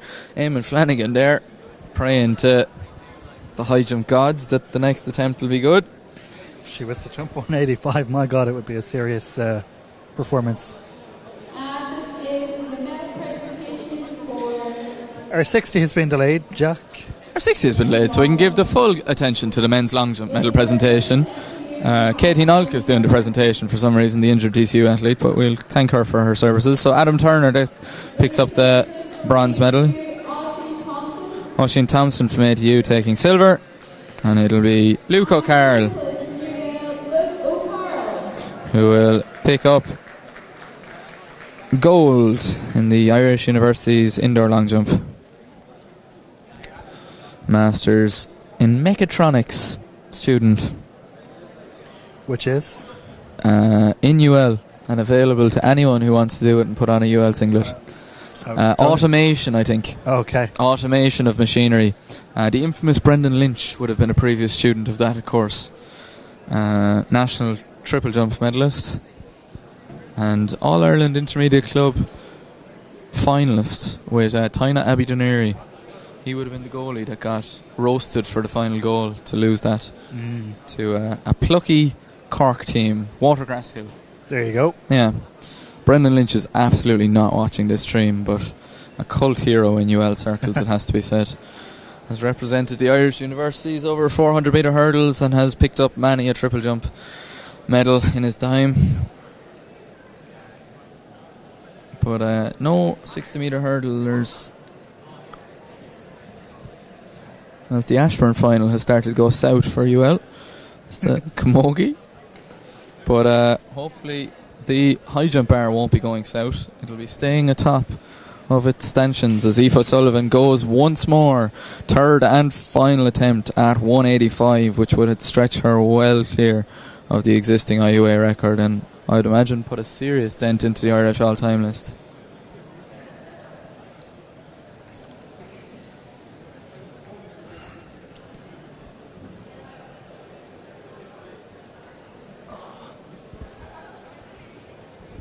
Here we go. Wow. A brilliant clearance. I think she's having a competition over her life, Aoife Sullivan. Rory Cassidy is applauding, and well, Rory, we weren't to get carried away at the clock at the 60 metres, but I think we can get carried away at that high jump performance. 185, that's that really incredible impressive jumping. I think I need to do a quick little bit of research here. We'll go to research corner. So that puts her well clear at the top of the IUA tree. And into the Irish all-time lists we go. Joint fourth. Now, there you go. And we were talking earlier about Rachel McCann making big jumps, but she's gone from 14th to 4th. Yeah. Wow. 185. Sure, you may as well go again. On. Put it up to 187. We'll have a look, Rory. We'll have a look. Oh, big deliberation now, Eamon Flanagan. You'd go again, wouldn't you? You know, well, I don't know. If I was down there, I think I'd be going again. 2 metres, says Dave O'Shea. 2 metres. Look, the pizza box has made it over to the warm-up area. Aoife, do you want to buy a slice of pizza? Could be the key to the performance. It could be the key to the performance, but that one has pineapple on it probably. So I suspect she might be calling it a day, but wow, 185. There you go. 185 at the Irish Universities Championships.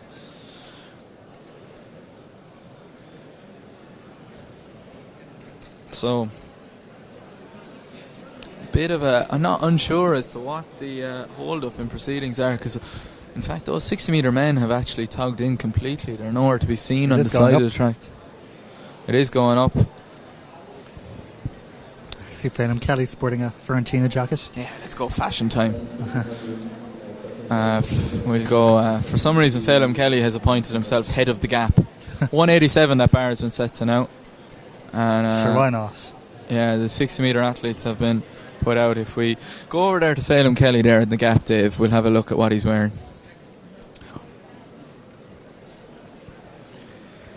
A man who always taking it off. Is it? Will he? Won't he? No, it's Fiorentina. It's Fiorentina, and it's Italy underneath, I think, is it? Yeah, sorry. But have a look there into the inside of the warm-up areas. But a man who's graced this commentary booth once or twice. Anyone else around? Oh, not that I can see. Jeez, that's a nice little setup there. There's a lovely little sit-down area. Yeah, I'm not sure what they've made it out of, but it's lovely.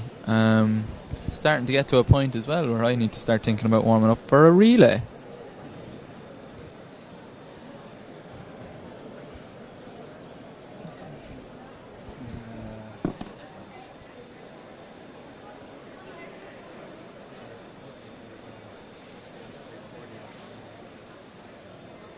So we're about 40 minutes behind, so I think I'll stand down on those ideas of relay warm-ups. But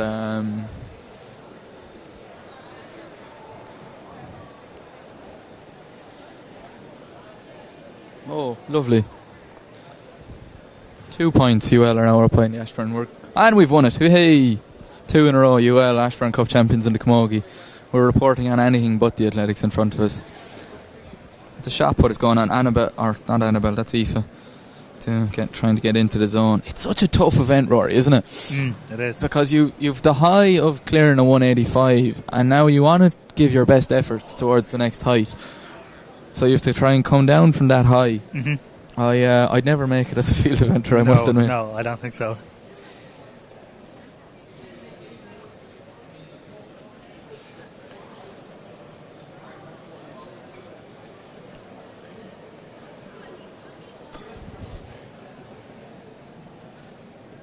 Can we get a bit of a reaction out of Louise, who seems to be texting their conclusion?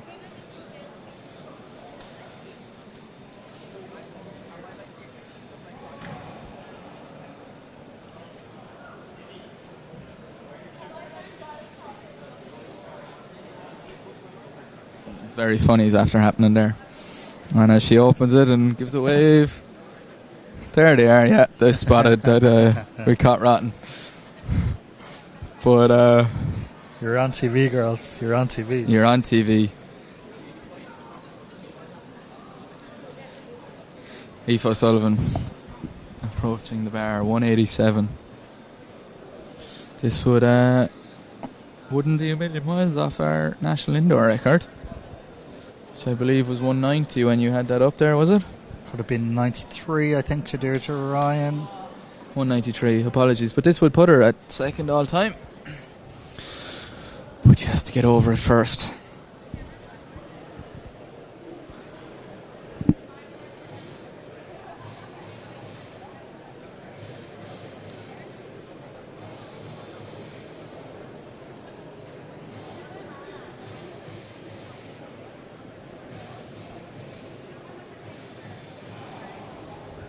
Steps up.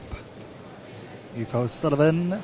Oh, and a good attempt. That's a good kind of cider for that one. 2 more to come.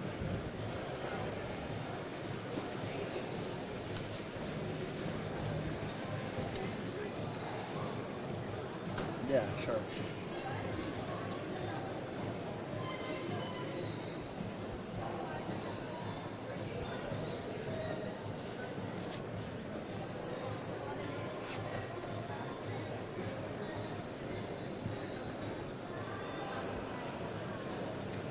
So we have Aoife O'Sullivan, who successfully cleared the 185, which is the IU record. Congratulations. Aoife is going to break on to the indoor national record, so let's give her a good round.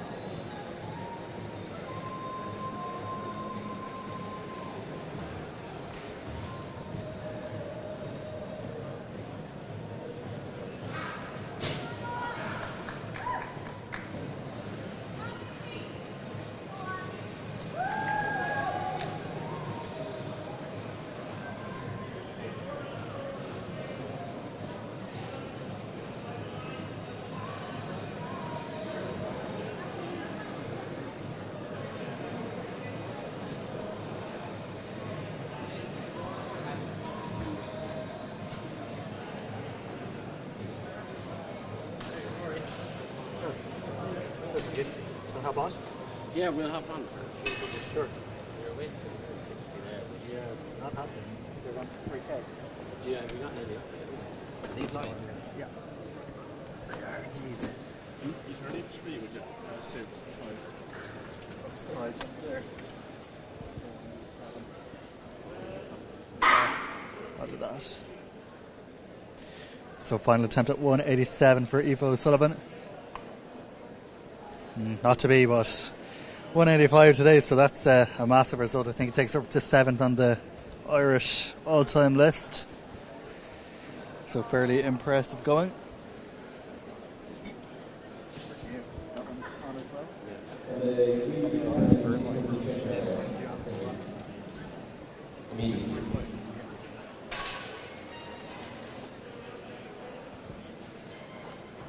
So for the distance races over the next 2 hours, myself, Podge and Jack Maher will be commentating on the different races.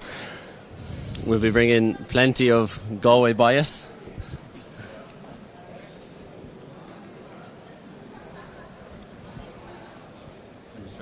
So to start the Galway bias, we have Caitlin Hughes in this race. Swinford athlete, we wish her the best, but we'll let you know how the other athletes get on as well. I guess if we have to, yeah. Let's get the start list up first.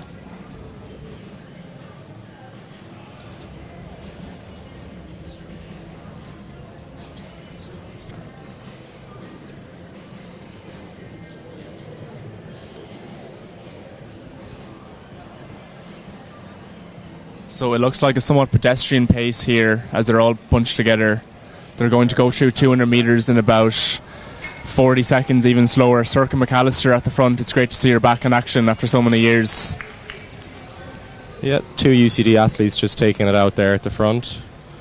I see Holly Carroll there in third as well. She's a formidable runner from... Oh, Not Holly Carroll. sorry, that was not Holly Carroll. That was my mistake. Another UCC athlete. Another UCC athlete up in the 4th position there. We'll see how she goes.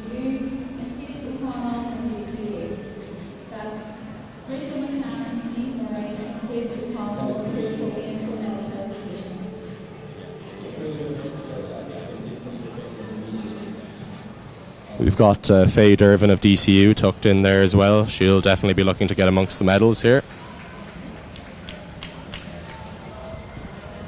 And the pace is very, very slow. 84 seconds there through 400 was it there, so yeah, pedestrian it's for looking these. to be a tactical one here. Mm-hmm. Let's see who is the kick. They all back their kick, but there can only be one winner. We can just see Caitlin Hughes from Galway coming up the outside there, starting to make a move maybe. So currently the Irish lead for 3,000 metres is Sarah Healy of 8:30. I don't think this record's being broken today, guys. You never know, Aaron. You never know. Yeah, very impressive run from Sarah there. Last night, the Millrose Games.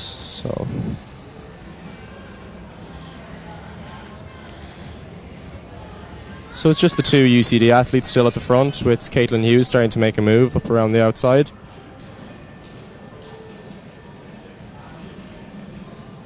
The full pack still packed together, so no major breakaways yet. Strung out a bit towards the back, but there's a solid group of 10 there in the mix, so we'll give you an update now at the 800 metre time.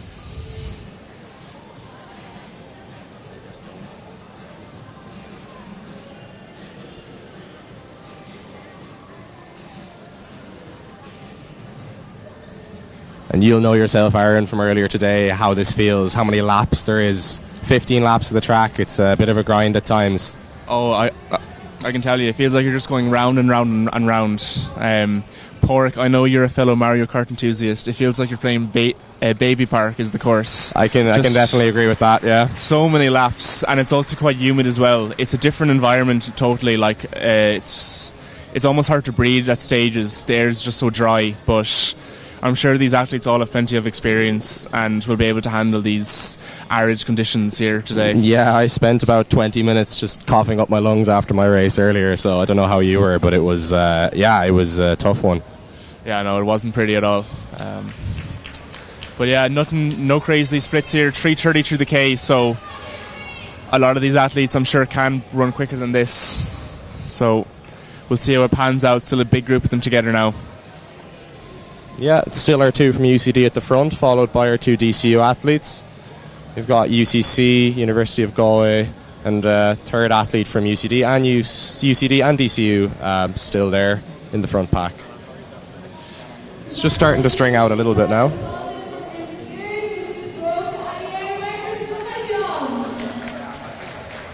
And we have confirmation there that the IUA high jump record was broken, so great news there.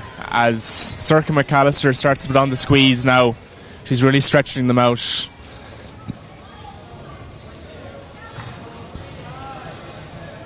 And it looks like the pack now is down to 6 with Caitlin Hughes just fading off the back here. Hopefully with the Galway bias on commentary she can get back on that train, but we'll see. Yeah, that would be good for us to see Aaron, but of course we're completely neutral here. We'll be happy with whatever outcome. Yeah, I know this is starting to string out a little bit now. The pace is noticeably increased in the last couple laps. So they've now completed 7 laps, I believe, and they have 8 laps remaining. So 1 mile to go for these women here.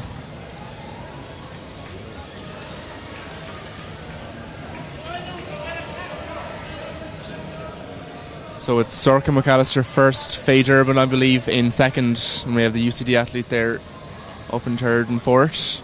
So very strong UCD presence here. Credit to, I don't know if Emma Dunleavy is the coach of these 3 athletes, but he is the distance coach in UCD, so...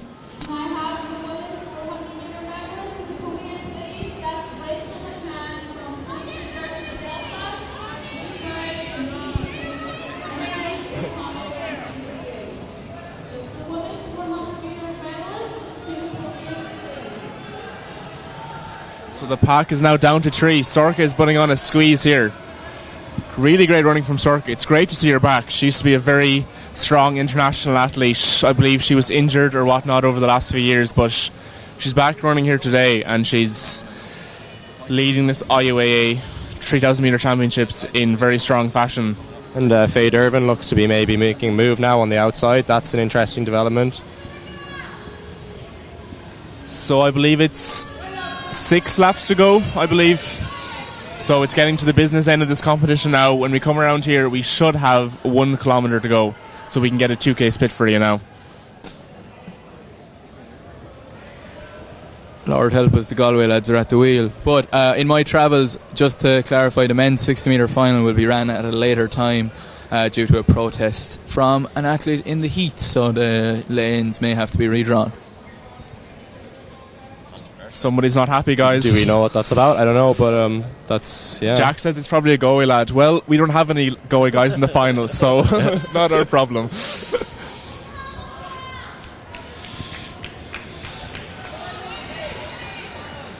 Sorry, guys, we missed the 2K split there. I want to say it was roughly like 6:40. So they're moving at a good pace now, on track for sub 10, I believe.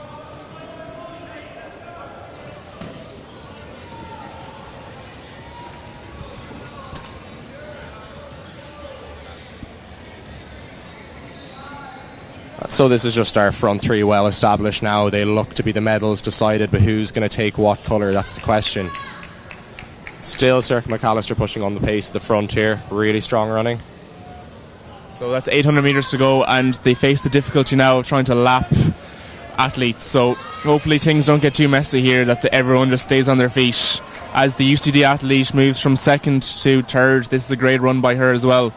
And Faye Durbin looks to be struggling there a small bit, but let's see if she can get back on this. Moving on to medal presentations for the women's high jump.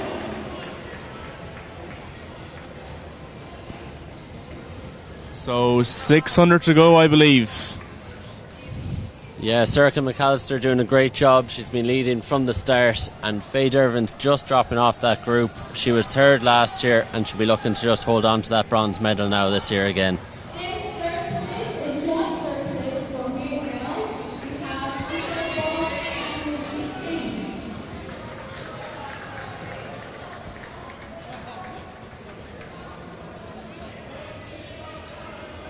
So coming up to 400 metres to go. This is a cracking race here. Can Circa burn off her UCD comrades? Let's see how this goes over the last 400 metres. And Yeah, just less than 2 laps to go now. I think we should be honest, we've been freestyling this without a start list, so we're actually not entirely sure who the second athlete is there from UCD, but a cracking run from her, just tucked in behind Circa McAllister. So apologies for that, but it's been a very strong run from these two UCD athletes, with Faye Dervin in third. And that's Circa McAllister maybe just starting to pull away. She was 5th here last year and she's looking to come back and take the gold. 1 lap to go. 9:16 on the clock. It's a good pace. And Faye Dervin just coming through there as well, a few seconds back, so she's still on for the bronze medal. But Circa McAllister streaking away. It's great to see her coming back into this kind of form. I know, Jack, you were a fellow Westport AC man. It's great to see your fellow Westport AC. I was a member of Westport AC with Circa. She was, we used to train together, and she made a couple of Eurocross teams. She kind of moved away from the sport for a short while, but she's well and truly back now, and she's going to go under 10 minutes here. That is absolutely fantastic running, and her UCD compatriot in second place. Yes, great running there. 1-2 from UCD, and it's Faye Dervin from DCU to take the bronze. So a great race there from those three women, just taking the 3 medal positions. And this looks to be the other UCD athletes coming in 4th. Fantastic running from them. Then we have Caitlin Hughes from University of Galway in 5th. Absolutely no bias here from us whatsoever, but well done to Caitlin.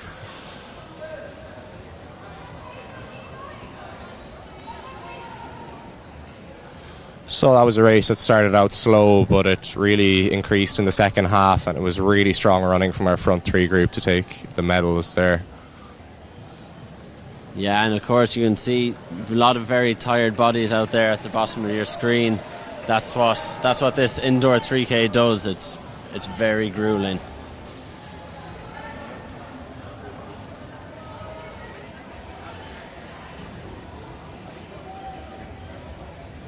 Yeah, you can see some strong kick finishes there.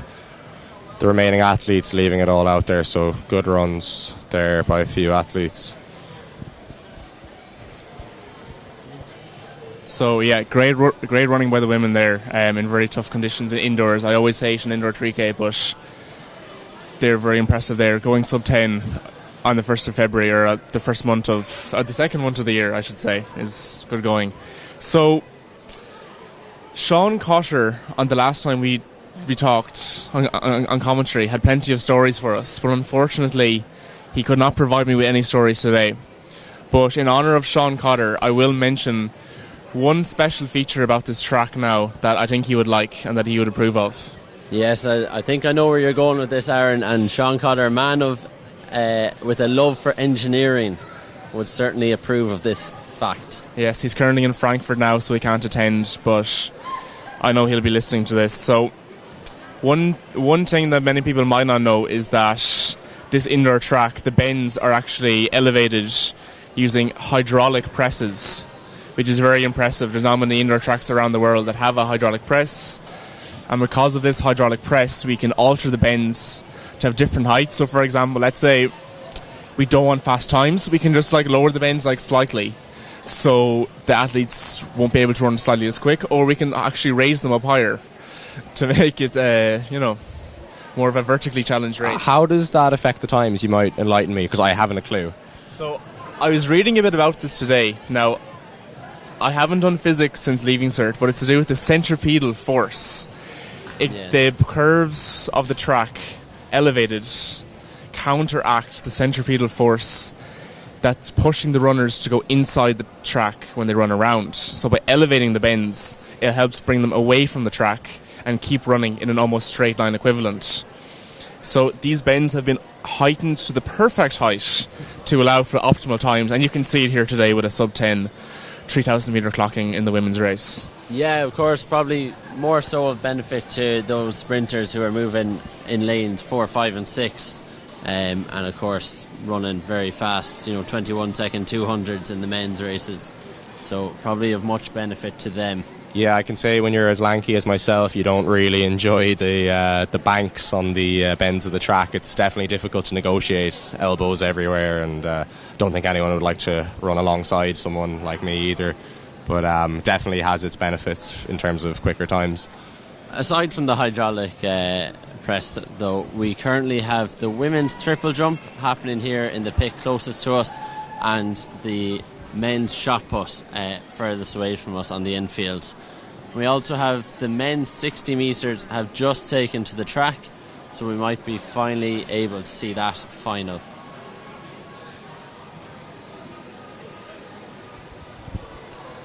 So my prediction for this race is 6.73. I've been doing my research, guys. Yeah, of course, we have Bori Akinoli in this race, who I believe has the world indoor auto queue, potentially. I'd have to research that to be sure. European indoor auto queue. He's gotten into the 6.6s this season, and he's a man in very good form.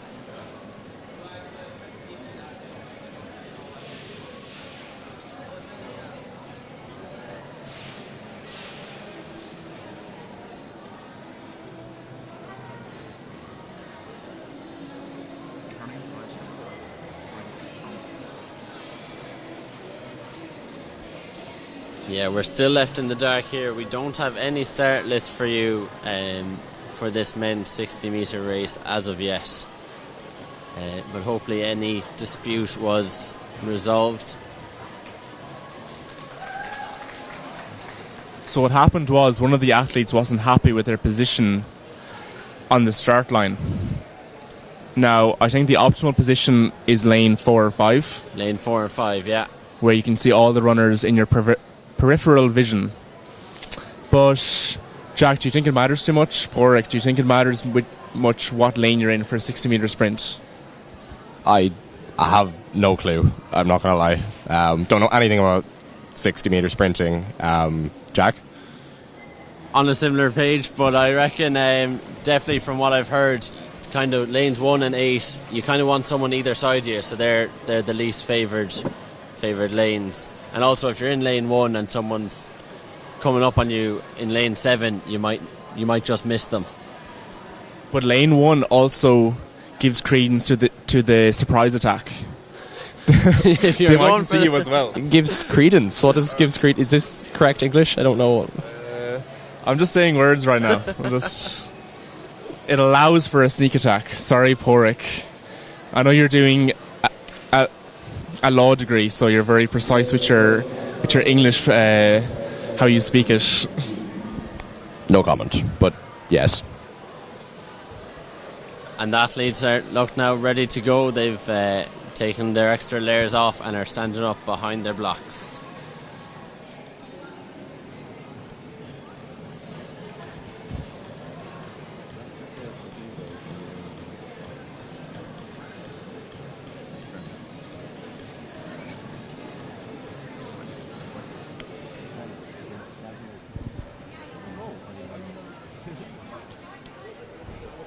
So all eyes here will be on Bori Akinola from UCD.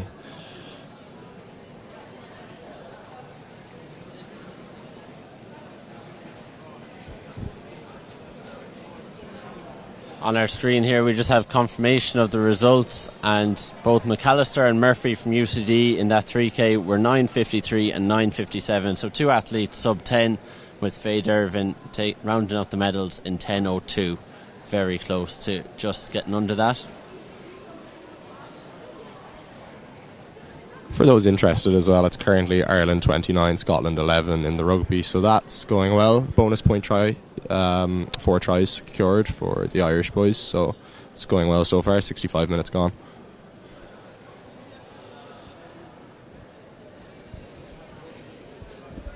And UCD will be looking for back-to-back wins here now with Bori. He's clearly the favourite. He's running very well this season, so let's see if he can run something very, very quick.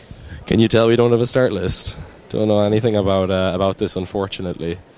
Yeah, unfortunately we are distance runners, so at the minute we only know Bori. And maybe Kihinde, I think, in lane 5. When in doubt as a viewer, lanes 4, 5 and 6 are usually the quickest. Well, Bori's in lane 3. Maybe that's what the lane dispute was about.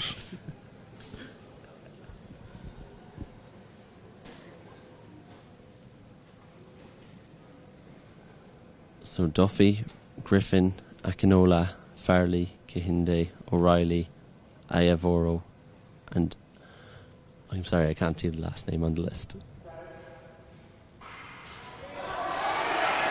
And they're off now. Akinola's gotten away very well, and he looks like he's going to take this, and he has. Very easy. 6.64. It's very, very quick. Very quick. Very impressive time there from Wow. Rory.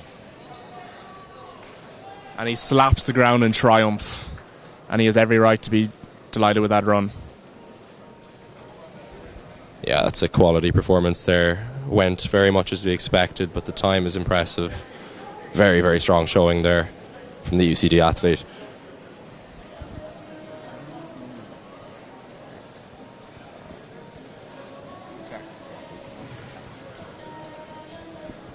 He'll be looking to replicate that in Apeldoorn in the Netherlands now. And we can see it there on the replay. Really strong from Bori and a slight lean into the line, but looked like he maybe even had more in the tank. Great run as well from the athlete, I want to say in lane 6 there. He closed very well from MTU, I believe, yes. We'll try and get a name for you now. From MTU in lane 6, O'Reilly. O'Reilly. Very strong. Well done, O'Reilly.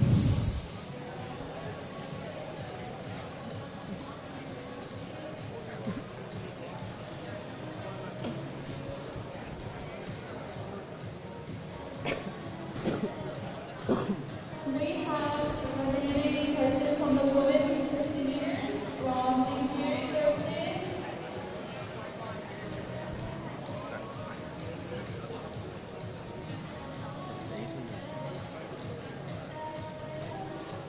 We believe the next event on the track is the 800 metres, although we do not have a timetable in front of us. And Porrick has just pulled up a timetable and he announces... It's the women's 800 final next, followed by the men's 800. We're running about 30 minutes, maybe slightly more behind schedule, but it is the 800 finals coming up next, so they should be a really good watch. We know anyway that the men's heats were hotly contested. 157 wasn't enough to get Oisin Kelly through to the final, so that was an interesting turnout there. That'll be a very, very exciting watch, I would say, Aaron. Yes, I love watching the 800 metre races, in particular indoors, because it's very messy. A lot of things can go wrong. You only really have the opportunity to make one move during the race, and if you get it wrong, it usually doesn't go well. So we'll see how this goes and how it pans out. Who is the favourite, Jack, would you believe, for this women's 800 metre? Have to wait for them to come out onto the track now. See, we're still short of a start list, unfortunately. But just on a side note, I looked up the 60 metre qualifying time for the European indoors is 6.60, so just 0.04 off that was Bori, but that will help a lot towards times. Yeah. So the true professionals that we are, we don't have a start list, but we can see these women coming out now for the 800 metre final, and I'm sure this will be every bit as hotly contested as the men's race to follow. These women, of course, having run in the heats earlier, so it's a tough day, having to run a heat in the morning, final in the evening, but that's the nature of indoor racing sometimes. Not that I know anything about that, I've never run an indoor 800, but it seems like it's difficult.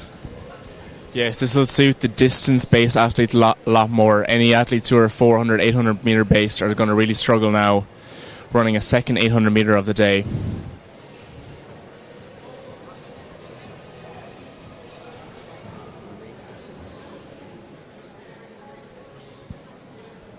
So I'm just looking here, we seem to have a start list for the women's 800, and we have Fove Almar, Charlotte Burke, Hazel Hughes, Holly O'Boyle, Ava Downey, Aoife Delargy, Eve Noctor and Sarah Butler. I do, however, see that Renee Crotty is on the start line, so potentially there was someone who has pulled out of this race.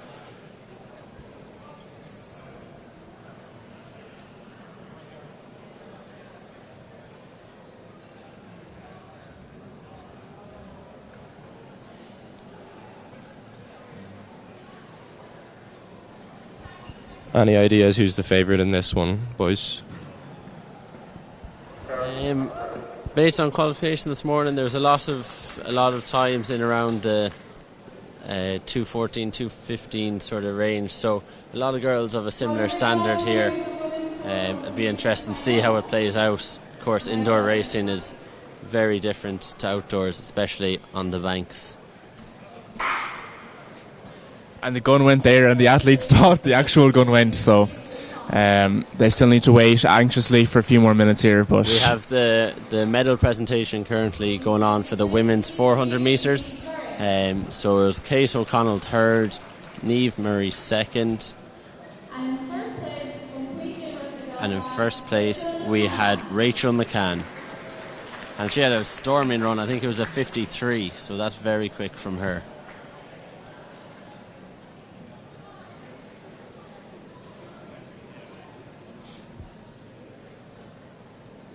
I'm trying to work out now what athlete has not made it to the start line here.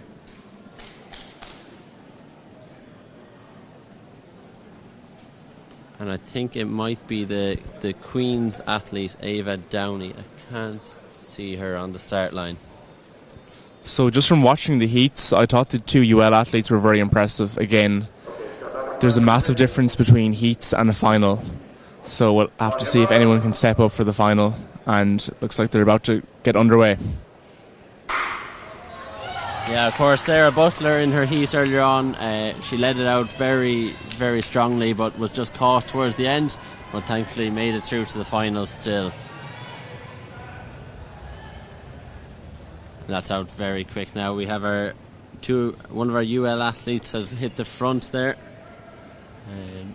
We'll get a name for you just as they come around. I believe that's Holly O'Boyle from UL, just taking that out at the front there. Yeah, and Renee Crossy sitting outside her, and her other UCD athlete, Niamh Nocter.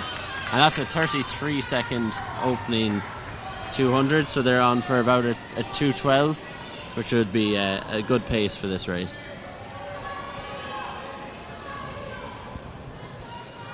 So at the minute, even though they went through 233, the pace has slowed a bit, and the group is quite bunched. So we'll see now if anyone picks up the pace and pushes it on. Yeah, if there's any Holly kickers O'Boyle in this race. Happy to sit at the front and drag them around, because it's not fast, so you want to stay out of trouble and prevent any falls. And of course, this will be very different from the heats this morning, where there was no auto cues. It was all small cues done as the 8 quickest athletes who would advance to the final. So this is much more tactical, but it's starting to string out now. That looks like a kick from Holly O'Boyle. She's really stretching that group. They were packed together just 100 metres ago, and now it's a single file the whole way. So it's Holly O'Boyle, followed by Renee Crotty, followed by Aoife Delargy, I believe. Or Sarah Butler, sorry. No, that's Aoife Delargy. And they've gotten the bell. Renee has hit the front. She was the last qualifier into this race, so she would really make a statement by going out and winning it. Followed by the UCC athlete, Aoife Delargy. Holly O'Boyle is coming through well now. She's really, really pushing on to that front too. Can she come around and maybe take this win? It's looking very close. And the DCU athlete is coming very strong as well on the inside. This is a great finish. An amazing race and a blanket finish for second, third, fourth. But it just goes to show with 800 running, Renee, who seemed to have just gotten a late entry into the final, and then she comes out and wins it. That's very impressive. Yeah, she held on really well there for that 2:15. Very impressive running from Renee Crotty there. We'll have to get confirmation on who picked up the other medals, second, third and fourth. It was a battle there between the DC athlete Hazel Hughes, our U athlete, I believe it was Fauve Almar, and the UCC athlete Aoife Delargy. I remember this time last year Renee was in a sling after breaking her arm, so I think she's had a rough 12 months. I believe she had an under injury as well throughout the year, so great run by her, and it's great to see her back in action, running really well. Fantastic win. And now we're on to the men's 800 final. This was a great qualifying earlier on. There was lots of very fast times for qualifying. and there's some big names who missed out. I think our champion from last year, Oisin Kelly, was just missed out on making the final, but his DCU teammates Finn Woodger and Callum Hurley are here too. Yeah, and I think with our Galway bias, we maybe had a closer eye on these heats earlier today, so we're more up to date on who's in this race. We've of course got Kyle Moorhead there in lane 2. He is, I believe, an outdoor silver medalist from a couple of years ago, so he'll be in contention for the medals. Absolutely, Money Moorhead, as he's known. He was unfortunate last time he ran here. He was tripped with 400 to go, so hopefully he can get around smoothly today and get close to that podium. And DCU have a very strong team here with Finn Woodger and Callum Hurley. So just to run you through the start list from the inside, we have George Warren, Kyle Moorhead, Finn Woodger, Frank O'Brien, Jack O'Donnell, Callum Hurley, Andrew McGilton and Eosa Omborge. Bush with our Galway bias, of course. Special shout out to Kyle Money Moorhead. I think all these athletes had to run at least a 1:56 to qualify earlier on, so that will play into this as well. It was only a few hours ago, so that might still be in their legs. Also Frank O'Brien there from UCC. He's a 1:48 man at his best, so he'll be looking to shake things up here as well. Yeah, do we have 3 sub 150 runners here, Aaron? The 2 I think DCU men and Frank. Again, Kyle Money Moorhead looking for that cash injection today.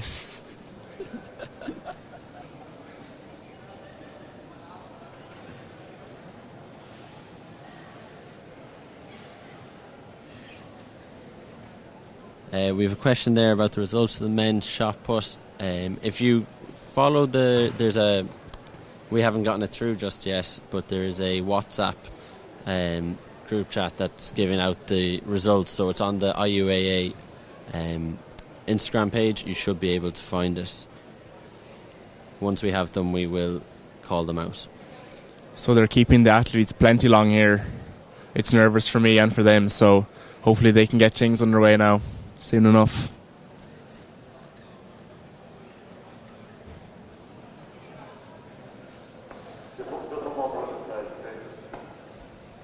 So just a small problem here. We'll just have to wait a few more minutes.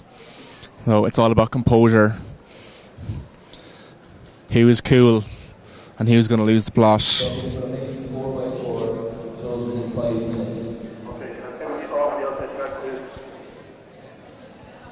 Looks like we're ready to go, and the men have been brought back up into their lanes.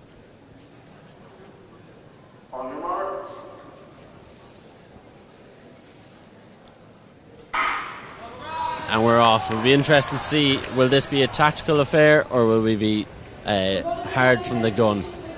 So it looks like the Trinity athlete is in the lead at the minute, but that's Esosa Omorigbe, sorry, who's taking up the lead, and looks like maybe Callum Hurley, Money Moorhead in behind him, and Finn Woodger.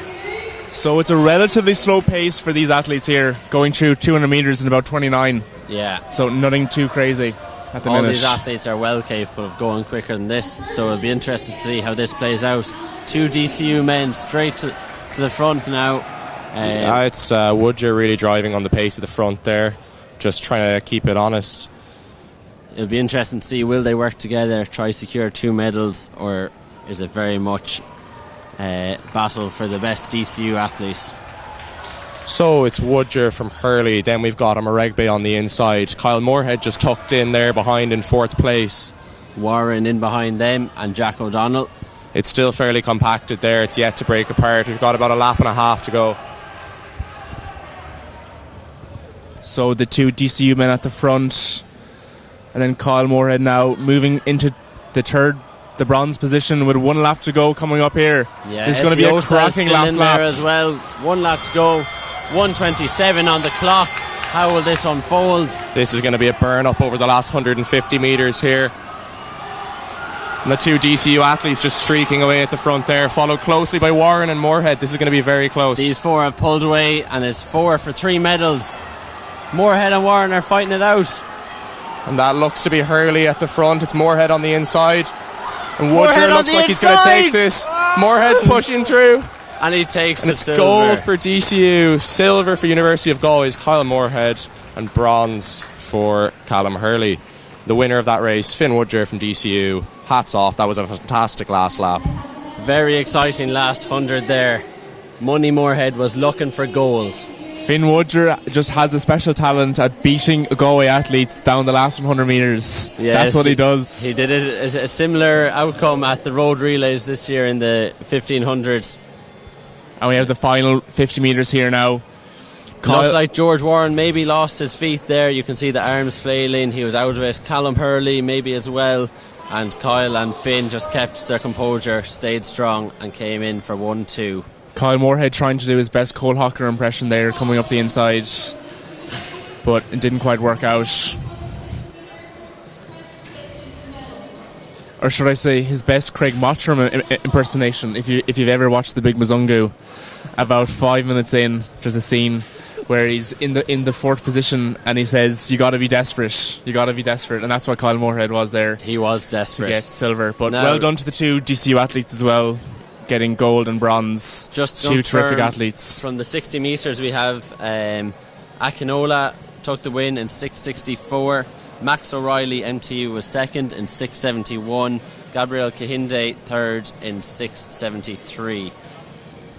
So that was the top three, and then Michael Farley and Killian Griffin in fourth and fifth. So it was a well fought race by all. There was only 0.14 seconds between first and fourth, so very close. So next up on the track is the women's and men's 200 metres, the one lap race. So stay tuned for some speed. This is where your hydraulic press is really coming into play now. Oh yeah, the optimal bend configuration is going to really spring these athletes on to a cracking time. We'll see normally the fastest athletes occupy lanes 5 and 6 as they've less bend to run on. So we'll see now who we get in here. Jack, be honest, when you were younger, did you used to think it was an advantage running lane 1 because it was shorter distance, even though they have them staggered?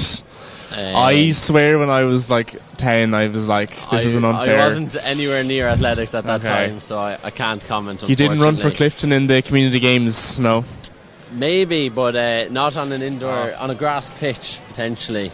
The Clare Galway community games team, though, is known nationally for its strength. Yes, I have fond memories of the Clare Galway community games. I used to do all the events, but in particular, our relay team was myself, none other than Killian Green, who recently ran a 46.6. Just yesterday moved to 7th on the all-time indoor list. Sean Kilmartin as well, not to be forgotten, and was Jeremy Sean Lyons as well. No, Jeremy is from Annadown, so not a Clare Galway native there, but yeah. Yeah, speaking of speed, shout out to Killian Green yesterday running the 46.6, I believe, which is a great run. It was an indoor PB for him. As a season opener, it's very fantastic, promising. as we said, to get to 7th on that all-time list. So maybe a sign of things to come this year for him.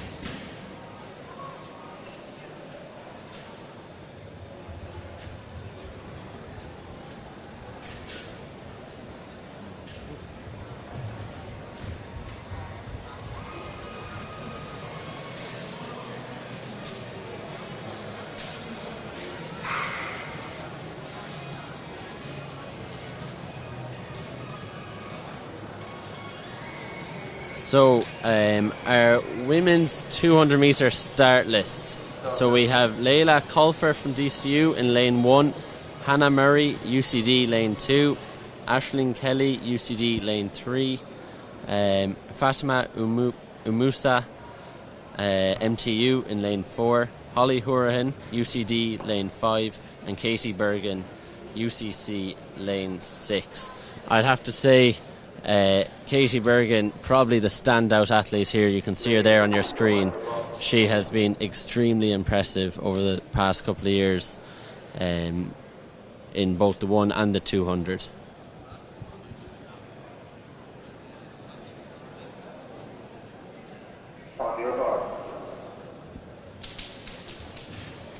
We've all 6 athletes here ready to go, just getting into their blocks.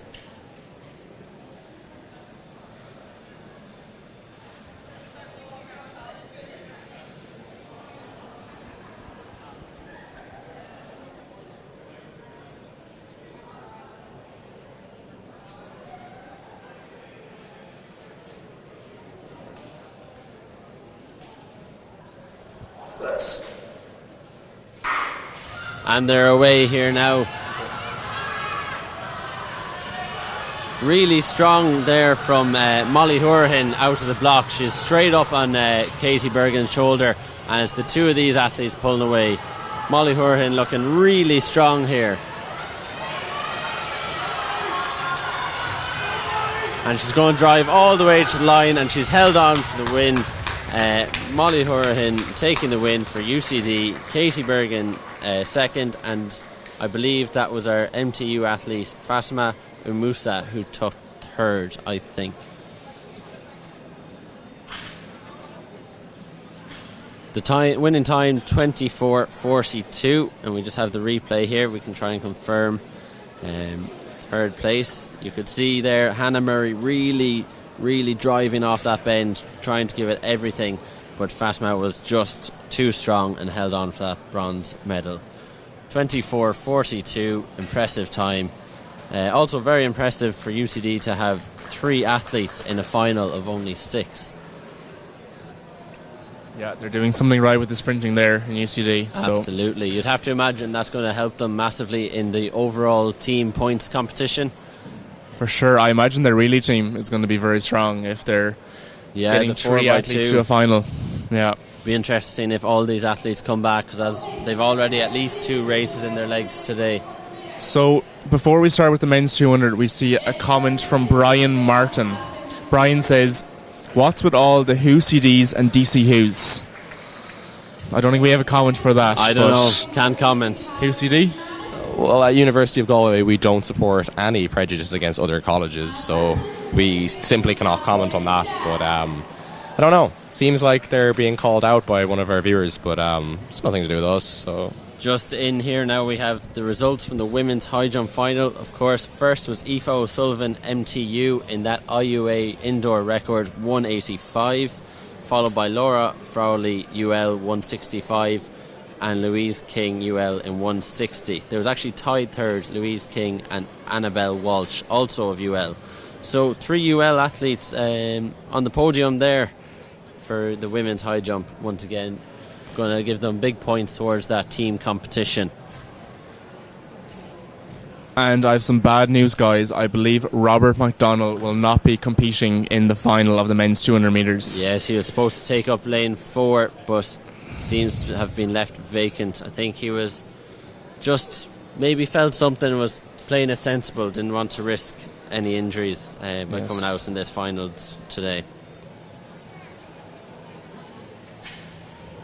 Hopefully we'll see him in the national seniors.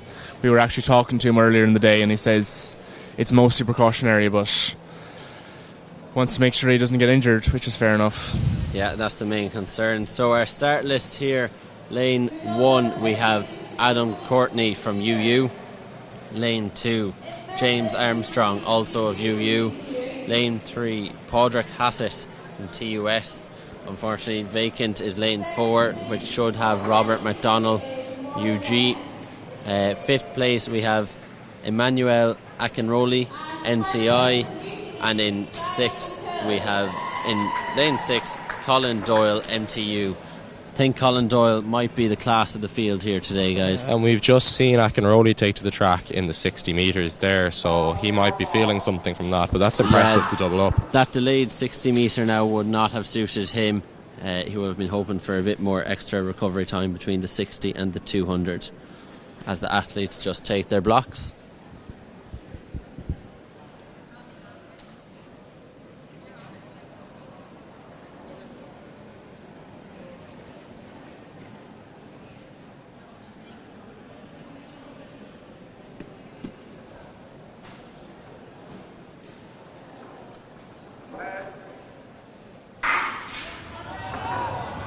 So we're away here. It's Colin Doyle on the outside. He looks like he's gotten off to a good start. Akinroley's also looking good outside there in lane 5.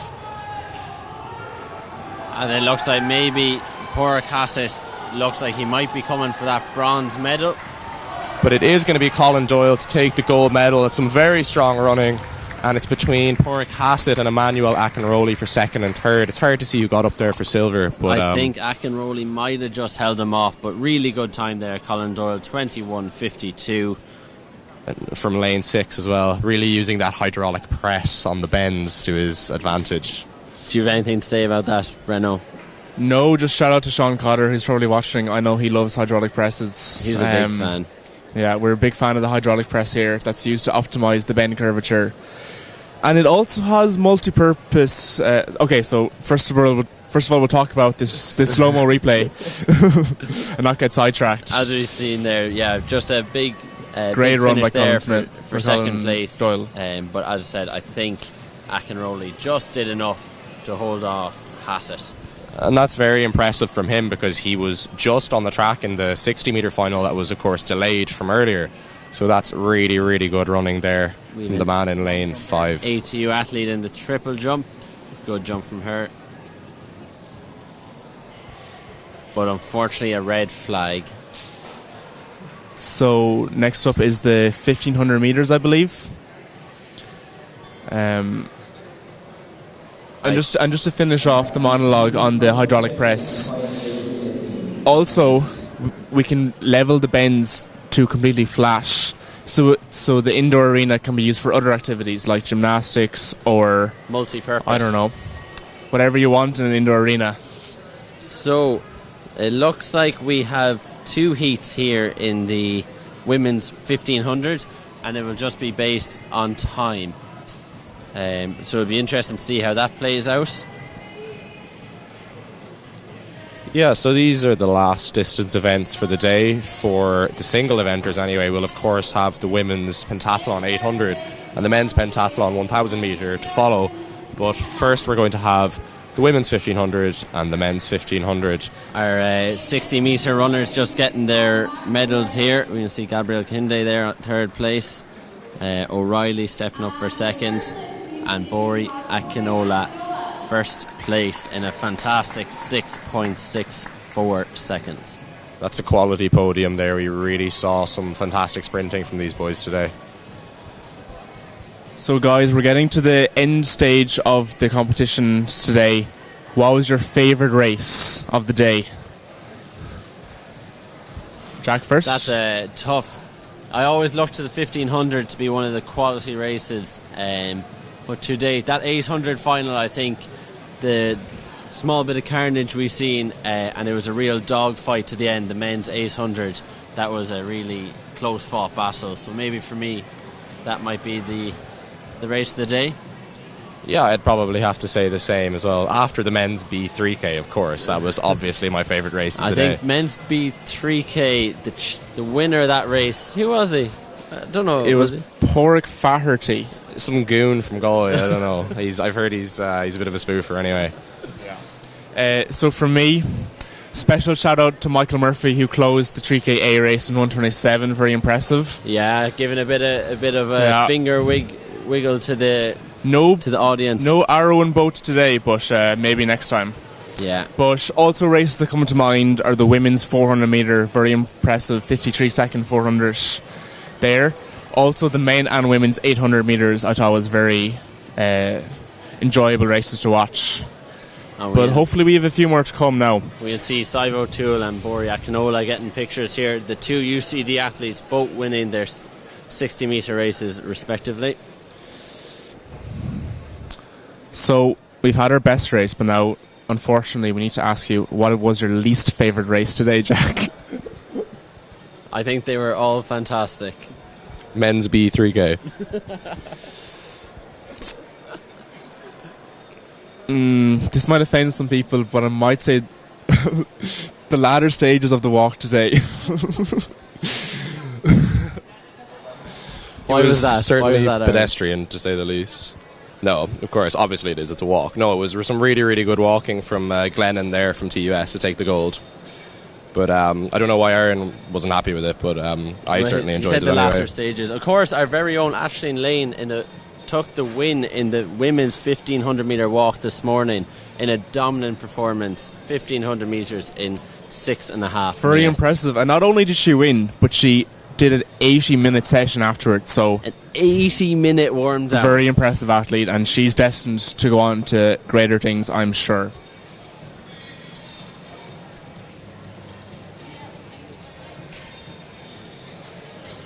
And someone's left a pack of Oreos in the commentary booth here, so that was probably my highlight of the day so far.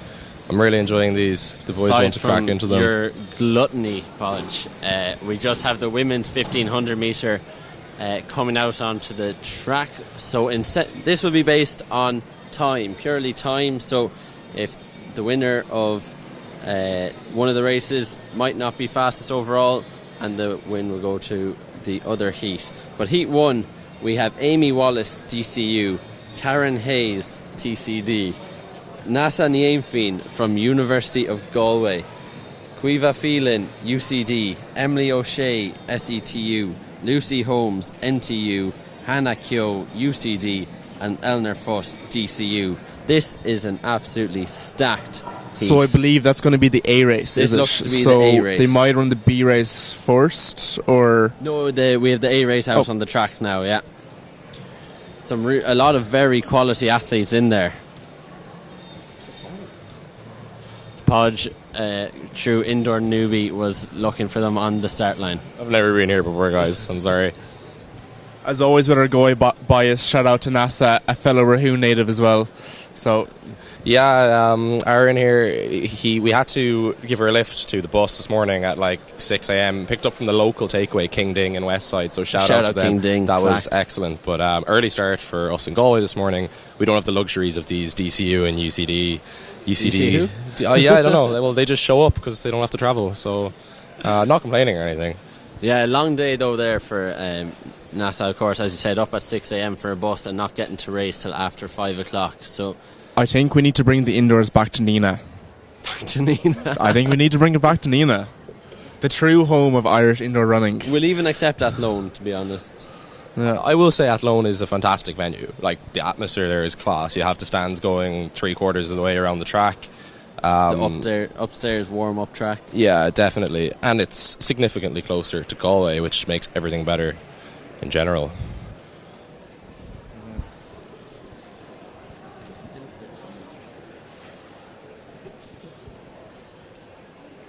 Slight delay here with these women. They've been held out on the track for a short while now. They were told to go do a stride, and hopefully we're going to get underway now.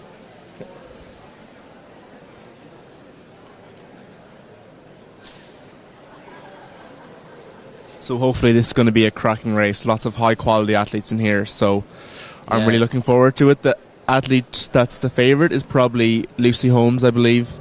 Or could be Lucy Holmes, all right. Yeah, I believe a medalist last year, but it's a really strong lineup. We've Amy Wallace there straight to the front, followed by Lucy Holmes, Nasa Niamfin. We've our UCD athletes. Looks like maybe Holly Kyo just sitting in there. Karen Hayes, our other UCD athlete, Cuiva Phelan. And they are not hanging around whatsoever, so it's strung out from the gun. So the DCU athlete is on a mission here.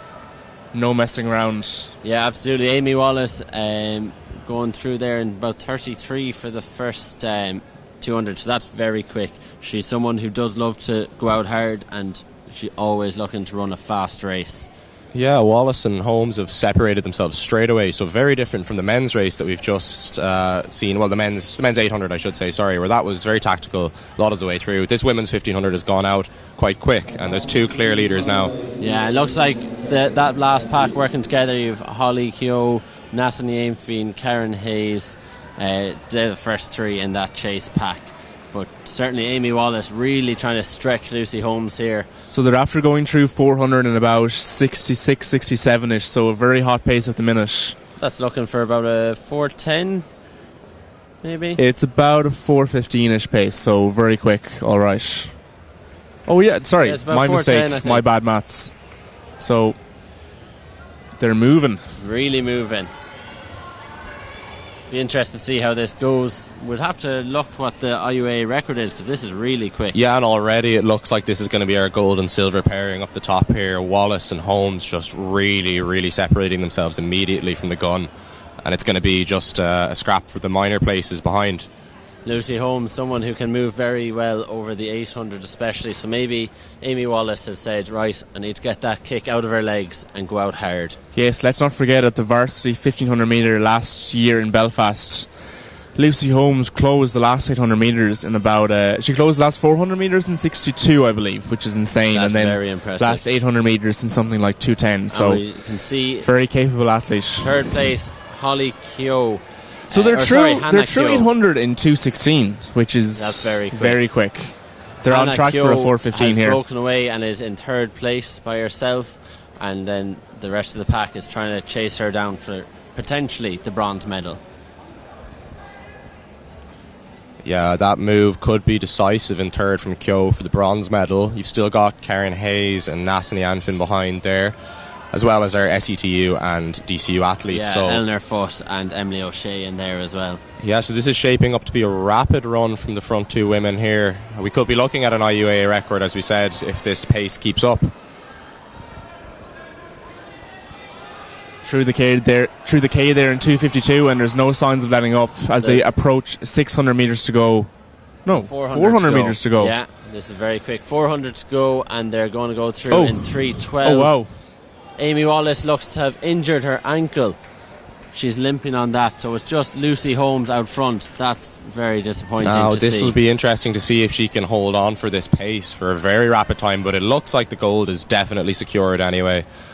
So now it's going to be a dust up for silver and bronze behind. You've still got Hannah Keogh there in second, followed by our SECU Emily athlete O'Shea. there. Emily O'Shea going straight past Hannah Keogh into second place.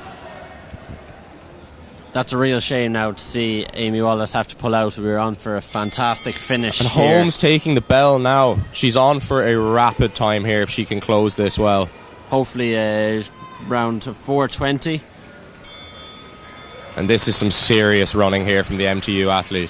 We've Hannah Keogh, Eleanor Foote, Karen Hayes and Nassani Ainfin all here looking for third place. But it looks Eleanor Foote to be the strongest as she pulls away from the rest of those women. That's Emily O'Shea in second there. She looks like she has silver. But here comes Lucy Holmes. Watch the clock. This is going to be a very impressive run. And she's going to take the gold medal here. Just outside 4:20, 4:22. Looks like Emily O'Shea is just being chased down by Eleanor Foote, but it won't be enough. So Emily O'Shea comes through for second, and Eleanor Foote for third. It'll be very interesting to see if any of our athletes from the B heat can go quicker than that time and try to get themselves onto the podium.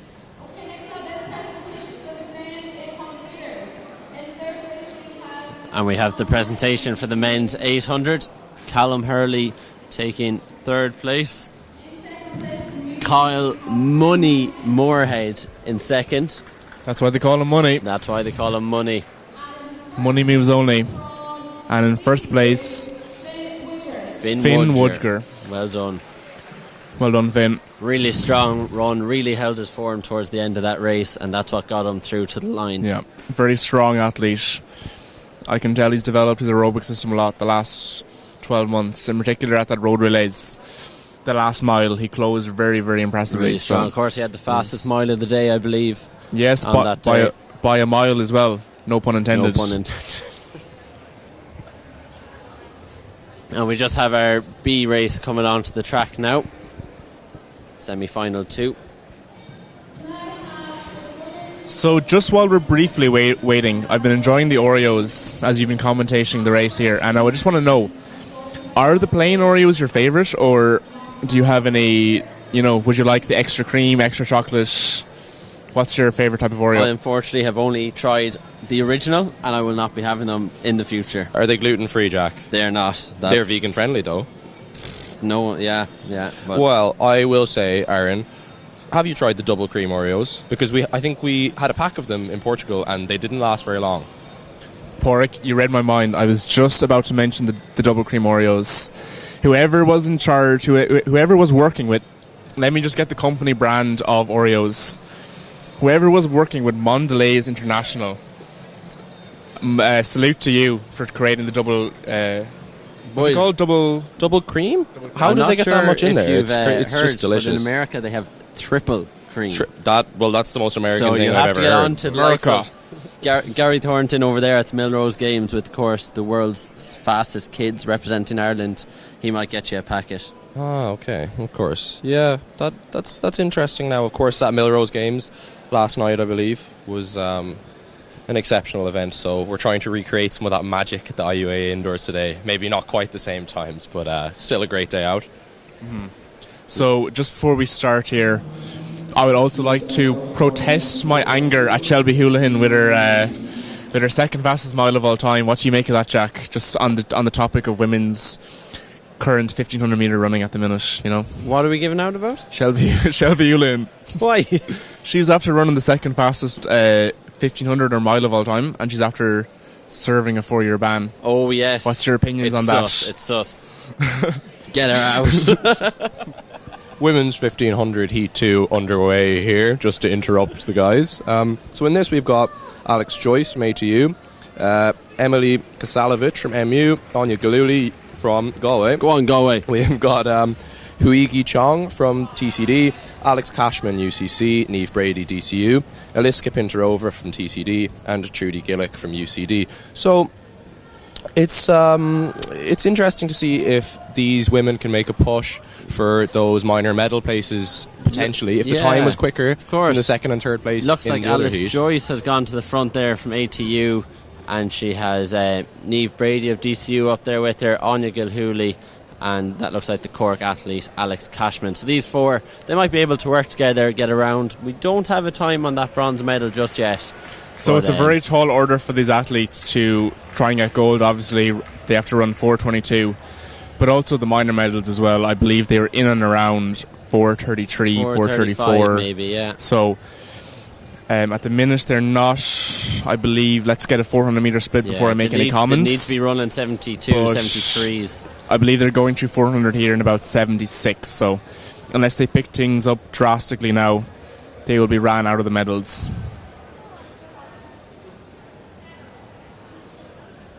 Of course, you do expect these are seeded heats, so you would expect the medals to be coming from the first heat, but we have seen upsets before.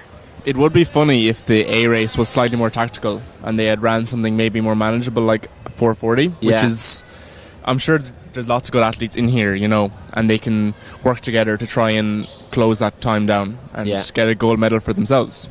Yeah, so we're really looking at the front four here of Joyce, Cashman, Brady and Gilhooly. If they can maybe push on and make a challenge with those minor medals, it's it'll be a tall order, but you never know.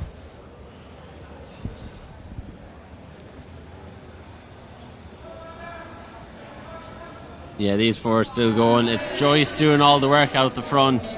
The other athletes seem to be happy to get a tow along and might try and pick it up in the latter half of the race. Yeah, it's not necessarily where you want to find yourself in an indoor 3K doing all the work out front, but some athletes are comfortable with it. Oh, it's 1500. I'm sorry, 3K is stuck in my head.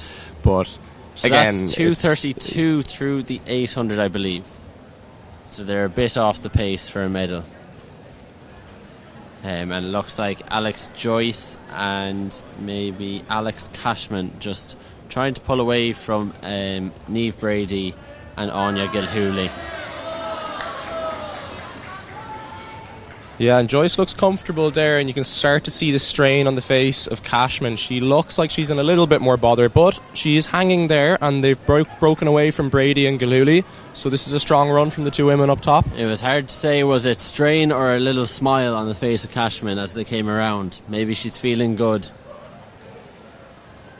And just some lapped athletes starting to come into the equation here, so a little bit of an obstacle course for the front two to negotiate. So we're coming up with 400 to go. They're probably going to need to close in about a 68 or so to get in the medals, we think, but we're not sure.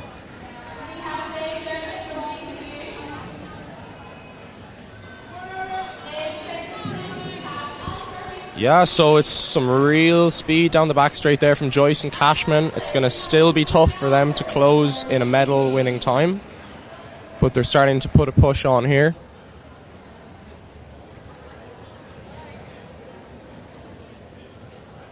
As they come around now, they're going to get the bell with just over 4 minutes on the clock. So we'll see what they can do in this last 200. They're certainly on for a good time, maybe a sub 4:40 clock in, as they continue to just stride it out down that back straight. Yeah, this is really great work from Alex Joyce there. Yeah. And we've Niamh Brady and Anya Gilhooly fighting it out for third place in this heat as well. Just keep an eye on the clock here. We're not sure what a silver or bronze medal winning time would be, but they're not going to be far off it. No. And a big kick here from Alex, who's led this the whole way. This is really impressive. That run. is a brilliant run from Alex Joyce. And Cashman coming in second there. That's great work. 4:37. I don't think it was enough to get a medal, but it certainly has gotten her close. And they look happy with that as well. That was very impressive. Anya Gilhooly from Galway comes in to take third place, followed by Niamh Brady of DCU.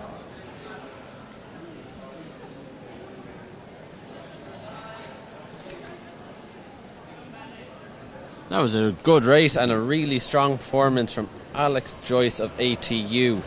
Might feel a bit hard done by to not have been in that A race, Podge.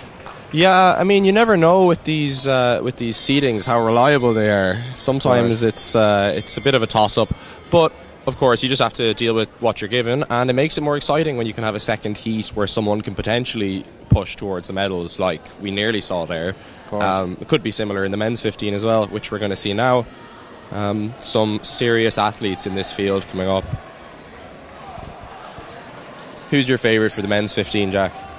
That is a fantastic question. We will have 3 heats by the looks of things. And this one looks like it's going to be run differently, with the A-seeded heat being the last heat.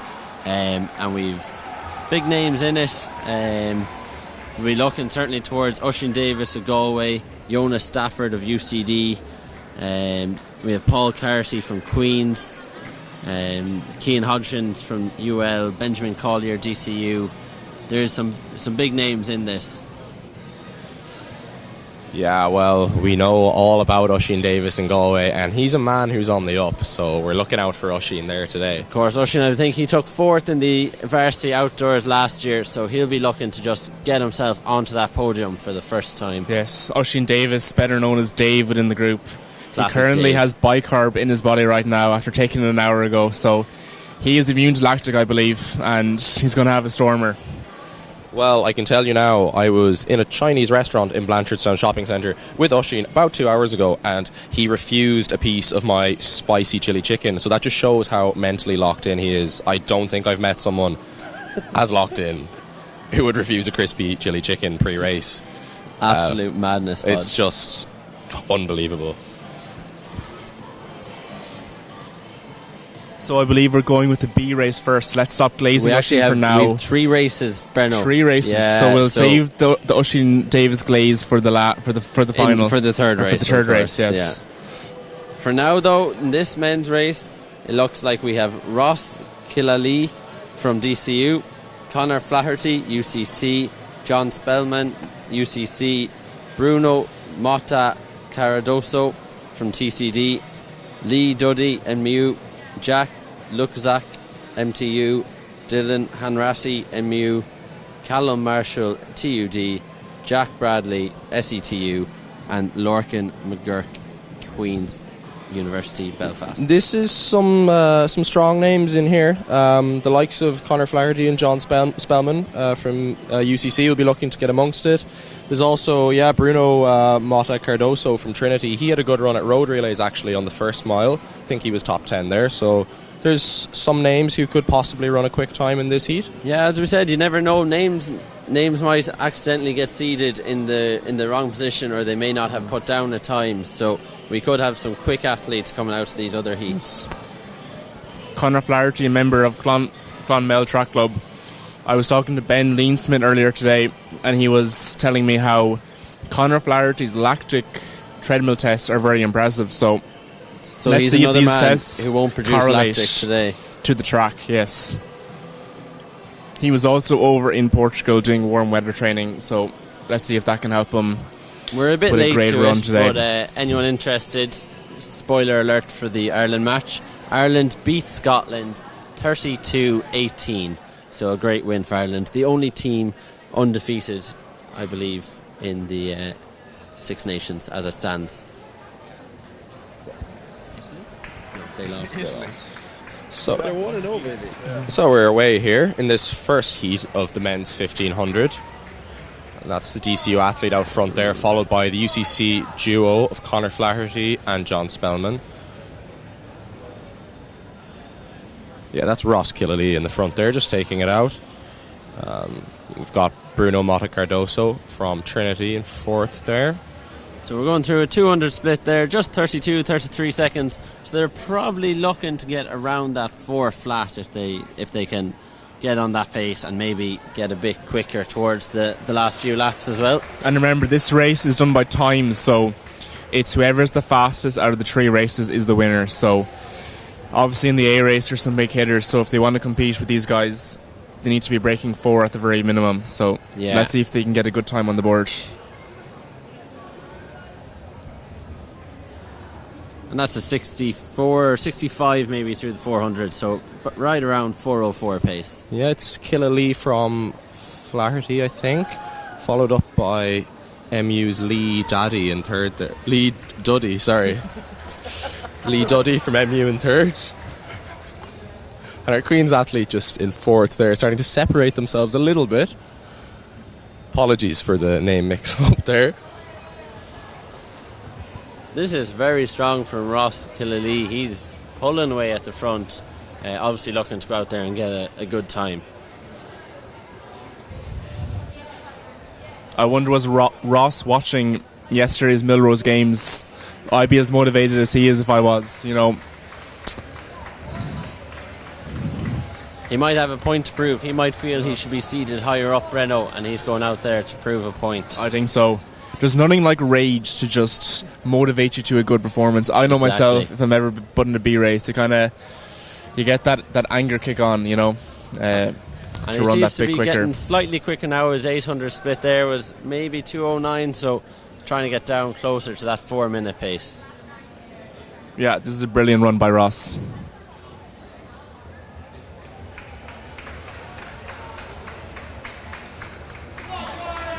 Yeah, so there's just a pack there behind of Flaherty. We've got our Queen's athlete there. We've also got Lee Duddy and Bruno Motta Cardoso from TCD. So that looks like the next 4 who've been separated from Killalea, who's having a very strong run out front. That's Lorcan McGurk there of Queen's University. No, I apologise. Yes, it is Lorcan McGurk of Queen's, just in second now, and they're starting to reel Ross in a little bit here, I think. His 400 to go has gone through in 3 minutes, so he's definitely slowing ever so slightly. It'd be interesting to see if these men can really reel him in and try and get the win. And the second group now are really starting to pull back Killalea here, so this will be an interesting finish. It's tough to know if these times will be anywhere close to competitive overall, but definitely the guys here will be wanting to run as quick as they can and just see what happens in the other races. Yeah, and you can just see McGurk coming by Ross here. He's looking to be struggling, but maybe he can hang with this group. Conor Flaherty there. Huge kick from the Queen's athletes. Yeah, so you've got McGurk followed by Flaherty moving up into second now, and they're closing very strongly. So nearly half a lap to go now for Lorcan McGurk. This is going to be a decent time. I don't think it's going to be competitive overall, but a really good run. And he is closing very fast. Did anyone get a clock on a lap to go? This is quick. Yeah, that's a quality finish there from Lorcan McGurk. 4:03, Conor Flaherty in second. We've got Lee Duddy from MU in third, and Ross Killalea in fourth. Bruno Motta Cardoso from TCD in fifth. Yeah, I'd love to know what that last 200 was. That was very quick. Yeah, some serious pace there. I don't think it's going to challenge overall anyway. 4:03 is not going to get near the medals, but it was serious kick there at the end from McGurk of Queen's. So Lorcan McGurk's kick there reminds me a lot, and Lorcan, if you're watching this on replay, I want you to watch the 2004 men's 1500 metre final at the Olympics, where Rhys Silva closed in like a 50 flash, or 51 to come bronze. He was last with a lap to go, and he comes up towards the end and gets a bronze medal. Very impressive kick. What about by Lorcan Jordy there. Beamish in the indoor World Championships when he took gold? Yes, If you recall that is that also kick. applicable. That was The reason why I'm not comparing it to Jordy Beamish is because Jordy was already like up there, I suppose. he came from Yeah, 7 back. True. Jordy Beamish World Indoors Crazy. 2024. Was it? No, it wasn't 2024. Was it? I think it was, Jeez. yeah. Impressive. Streets Or don't forget. Centrowitz 2016 Olympics, another classic kick. A classic kick that I love from the 2016 World Indoor 1500 meter final was Jakub Halusa. If you watch that race back, Okay.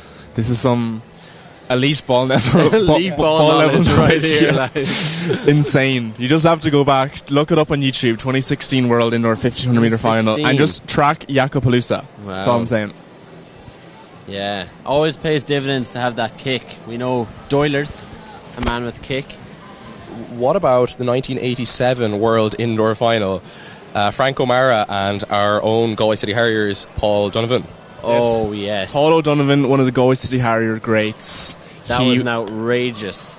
He was 5th, I believe, at the bell, or 4th, and he came through very strongly on the inside to get an Irish 1-2. In what year, Podge, was it again?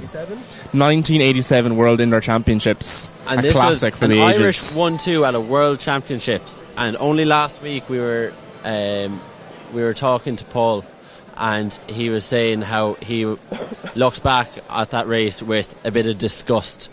He's not happy at all. It was only a world silver medal. He was training very well at the time, but unfortunately it wasn't good enough to beat Frank. He was also telling us about his training leading up to it, and I'm no coach, but he was telling us, I suppose the B race is starting now, so I'll finish up my story pretty quick, but he was telling us that they started getting carried away in training before the final. They started doing 53-second 400s, reps of 53-second 400s, which was unnecessary. And he felt he kind of lacked a bit of sharpness come race day then. Yeah, in the 1987 World Indoor Final. He Final. fancied himself to wind it up from a bit further out against Frank, and he knew when it came down to a bit of a late kick, Frank had him.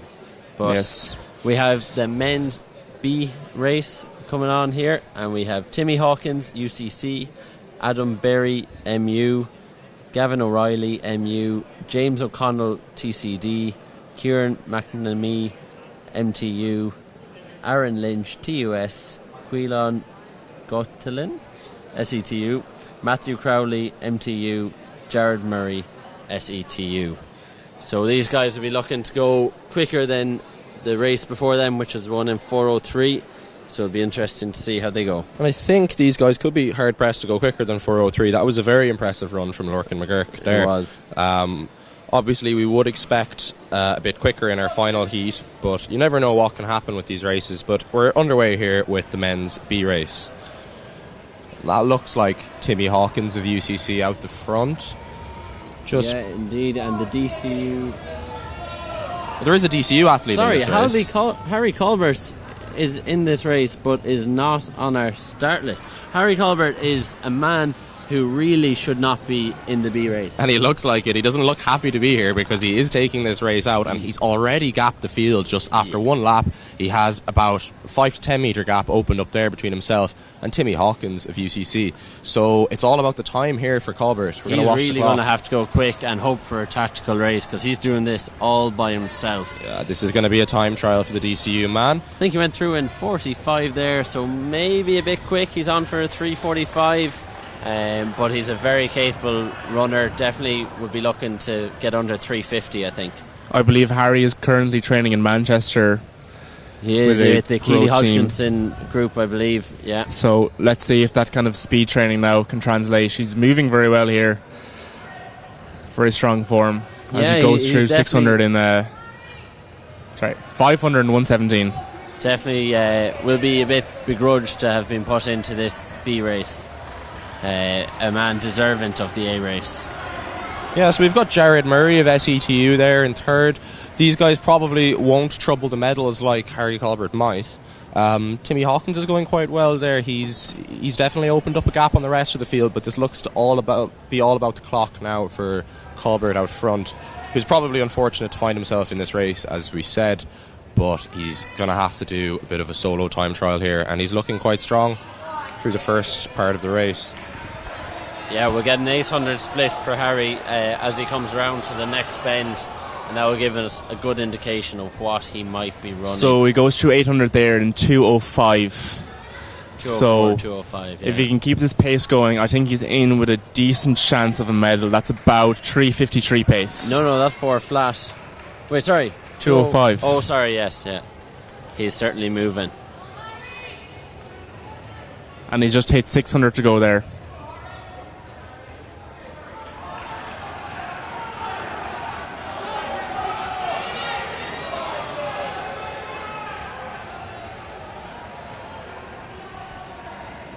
So 2.5 laps left now for Harry. He's going well out there in first. Timmy Hawkins is still there in second, but there's a huge gap opened up. This is very impressive solo running at the front. Yeah, he's going to go have 400 to go, 2:52. So if he can close in a 62, he'll be under that 3:55 mark, which could be in the mix for a medal. It's also difficult for the A athletes who have to run and try and win, but also try and go sub 3:55. It adds an extra complexity. So there might be a few guys who don't want to take on the race. Harry doing all he can here to put the odds in his favour. And you have to factor in here as well, Harry has to overtake some lapped athletes here, so that is going to be a challenge for him. It's just going to take a second or two off the time, you'd imagine, but he's going very well here now around the bend, and he's coming into the back straight. This is going to be a quick time. Will it be good enough to challenge for a medal? He's getting That's fantastic the question. support on that back straight. All of DCU lining up, screaming at him. Watch the clock. What can he pull out here in the last 100 metres? He's cranking. He's looking to definitely beat sub 3:55 here. So just coming into the last 50 metres now. That's Colbert from DCU, and he's going to run 3:54.35. So that's a good run, very good solo run. Could be competitive for a medal. I could be absolutely spoofing here, but potentially the quickest ever B race at Varsity Indoors. I think you're right, Jack. And so Jonas Stafford, for example, in the A race now, is going to just have to go for it. Going to have to go out in 62, 63 second laps. And not hang around too much, because if they start running 66, 67 second laps, it gets dangerous and it's hard to salvage a 3:54 from there. So it makes the A race interesting, at least. I think it's just going to be a front run now. Yeah, from Jonas. they have to average about 62.5 second 400s. So who do you guys think this will suit? The fact that they have to run probably sub 3:54, sub 3:54.35. Who's that going to suit? So apart from Jonas Stafford, there's a fantastic athlete also in this A race by the name of Oisin Dave Davis. Yes, he's renowned for his athletic prowess.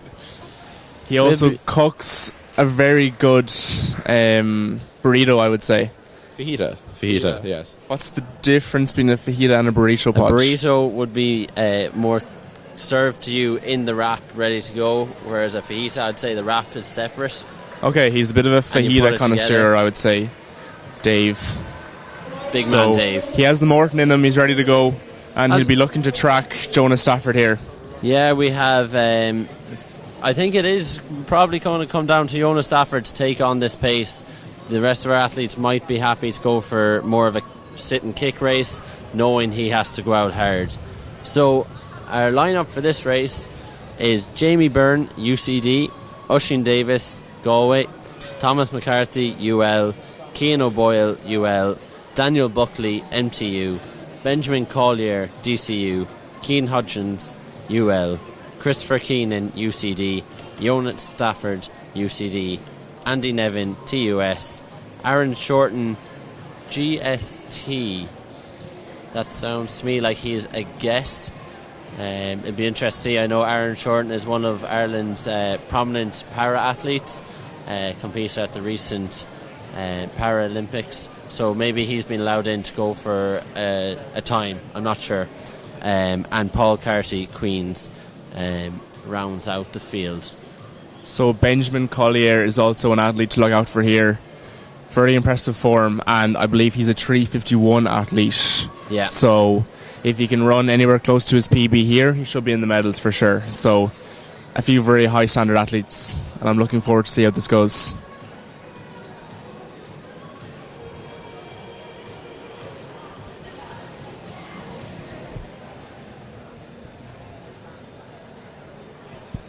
Also, Cian O'Boyle, I believe, is a 356 athlete, 355 athlete, so he should be up there as well.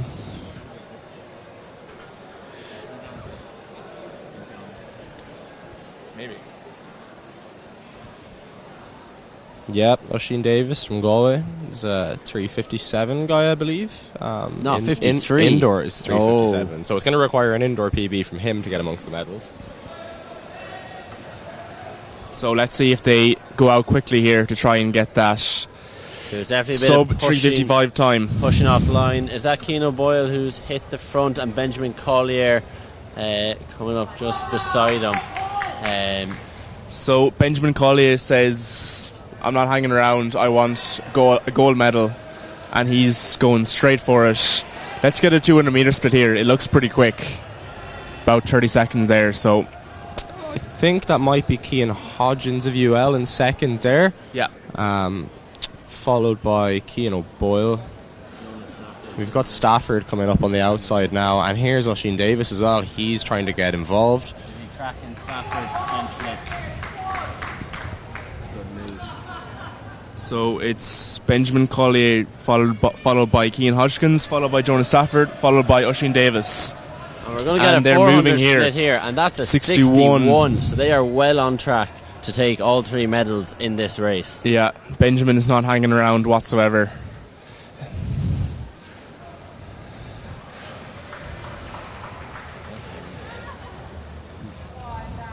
And I suppose this is where tactics come into play now. So they've, after going out hard, would you slow down a bit and try and let maybe someone like Jonas try and pass you out, not to run the whole thing yourself? Obviously Jonas is looking for gold as well, so Looks you like could share some of the loads. Jonas is going to do that himself as he moves up into second place, maybe looking to hold that, just sit in behind Benjamin. And it looks like Oisin just wants to stay with Jonas there. He's not letting him go. You've also got Cian O'Boyle getting in the mix, and it looks like Christopher Keenan of UCD in the white hat just at the back of that bunch. Yeah. Yeah, keeping the sun out of his eyes. We're starting to see some separation there. That's the first 7 athletes. And a big move from the UCD athlete in there, and there's a lot of pushing and shoving here. Oisin Davis just moves up out of the pushing and shoving, try to get a clear run at Mr. this Davis race. not hanging around. He means business. Those Jonas luscious looks locks very good at the flowing front. in this arena here. Maybe Benjamin paying for those early laps as he just starts to slide back the pack slightly. And our UCD athlete. So we're approaching the K mark here. Let's see what they split. Keenan They're up to the front 235. now, just beside Stafford. Davis in behind. These three are just pulling away. Cian O'Boyle try and stay with them. So they come up to 400 metres to go now. Very exciting race here. This is very Can quick. Oisin hang on to the UCD athletes? We're going to have to see 3 athletes here close under 62 in order to hold on to those medals. Yeah, the 2 UCD athletes working together to get into the front 2 places, but it looks like Jonas just trying to open up a little bit of a gap now. Oisin is hanging on to the back of the 2. There's clear daylight now. This looks like it could be our medals, the front 3. Unless, of course, that time from Harry Colbert has anything to do with it. So Jonas Stafford pushing the pace here. He's really making moves, but Oisin Davis makes the move. Up into second, with 200 he's to really go. pushing. Who is going to be named the varsity 1500 metre champion? Let's go, Dave. This is very exciting now. Dave is just there, tucked in second. There's a little bit of daylight between himself and Stafford. He's but pushing, pulling though. it He's back. closing that We know gap. he can kick. We know he can kick. Christopher Keenan looks like his race might be run. He's going to take the bronze. Great run, but it's Davis, and he's tracking Stafford all the way. Stafford just kicked but on Stafford there is again. probably Very going to strong. take this. And Davis just pushing him hard all the way down the back straight, but Stafford takes the gold. Great race. Oisin Davis with second, Christopher Keenan for UCD in third. We've got Cian O'Boyle and that was a really, few really other- high standard race. some serious athletes. And it seems that they did enough to just keep Harry Colbert out of the medals. Of course, sickening for Harry to not have been in that A race, but he did everything he could. So we don't need to glaze Jonas Stafford. He's a He's a top quality athlete, top 10 in Eurocross. He's ran very, very quick times. But you know who we do need to glaze? Let's take the opportunity to glaze Oisin Davis once more. We're going to glaze him because that's a PB and he's taken silver, I think, in around 3:51. Not only a PB, a Crockwell club record and a University of Galway club record. There's only one Oisin Davis, and he's standing right here in the Abbottstown Indoor Arena. We're all proud of you, Dave, if you're watching back. He was very close to being selected for the Irish team for the Celtic Cross yesterday, and nearly thankfully he wasn't, as he got the opportunity to run an outstanding PB here today. Oisin Davis, fantastic run. I think if there's a man deserving of a University of Galway scholarship, it could be Oisin Davis. He's done the work and he's shown what it takes. Himself and Kyle Moorhead getting the silver medalists. On the topic of Oisins from Galway, Oisin Murray, the muzzler, performing unbelievably yesterday in Leeds for the Irish team. While we're glazing Oisins, we might as well glaze Oisin Murray. We're not going to stop. He's second Irishman across the line in the senior race. He was 21st overall. Only 1 minute behind the great Jamie Crowe. Unbelievable. Listen, we don't call him the muzzler for nothing. He's shown his class once again. And even cross country wouldn't be his strong suit. He's more suited to the track. But fantastic performance yesterday in the Leeds Cross Challenge, I believe, in the UK. Yes, the UK Cross Challenge. We also now have the women's pentathlon just coming onto the track for their 800. Grueling day, 5 events. This is the last one. And we have our very own Shauna Layden here, formerly an 800 runner, so hopefully she'll be able to do well in this event. Jeez, who put the Galway boys on commentary? This is ridiculous. Yeah, it was terrible. We don't even know anything about her except about our own athletes. It's somewhat problematic, I would say. But we're doing our best here. So hope you're enjoying the live stream. We all just need to catch our breath, I think, after a really good couple of 1500 races there in the women's and then the men's. That was sensational. Oisin Davis taking silver in a UCD sandwich of Christopher Keenan and Jonas Stafford.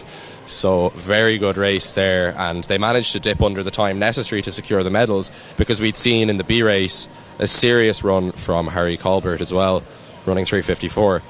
So that was a very exciting race.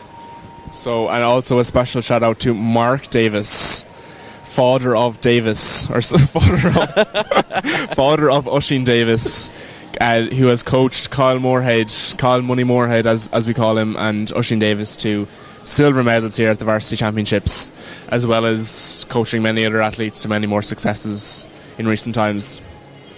Yeah, we don't have the standings for these women in the pentathlon just at the moment, but no doubt they're all looking for some big points in the 800 now.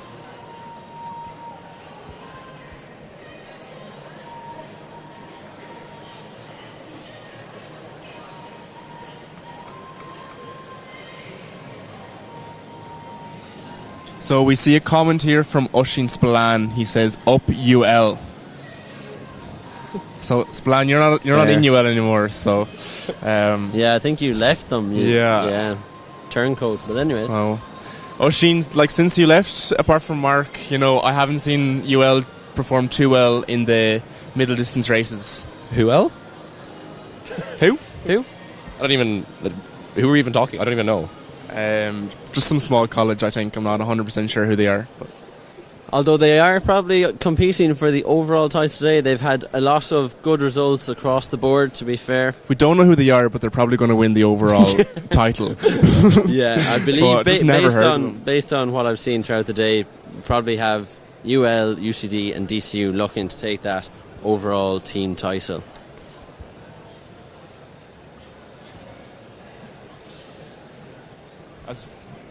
As we're gearing up towards the heptathlon women 800 metres, it's going to be an exciting finish to the day.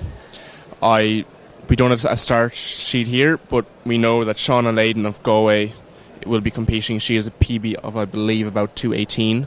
Maybe even 2:16. 2:16, even quicker. So hopefully she can use her athletics background, her endurance background to get some big points here. Yeah, she's very much an 800 athlete who's just recently come to the multi-events. So she used to be a multi-eventer, but she'd been focusing on the 800 recently. So it's good to see her putting up a challenge in this event. Guys, I don't know, do you guys even know how the scoring system works in this? Run fast, get lots of points. So, and that's Shauna straight to the front, as we'd expect.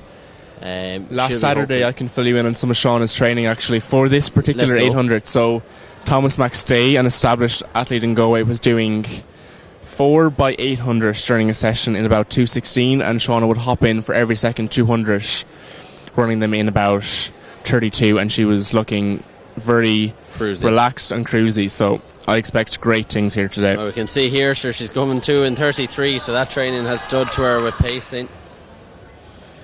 33, that's on for 2:12. This has gone out very quick. Yeah, this is impressive running now. So it's Shauna Layden in front of her athletes from UCC and DCU there. As we said, unfortunately, we're not up to date on the scores in this competition, but it's safe to say this has been a grueling day of competition for these women. It's always something that amazes me. The multi-events just seem so tough to just be doing event after event all day. So we don't know what we're going to see here time-wise, but it looks like they're going quite quick, which is impressive after a day's competition. Through 400 in about 70 seconds. Shauna Layden, followed by Coffey of UCD, followed by Fitzsimons of DCU. And then we have a UL athlete. It looks like we maybe had one of our UL athletes have to pull out. We started with 5 athletes and we're down to just 4 now, but that's what happens when you do 5 events in a day. It really takes its toll on your body, and you do generally see athletes have to pull out due to injury. That's a shame. A lot of the multi-events is just survival, so that's a tough part of it as well.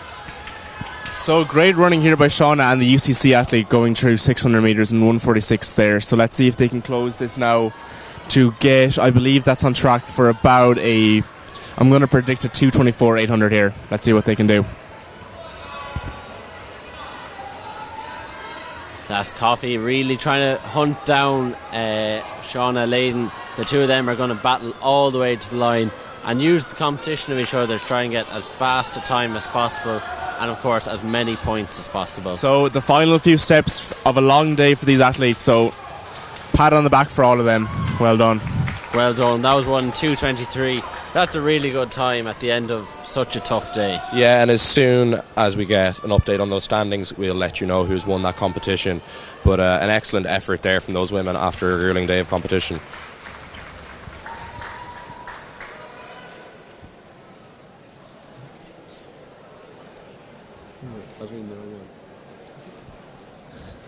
Oisin, you're more than welcome to come and do the commentary for us. Yeah, just to reiterate Oisin's second comment here, he seems to be getting aggressive in the comments. He says, someone get these Galway lads off the commentary, good lord. If you would like to come back to your roots, you could be here commentating, Oisin. Mm-hmm. Is he too big for his boots? Yes. I've heard he's gone to America now and he thinks he can chat stuff in the comments, but yeah, it's easy to be a keyboard warrior, but come out here and do it on a cold night in in Dublin. That's all we can ask for, Why aren't you here? And Patrick Lydon has also commented. Sorry if I get the name wrong. Canis Werty was a no-show in the 400 metre, but what's that about? We'll try and get that information for you, Patrick, as soon as possible.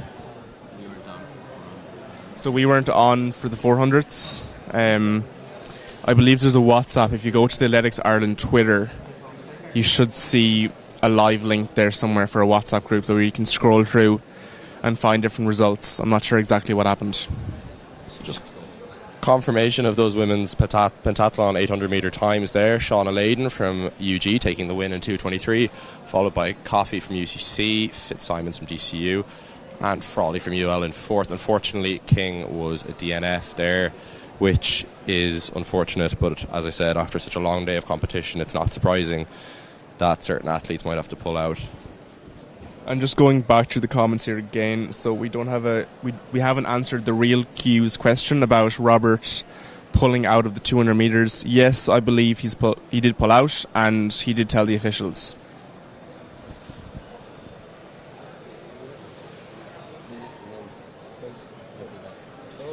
Yes, he's okay. Just precautionary. So the real Q has commented, was he okay? Yes, he's okay. It's just a minor niggle. I think he'll be fine for future races. Brian Martin asks, did the book run today? No, he did not, Brian. So we're away here for the men's heptathlon, 800 metres, I believe. 1,000 metres, so stepping up the distance here.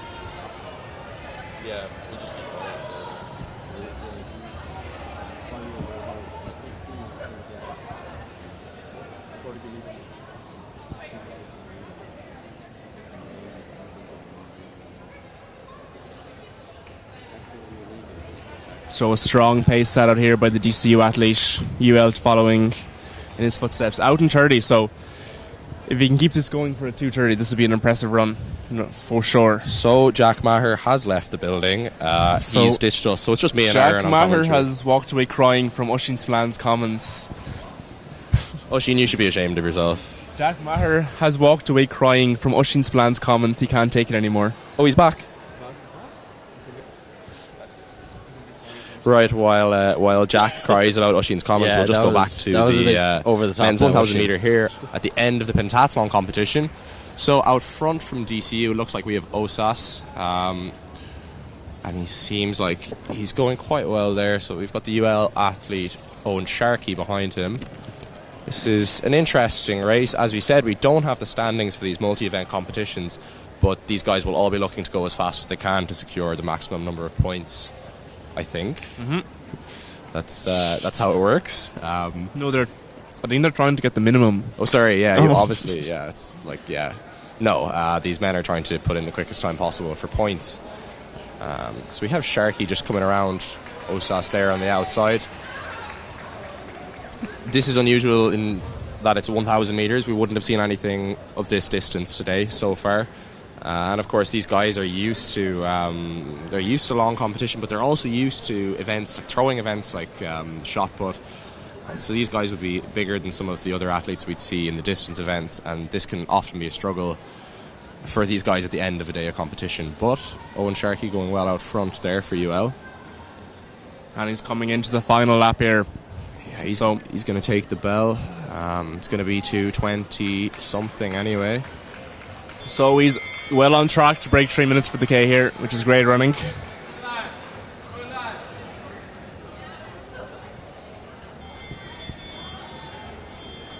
Followed by the DCU athlete there. So the athletes are working hard here. It's been a long day for them, and they'll be delighted when they come now to the finish, and they'll be done for the day.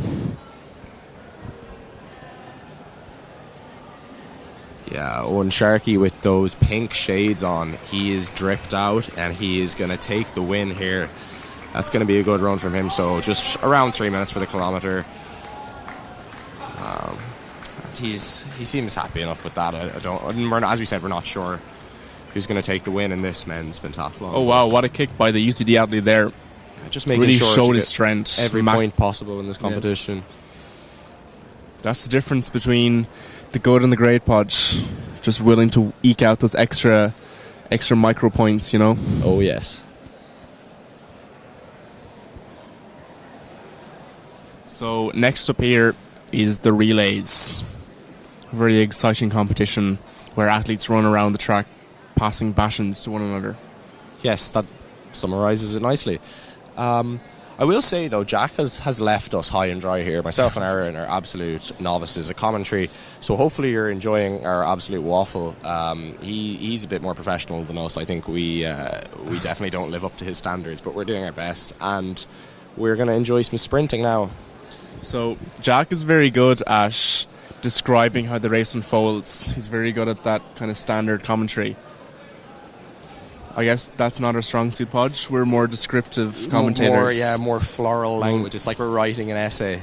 Just delivering poetry on the Yes. mic, which is obviously not what you're here for, so I don't know why we're doing that, but anyway. While we're waiting, I believe there was some more UL. There's actually a chat in the comment here comments. from Shay McAvoy. Talk about the legacy that Oisin Spillane left at the University of Limerick and in Irish university athletics.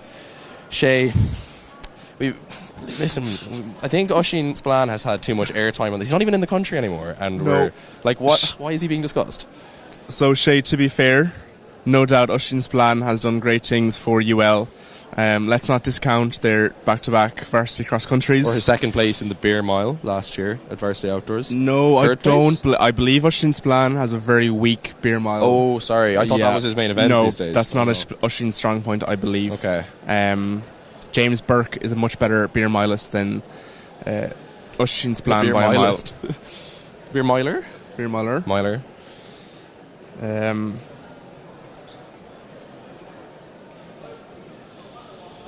Yes, but no, Oisin Spillane has done great things. So we'd appreciate, if he would just keep the comments civil and not ruin his reputation, please. It's an honour as well to have a sub-4 minute miler like Shay McAvoy commenting on an Irish athletics stream like this.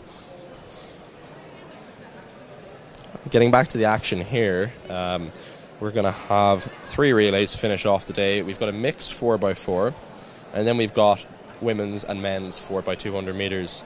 So it's something different you wouldn't see on the outdoor track, the 4x2.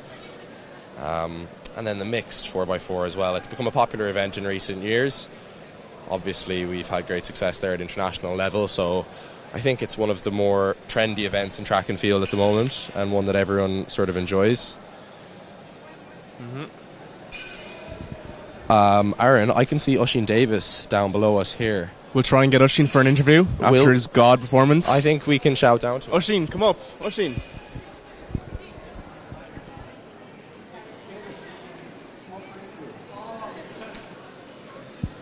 Right, so Oisin is on his way up. We're just going to stay here and wait for him to climb up to the commentary position. I think he deserves a word after that fantastic silver medal. Do you want to talk on the mic?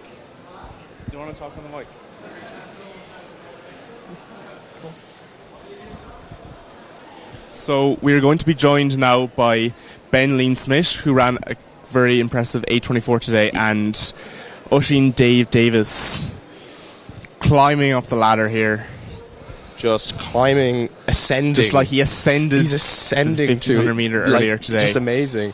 I mean, and Ben as well, not to dismiss Ben's achievement, he ran at 8:26 in that men's 3K, coming fourth, which is a very Oisin, impressive run as well. We have Oisin here.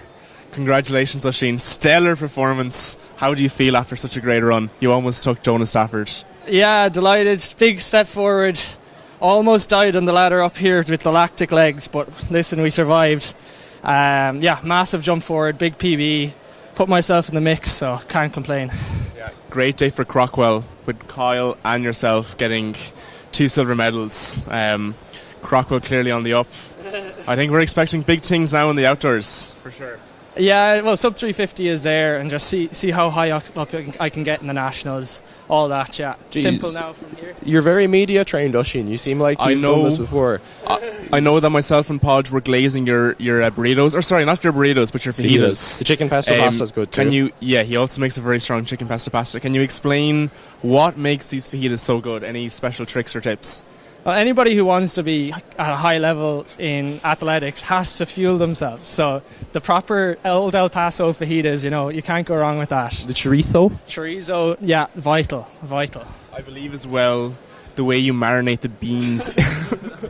Okay, maybe we'll stop talking about food. Yeah, before we get into these mixed relays, we're going to have a chat with Ben here. So Ben Lean-Smith, 8:26. 8:26 in the men's 3K earlier. 4th place, very strong run from the UCC man. Oh yeah, happy out. Just have to echo the words Oisin was saying there about the fajitas though. Like, as a nutritionist myself, you gotta stay fueled, and fueling PBs there, happy out, can't complain. Start the season. Do you think that's a big step forward for you, just really pushing those guys for the medal positions in that race? To be fair, the lads kind of ran my way with it there, but good start to the season. Happy days, can't complain. And I have to ask, where do you get your hair cut? Because that's a fresh skin fade. Old Grafton Barber now. Stay close to home in Dublin, but down in Cork as well. Support the chains, support franchise. Sport franchises. You heard it here first. Ben Lean Smith. He's a big corporation guy. So that's something we found out today anyway. Wow. And also on commentary, speaking of fresh skin fades, we were also glazing the luscious locks of Oisín Davis. They're just majestic. Just so majestic. How are they so luscious even when you're last 200 metres in a 1500 metre sweating with lactate? Listen, the quicker you go, the stronger you blow dry it. So if you run quick enough, it'll get waved up into the air. I mean, we live with the guy and he doesn't even use coconut oil. It's crazy. No, very impressive. Not even sea salt spray. Not even. Sometimes, as Ben suggested, but no. Listen, if you want that luscious locks, you're gonna have to go. You need to run quicker than 62-second laps. It's the optimal speed for generating the wind flow. Yeah. Can we have a prediction for this mixed 4x4 relay, Ben? We had a few dropouts out in UCC now, so kind of have to back Frank here though. Gonna go UCC 1, retain our outdoor title. Do it indoors. That's fair enough. Strong DCU team here as well. Oisín, what's your predictions? Or Ben's not finished? Miriam Daly's after I'm moving thinking in. UCD is looking pretty strong, so I think my money's on them. UL for a sneaky bronze. Who will? Who will? Don't know who that is. Oisín Spillane. So Ben and Oisín does not know this, Oisín Davis, but Oisín Spillane and Shea McAvoy have been talking a lot in the comments about UL, Oisín Spillane's legacy, etc. So, any comments on that at all? Who? Exactly. I think that sums it up nicely. So we're just looking down at the track here. This mixed 4x4 is just getting set up. It's going to be a tough one to call. Again, we don't have a start list for this race, but it'll be interesting to see who comes out on top. As we said, this is a really popular event these days in Irish athletics based off the success we've had at the international level, most notably that gold in Rome last summer. So definitely an event that's on the up. Irish sprinting in a really good place right now, Aaron. So yes, and I'm just looking through the comments, and Emma765 tells us that third place in the 1500 metres was Jamie Byrne, so we do apologise for getting his name wrong for UCC.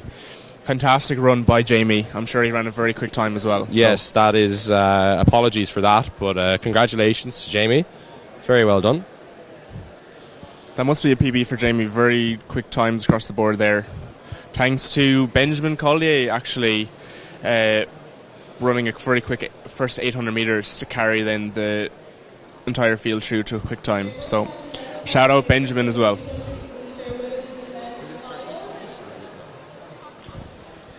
Right, so just coming up to our third last event of the day. It's been a long day for myself and Aaron. Don't know why we're still here, but there doesn't seem to be anyone coming to take the mics off us, so we must be doing a good job. We're gonna close out the day's action anyway with these relays.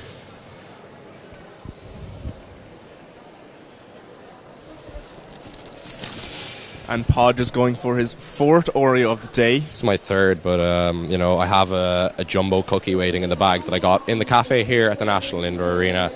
The food situation is obviously one you have to be on top of when you're competing.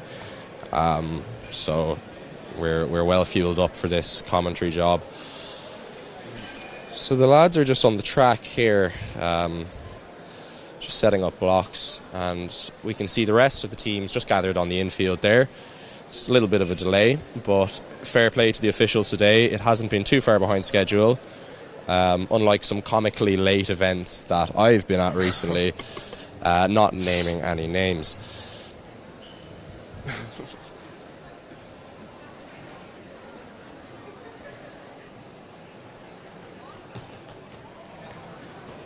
So I'm just waiting for this relay to get underway.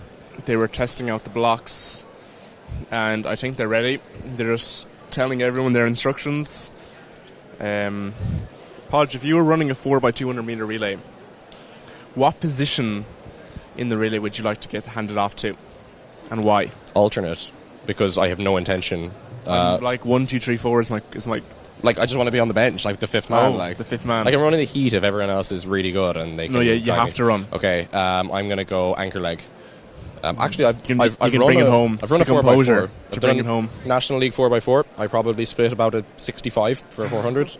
I'd already run an 800, and I'd been lactic snipered down the home straight, so I was not in the best state, and probably didn't even break 60 that day a few years ago in Templemore. So that's my experience with sprinting to date. Not the best. Yes, if there's any man who has the composure, it's Porrick here.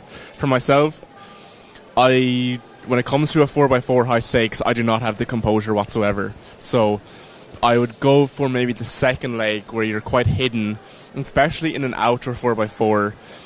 The bends make it deceptive to see how you're getting on. So when I split a 62 in my 4x4 in the National League, you can't really tell as much. And then I can hand it off to like a 49-second 400-meter runner who will just carry the team then.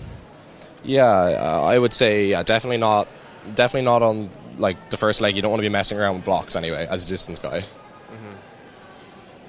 Because this is the reality for some of these athletes here now. You know, it's all hands on deck to get a relay team out, and that requires some distance athletes stepping down and running for their college, for the pride of their college, you know. Would you do a 4x4 now, Podge, if one of the coaches asked you to do a 400? Listen, if called upon, I'm always available. You know, my phone is always ready to be picked up if anyone needs a distancey sprinter. If you want to increase the average height of your team, maybe. Definitely decrease the average speed, but the height would be increased. So that's my main contribution.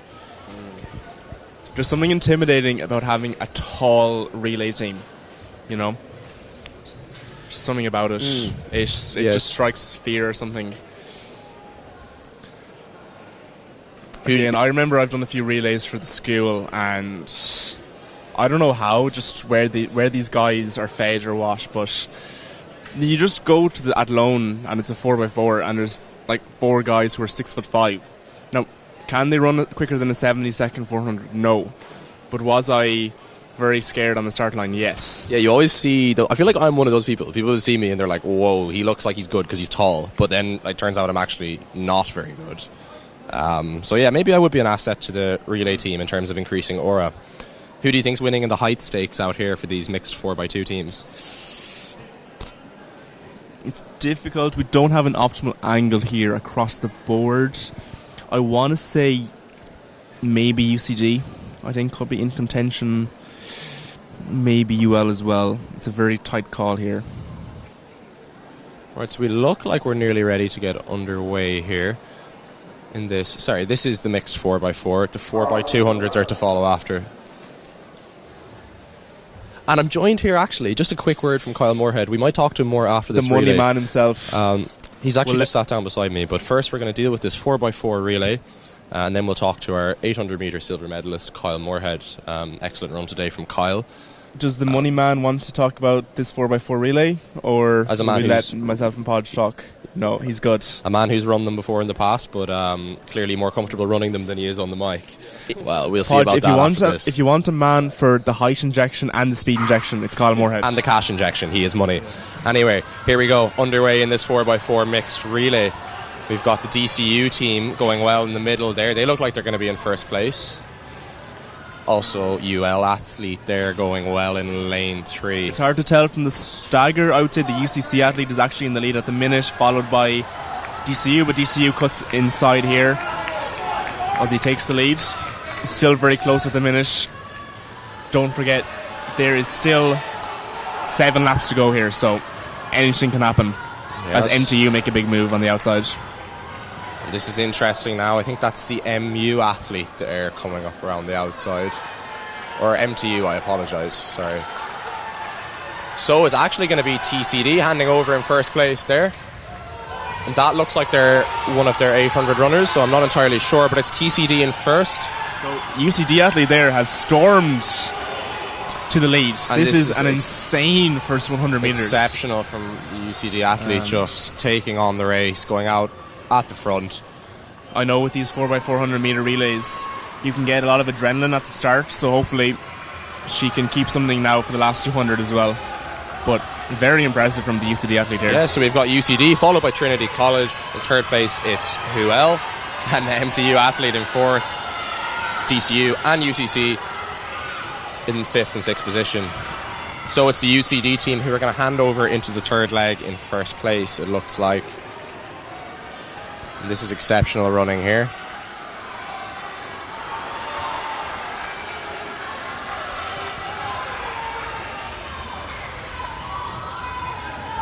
And I believe there for UCD, that is Frank O'Brien being handed the baton. He ran in the 800 metres earlier today, so he's winning in a shift for his college, and he's storming down the back straight. You can't see him right now, but probably a bit shout too out much, Frank. Probably a bit too much to do for Frank there back in fifth place. Still UCD in front here, but the UL man is looking to move up around the outside. So it's going to be UCD from UL to MTU, and Trinity now just moving up to third. So it's going to probably be UCD coming into the last lap, but the UL man is making a great move now in second place. So this is getting very exciting now with coming up to the last leg here. UCD in the lead, shortly followed by UL. Don't forget there's a lot of points on stake here for the overall competition as well, so multiple things riding on this right now. And this looks to be our three medal positions out front now, so it's UCD followed by UL and Trinity College in third. Who is going to take this home? And the UL athlete now making up ground on the UCD woman out front. So apologies again, we don't have a start list for this race, but you can see the teams wearing their colours here. We know exactly who's in first. It's UCD, but here comes UL moving up into first now. 1 lap to go. This is going to be close. Can the UCD athlete hang on here? It seems like the UL athlete has broken away. Yeah, for the first time in the race, UL starting to take the lead here. This is going to be really, really interesting at the finish. It looks like she might have enough to hold on. So it's UL from UCD and Trinity College making a strong push for silver now. But it's going to be UL to take the gold in this mixed 4x4, and that's exceptional running. She really had a lot to do on that last leg, the UL athlete. UCD And takes silver, TCD third. Trinity almost coming up for silver there, but great run by those three colleges. And a brilliant time as well. 3:36 for a mixed relay is moving. That was a great watch. As we said, that this is really the in-form event at the moment in Irish athletics, just in terms of like interest, I would say.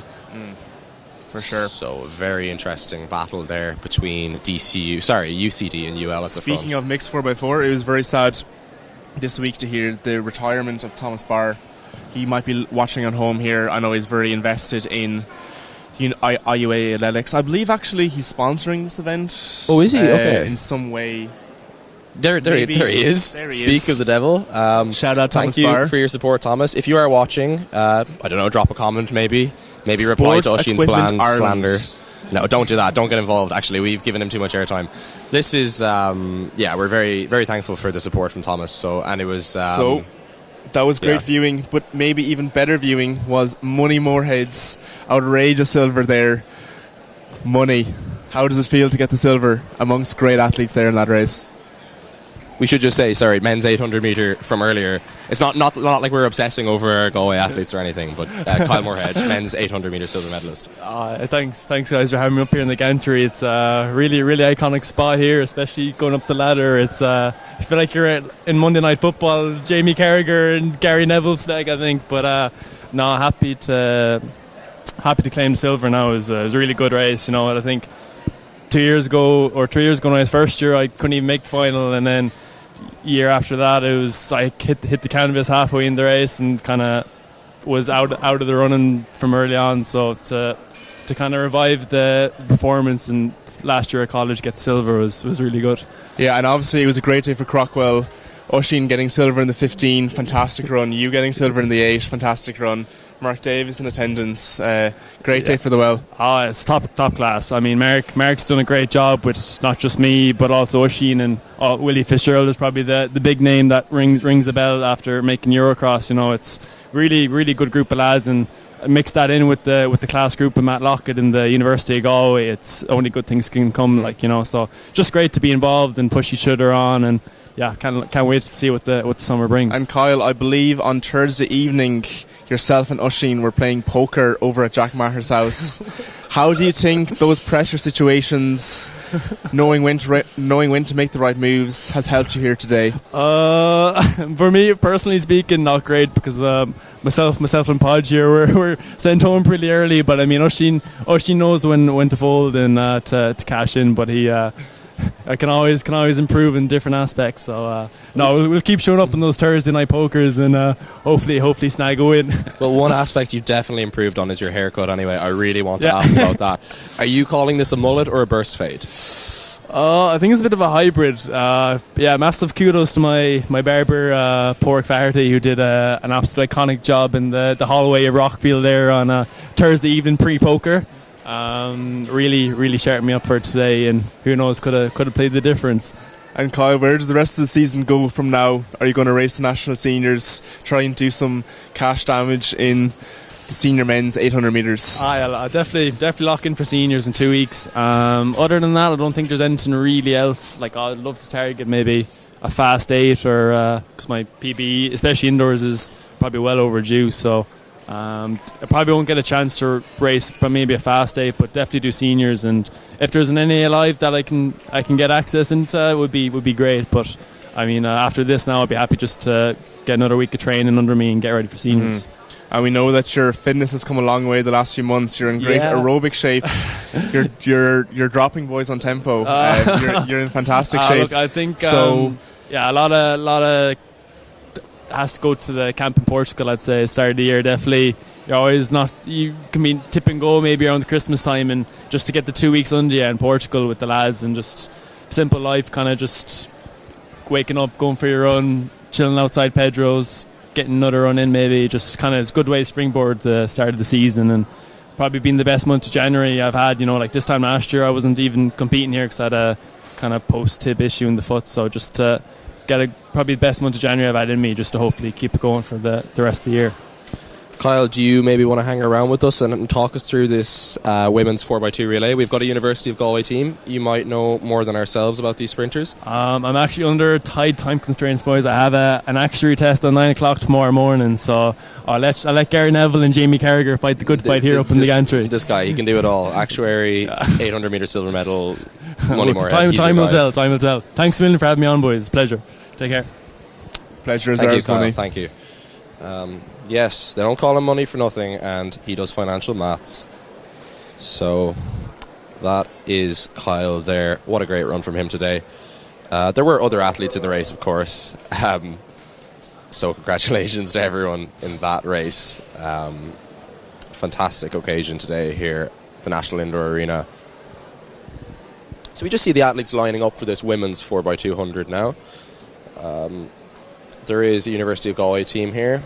We've got, I believe, SETU down there, and UL and DCU. That looks like Nicole Quirk from University of Galway.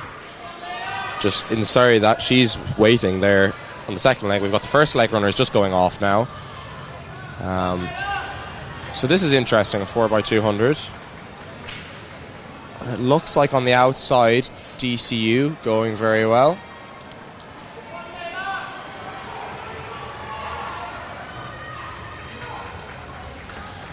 So it's DCU from, what is that college in blue? SETU. My apologies.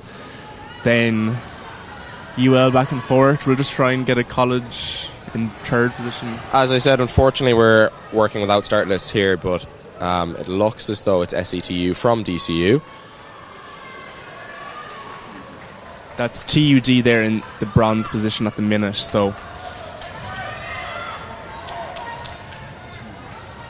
TUD in first. So they're after doing 2 legs here. 2 more to go.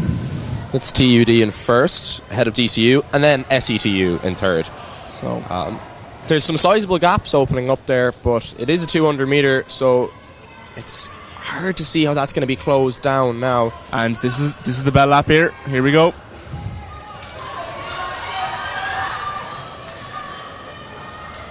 So TUD followed by DCU, followed by SETU, I believe, and then UL.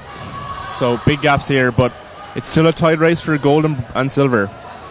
Will SEU hold on? But the DCU athlete is coming like a train. Here we go. This is going to be a close finish.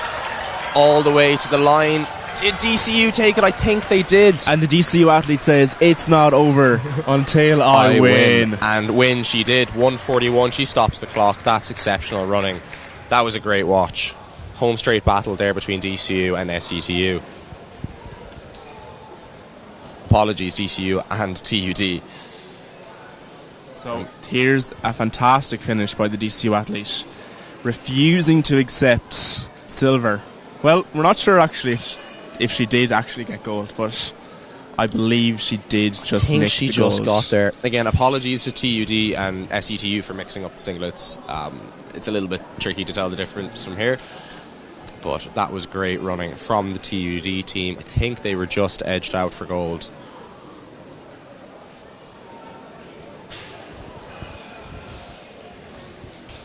So that's our second last event of the day. So we have some more comments that we can address in the YouTube here.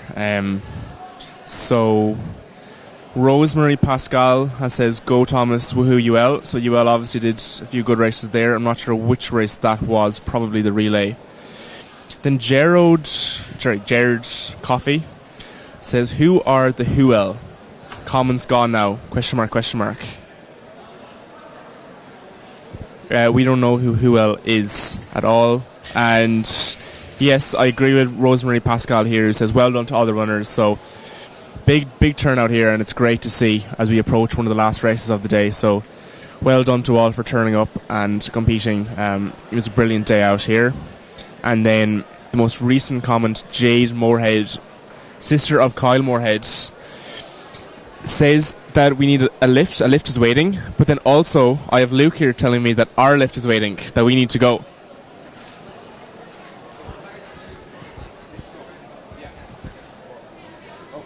So, in Fishing Commons, as Jade Moorhead has been asking Kyle to leave the commentary box, we have also been told to leave the commentary box as our bus is waiting for us. So, we may have to leave the final few races here.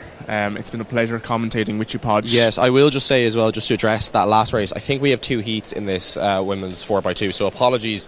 I don't believe that's the gold and silver and bronze decided already.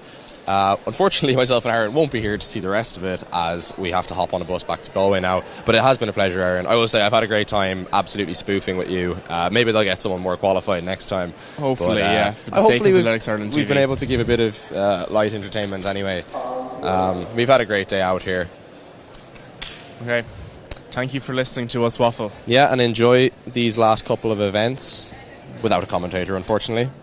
But it should be cool if we could play some elevator music maybe, but we might leave you with the silence. We'll just leave you with the echoey sounds of the arena. The empty, echoey sounds of the Abbottstown Arena. Hopefully you enjoy these last few races. For myself and Aaron, it's been fun. Thanks for watching. Ciao.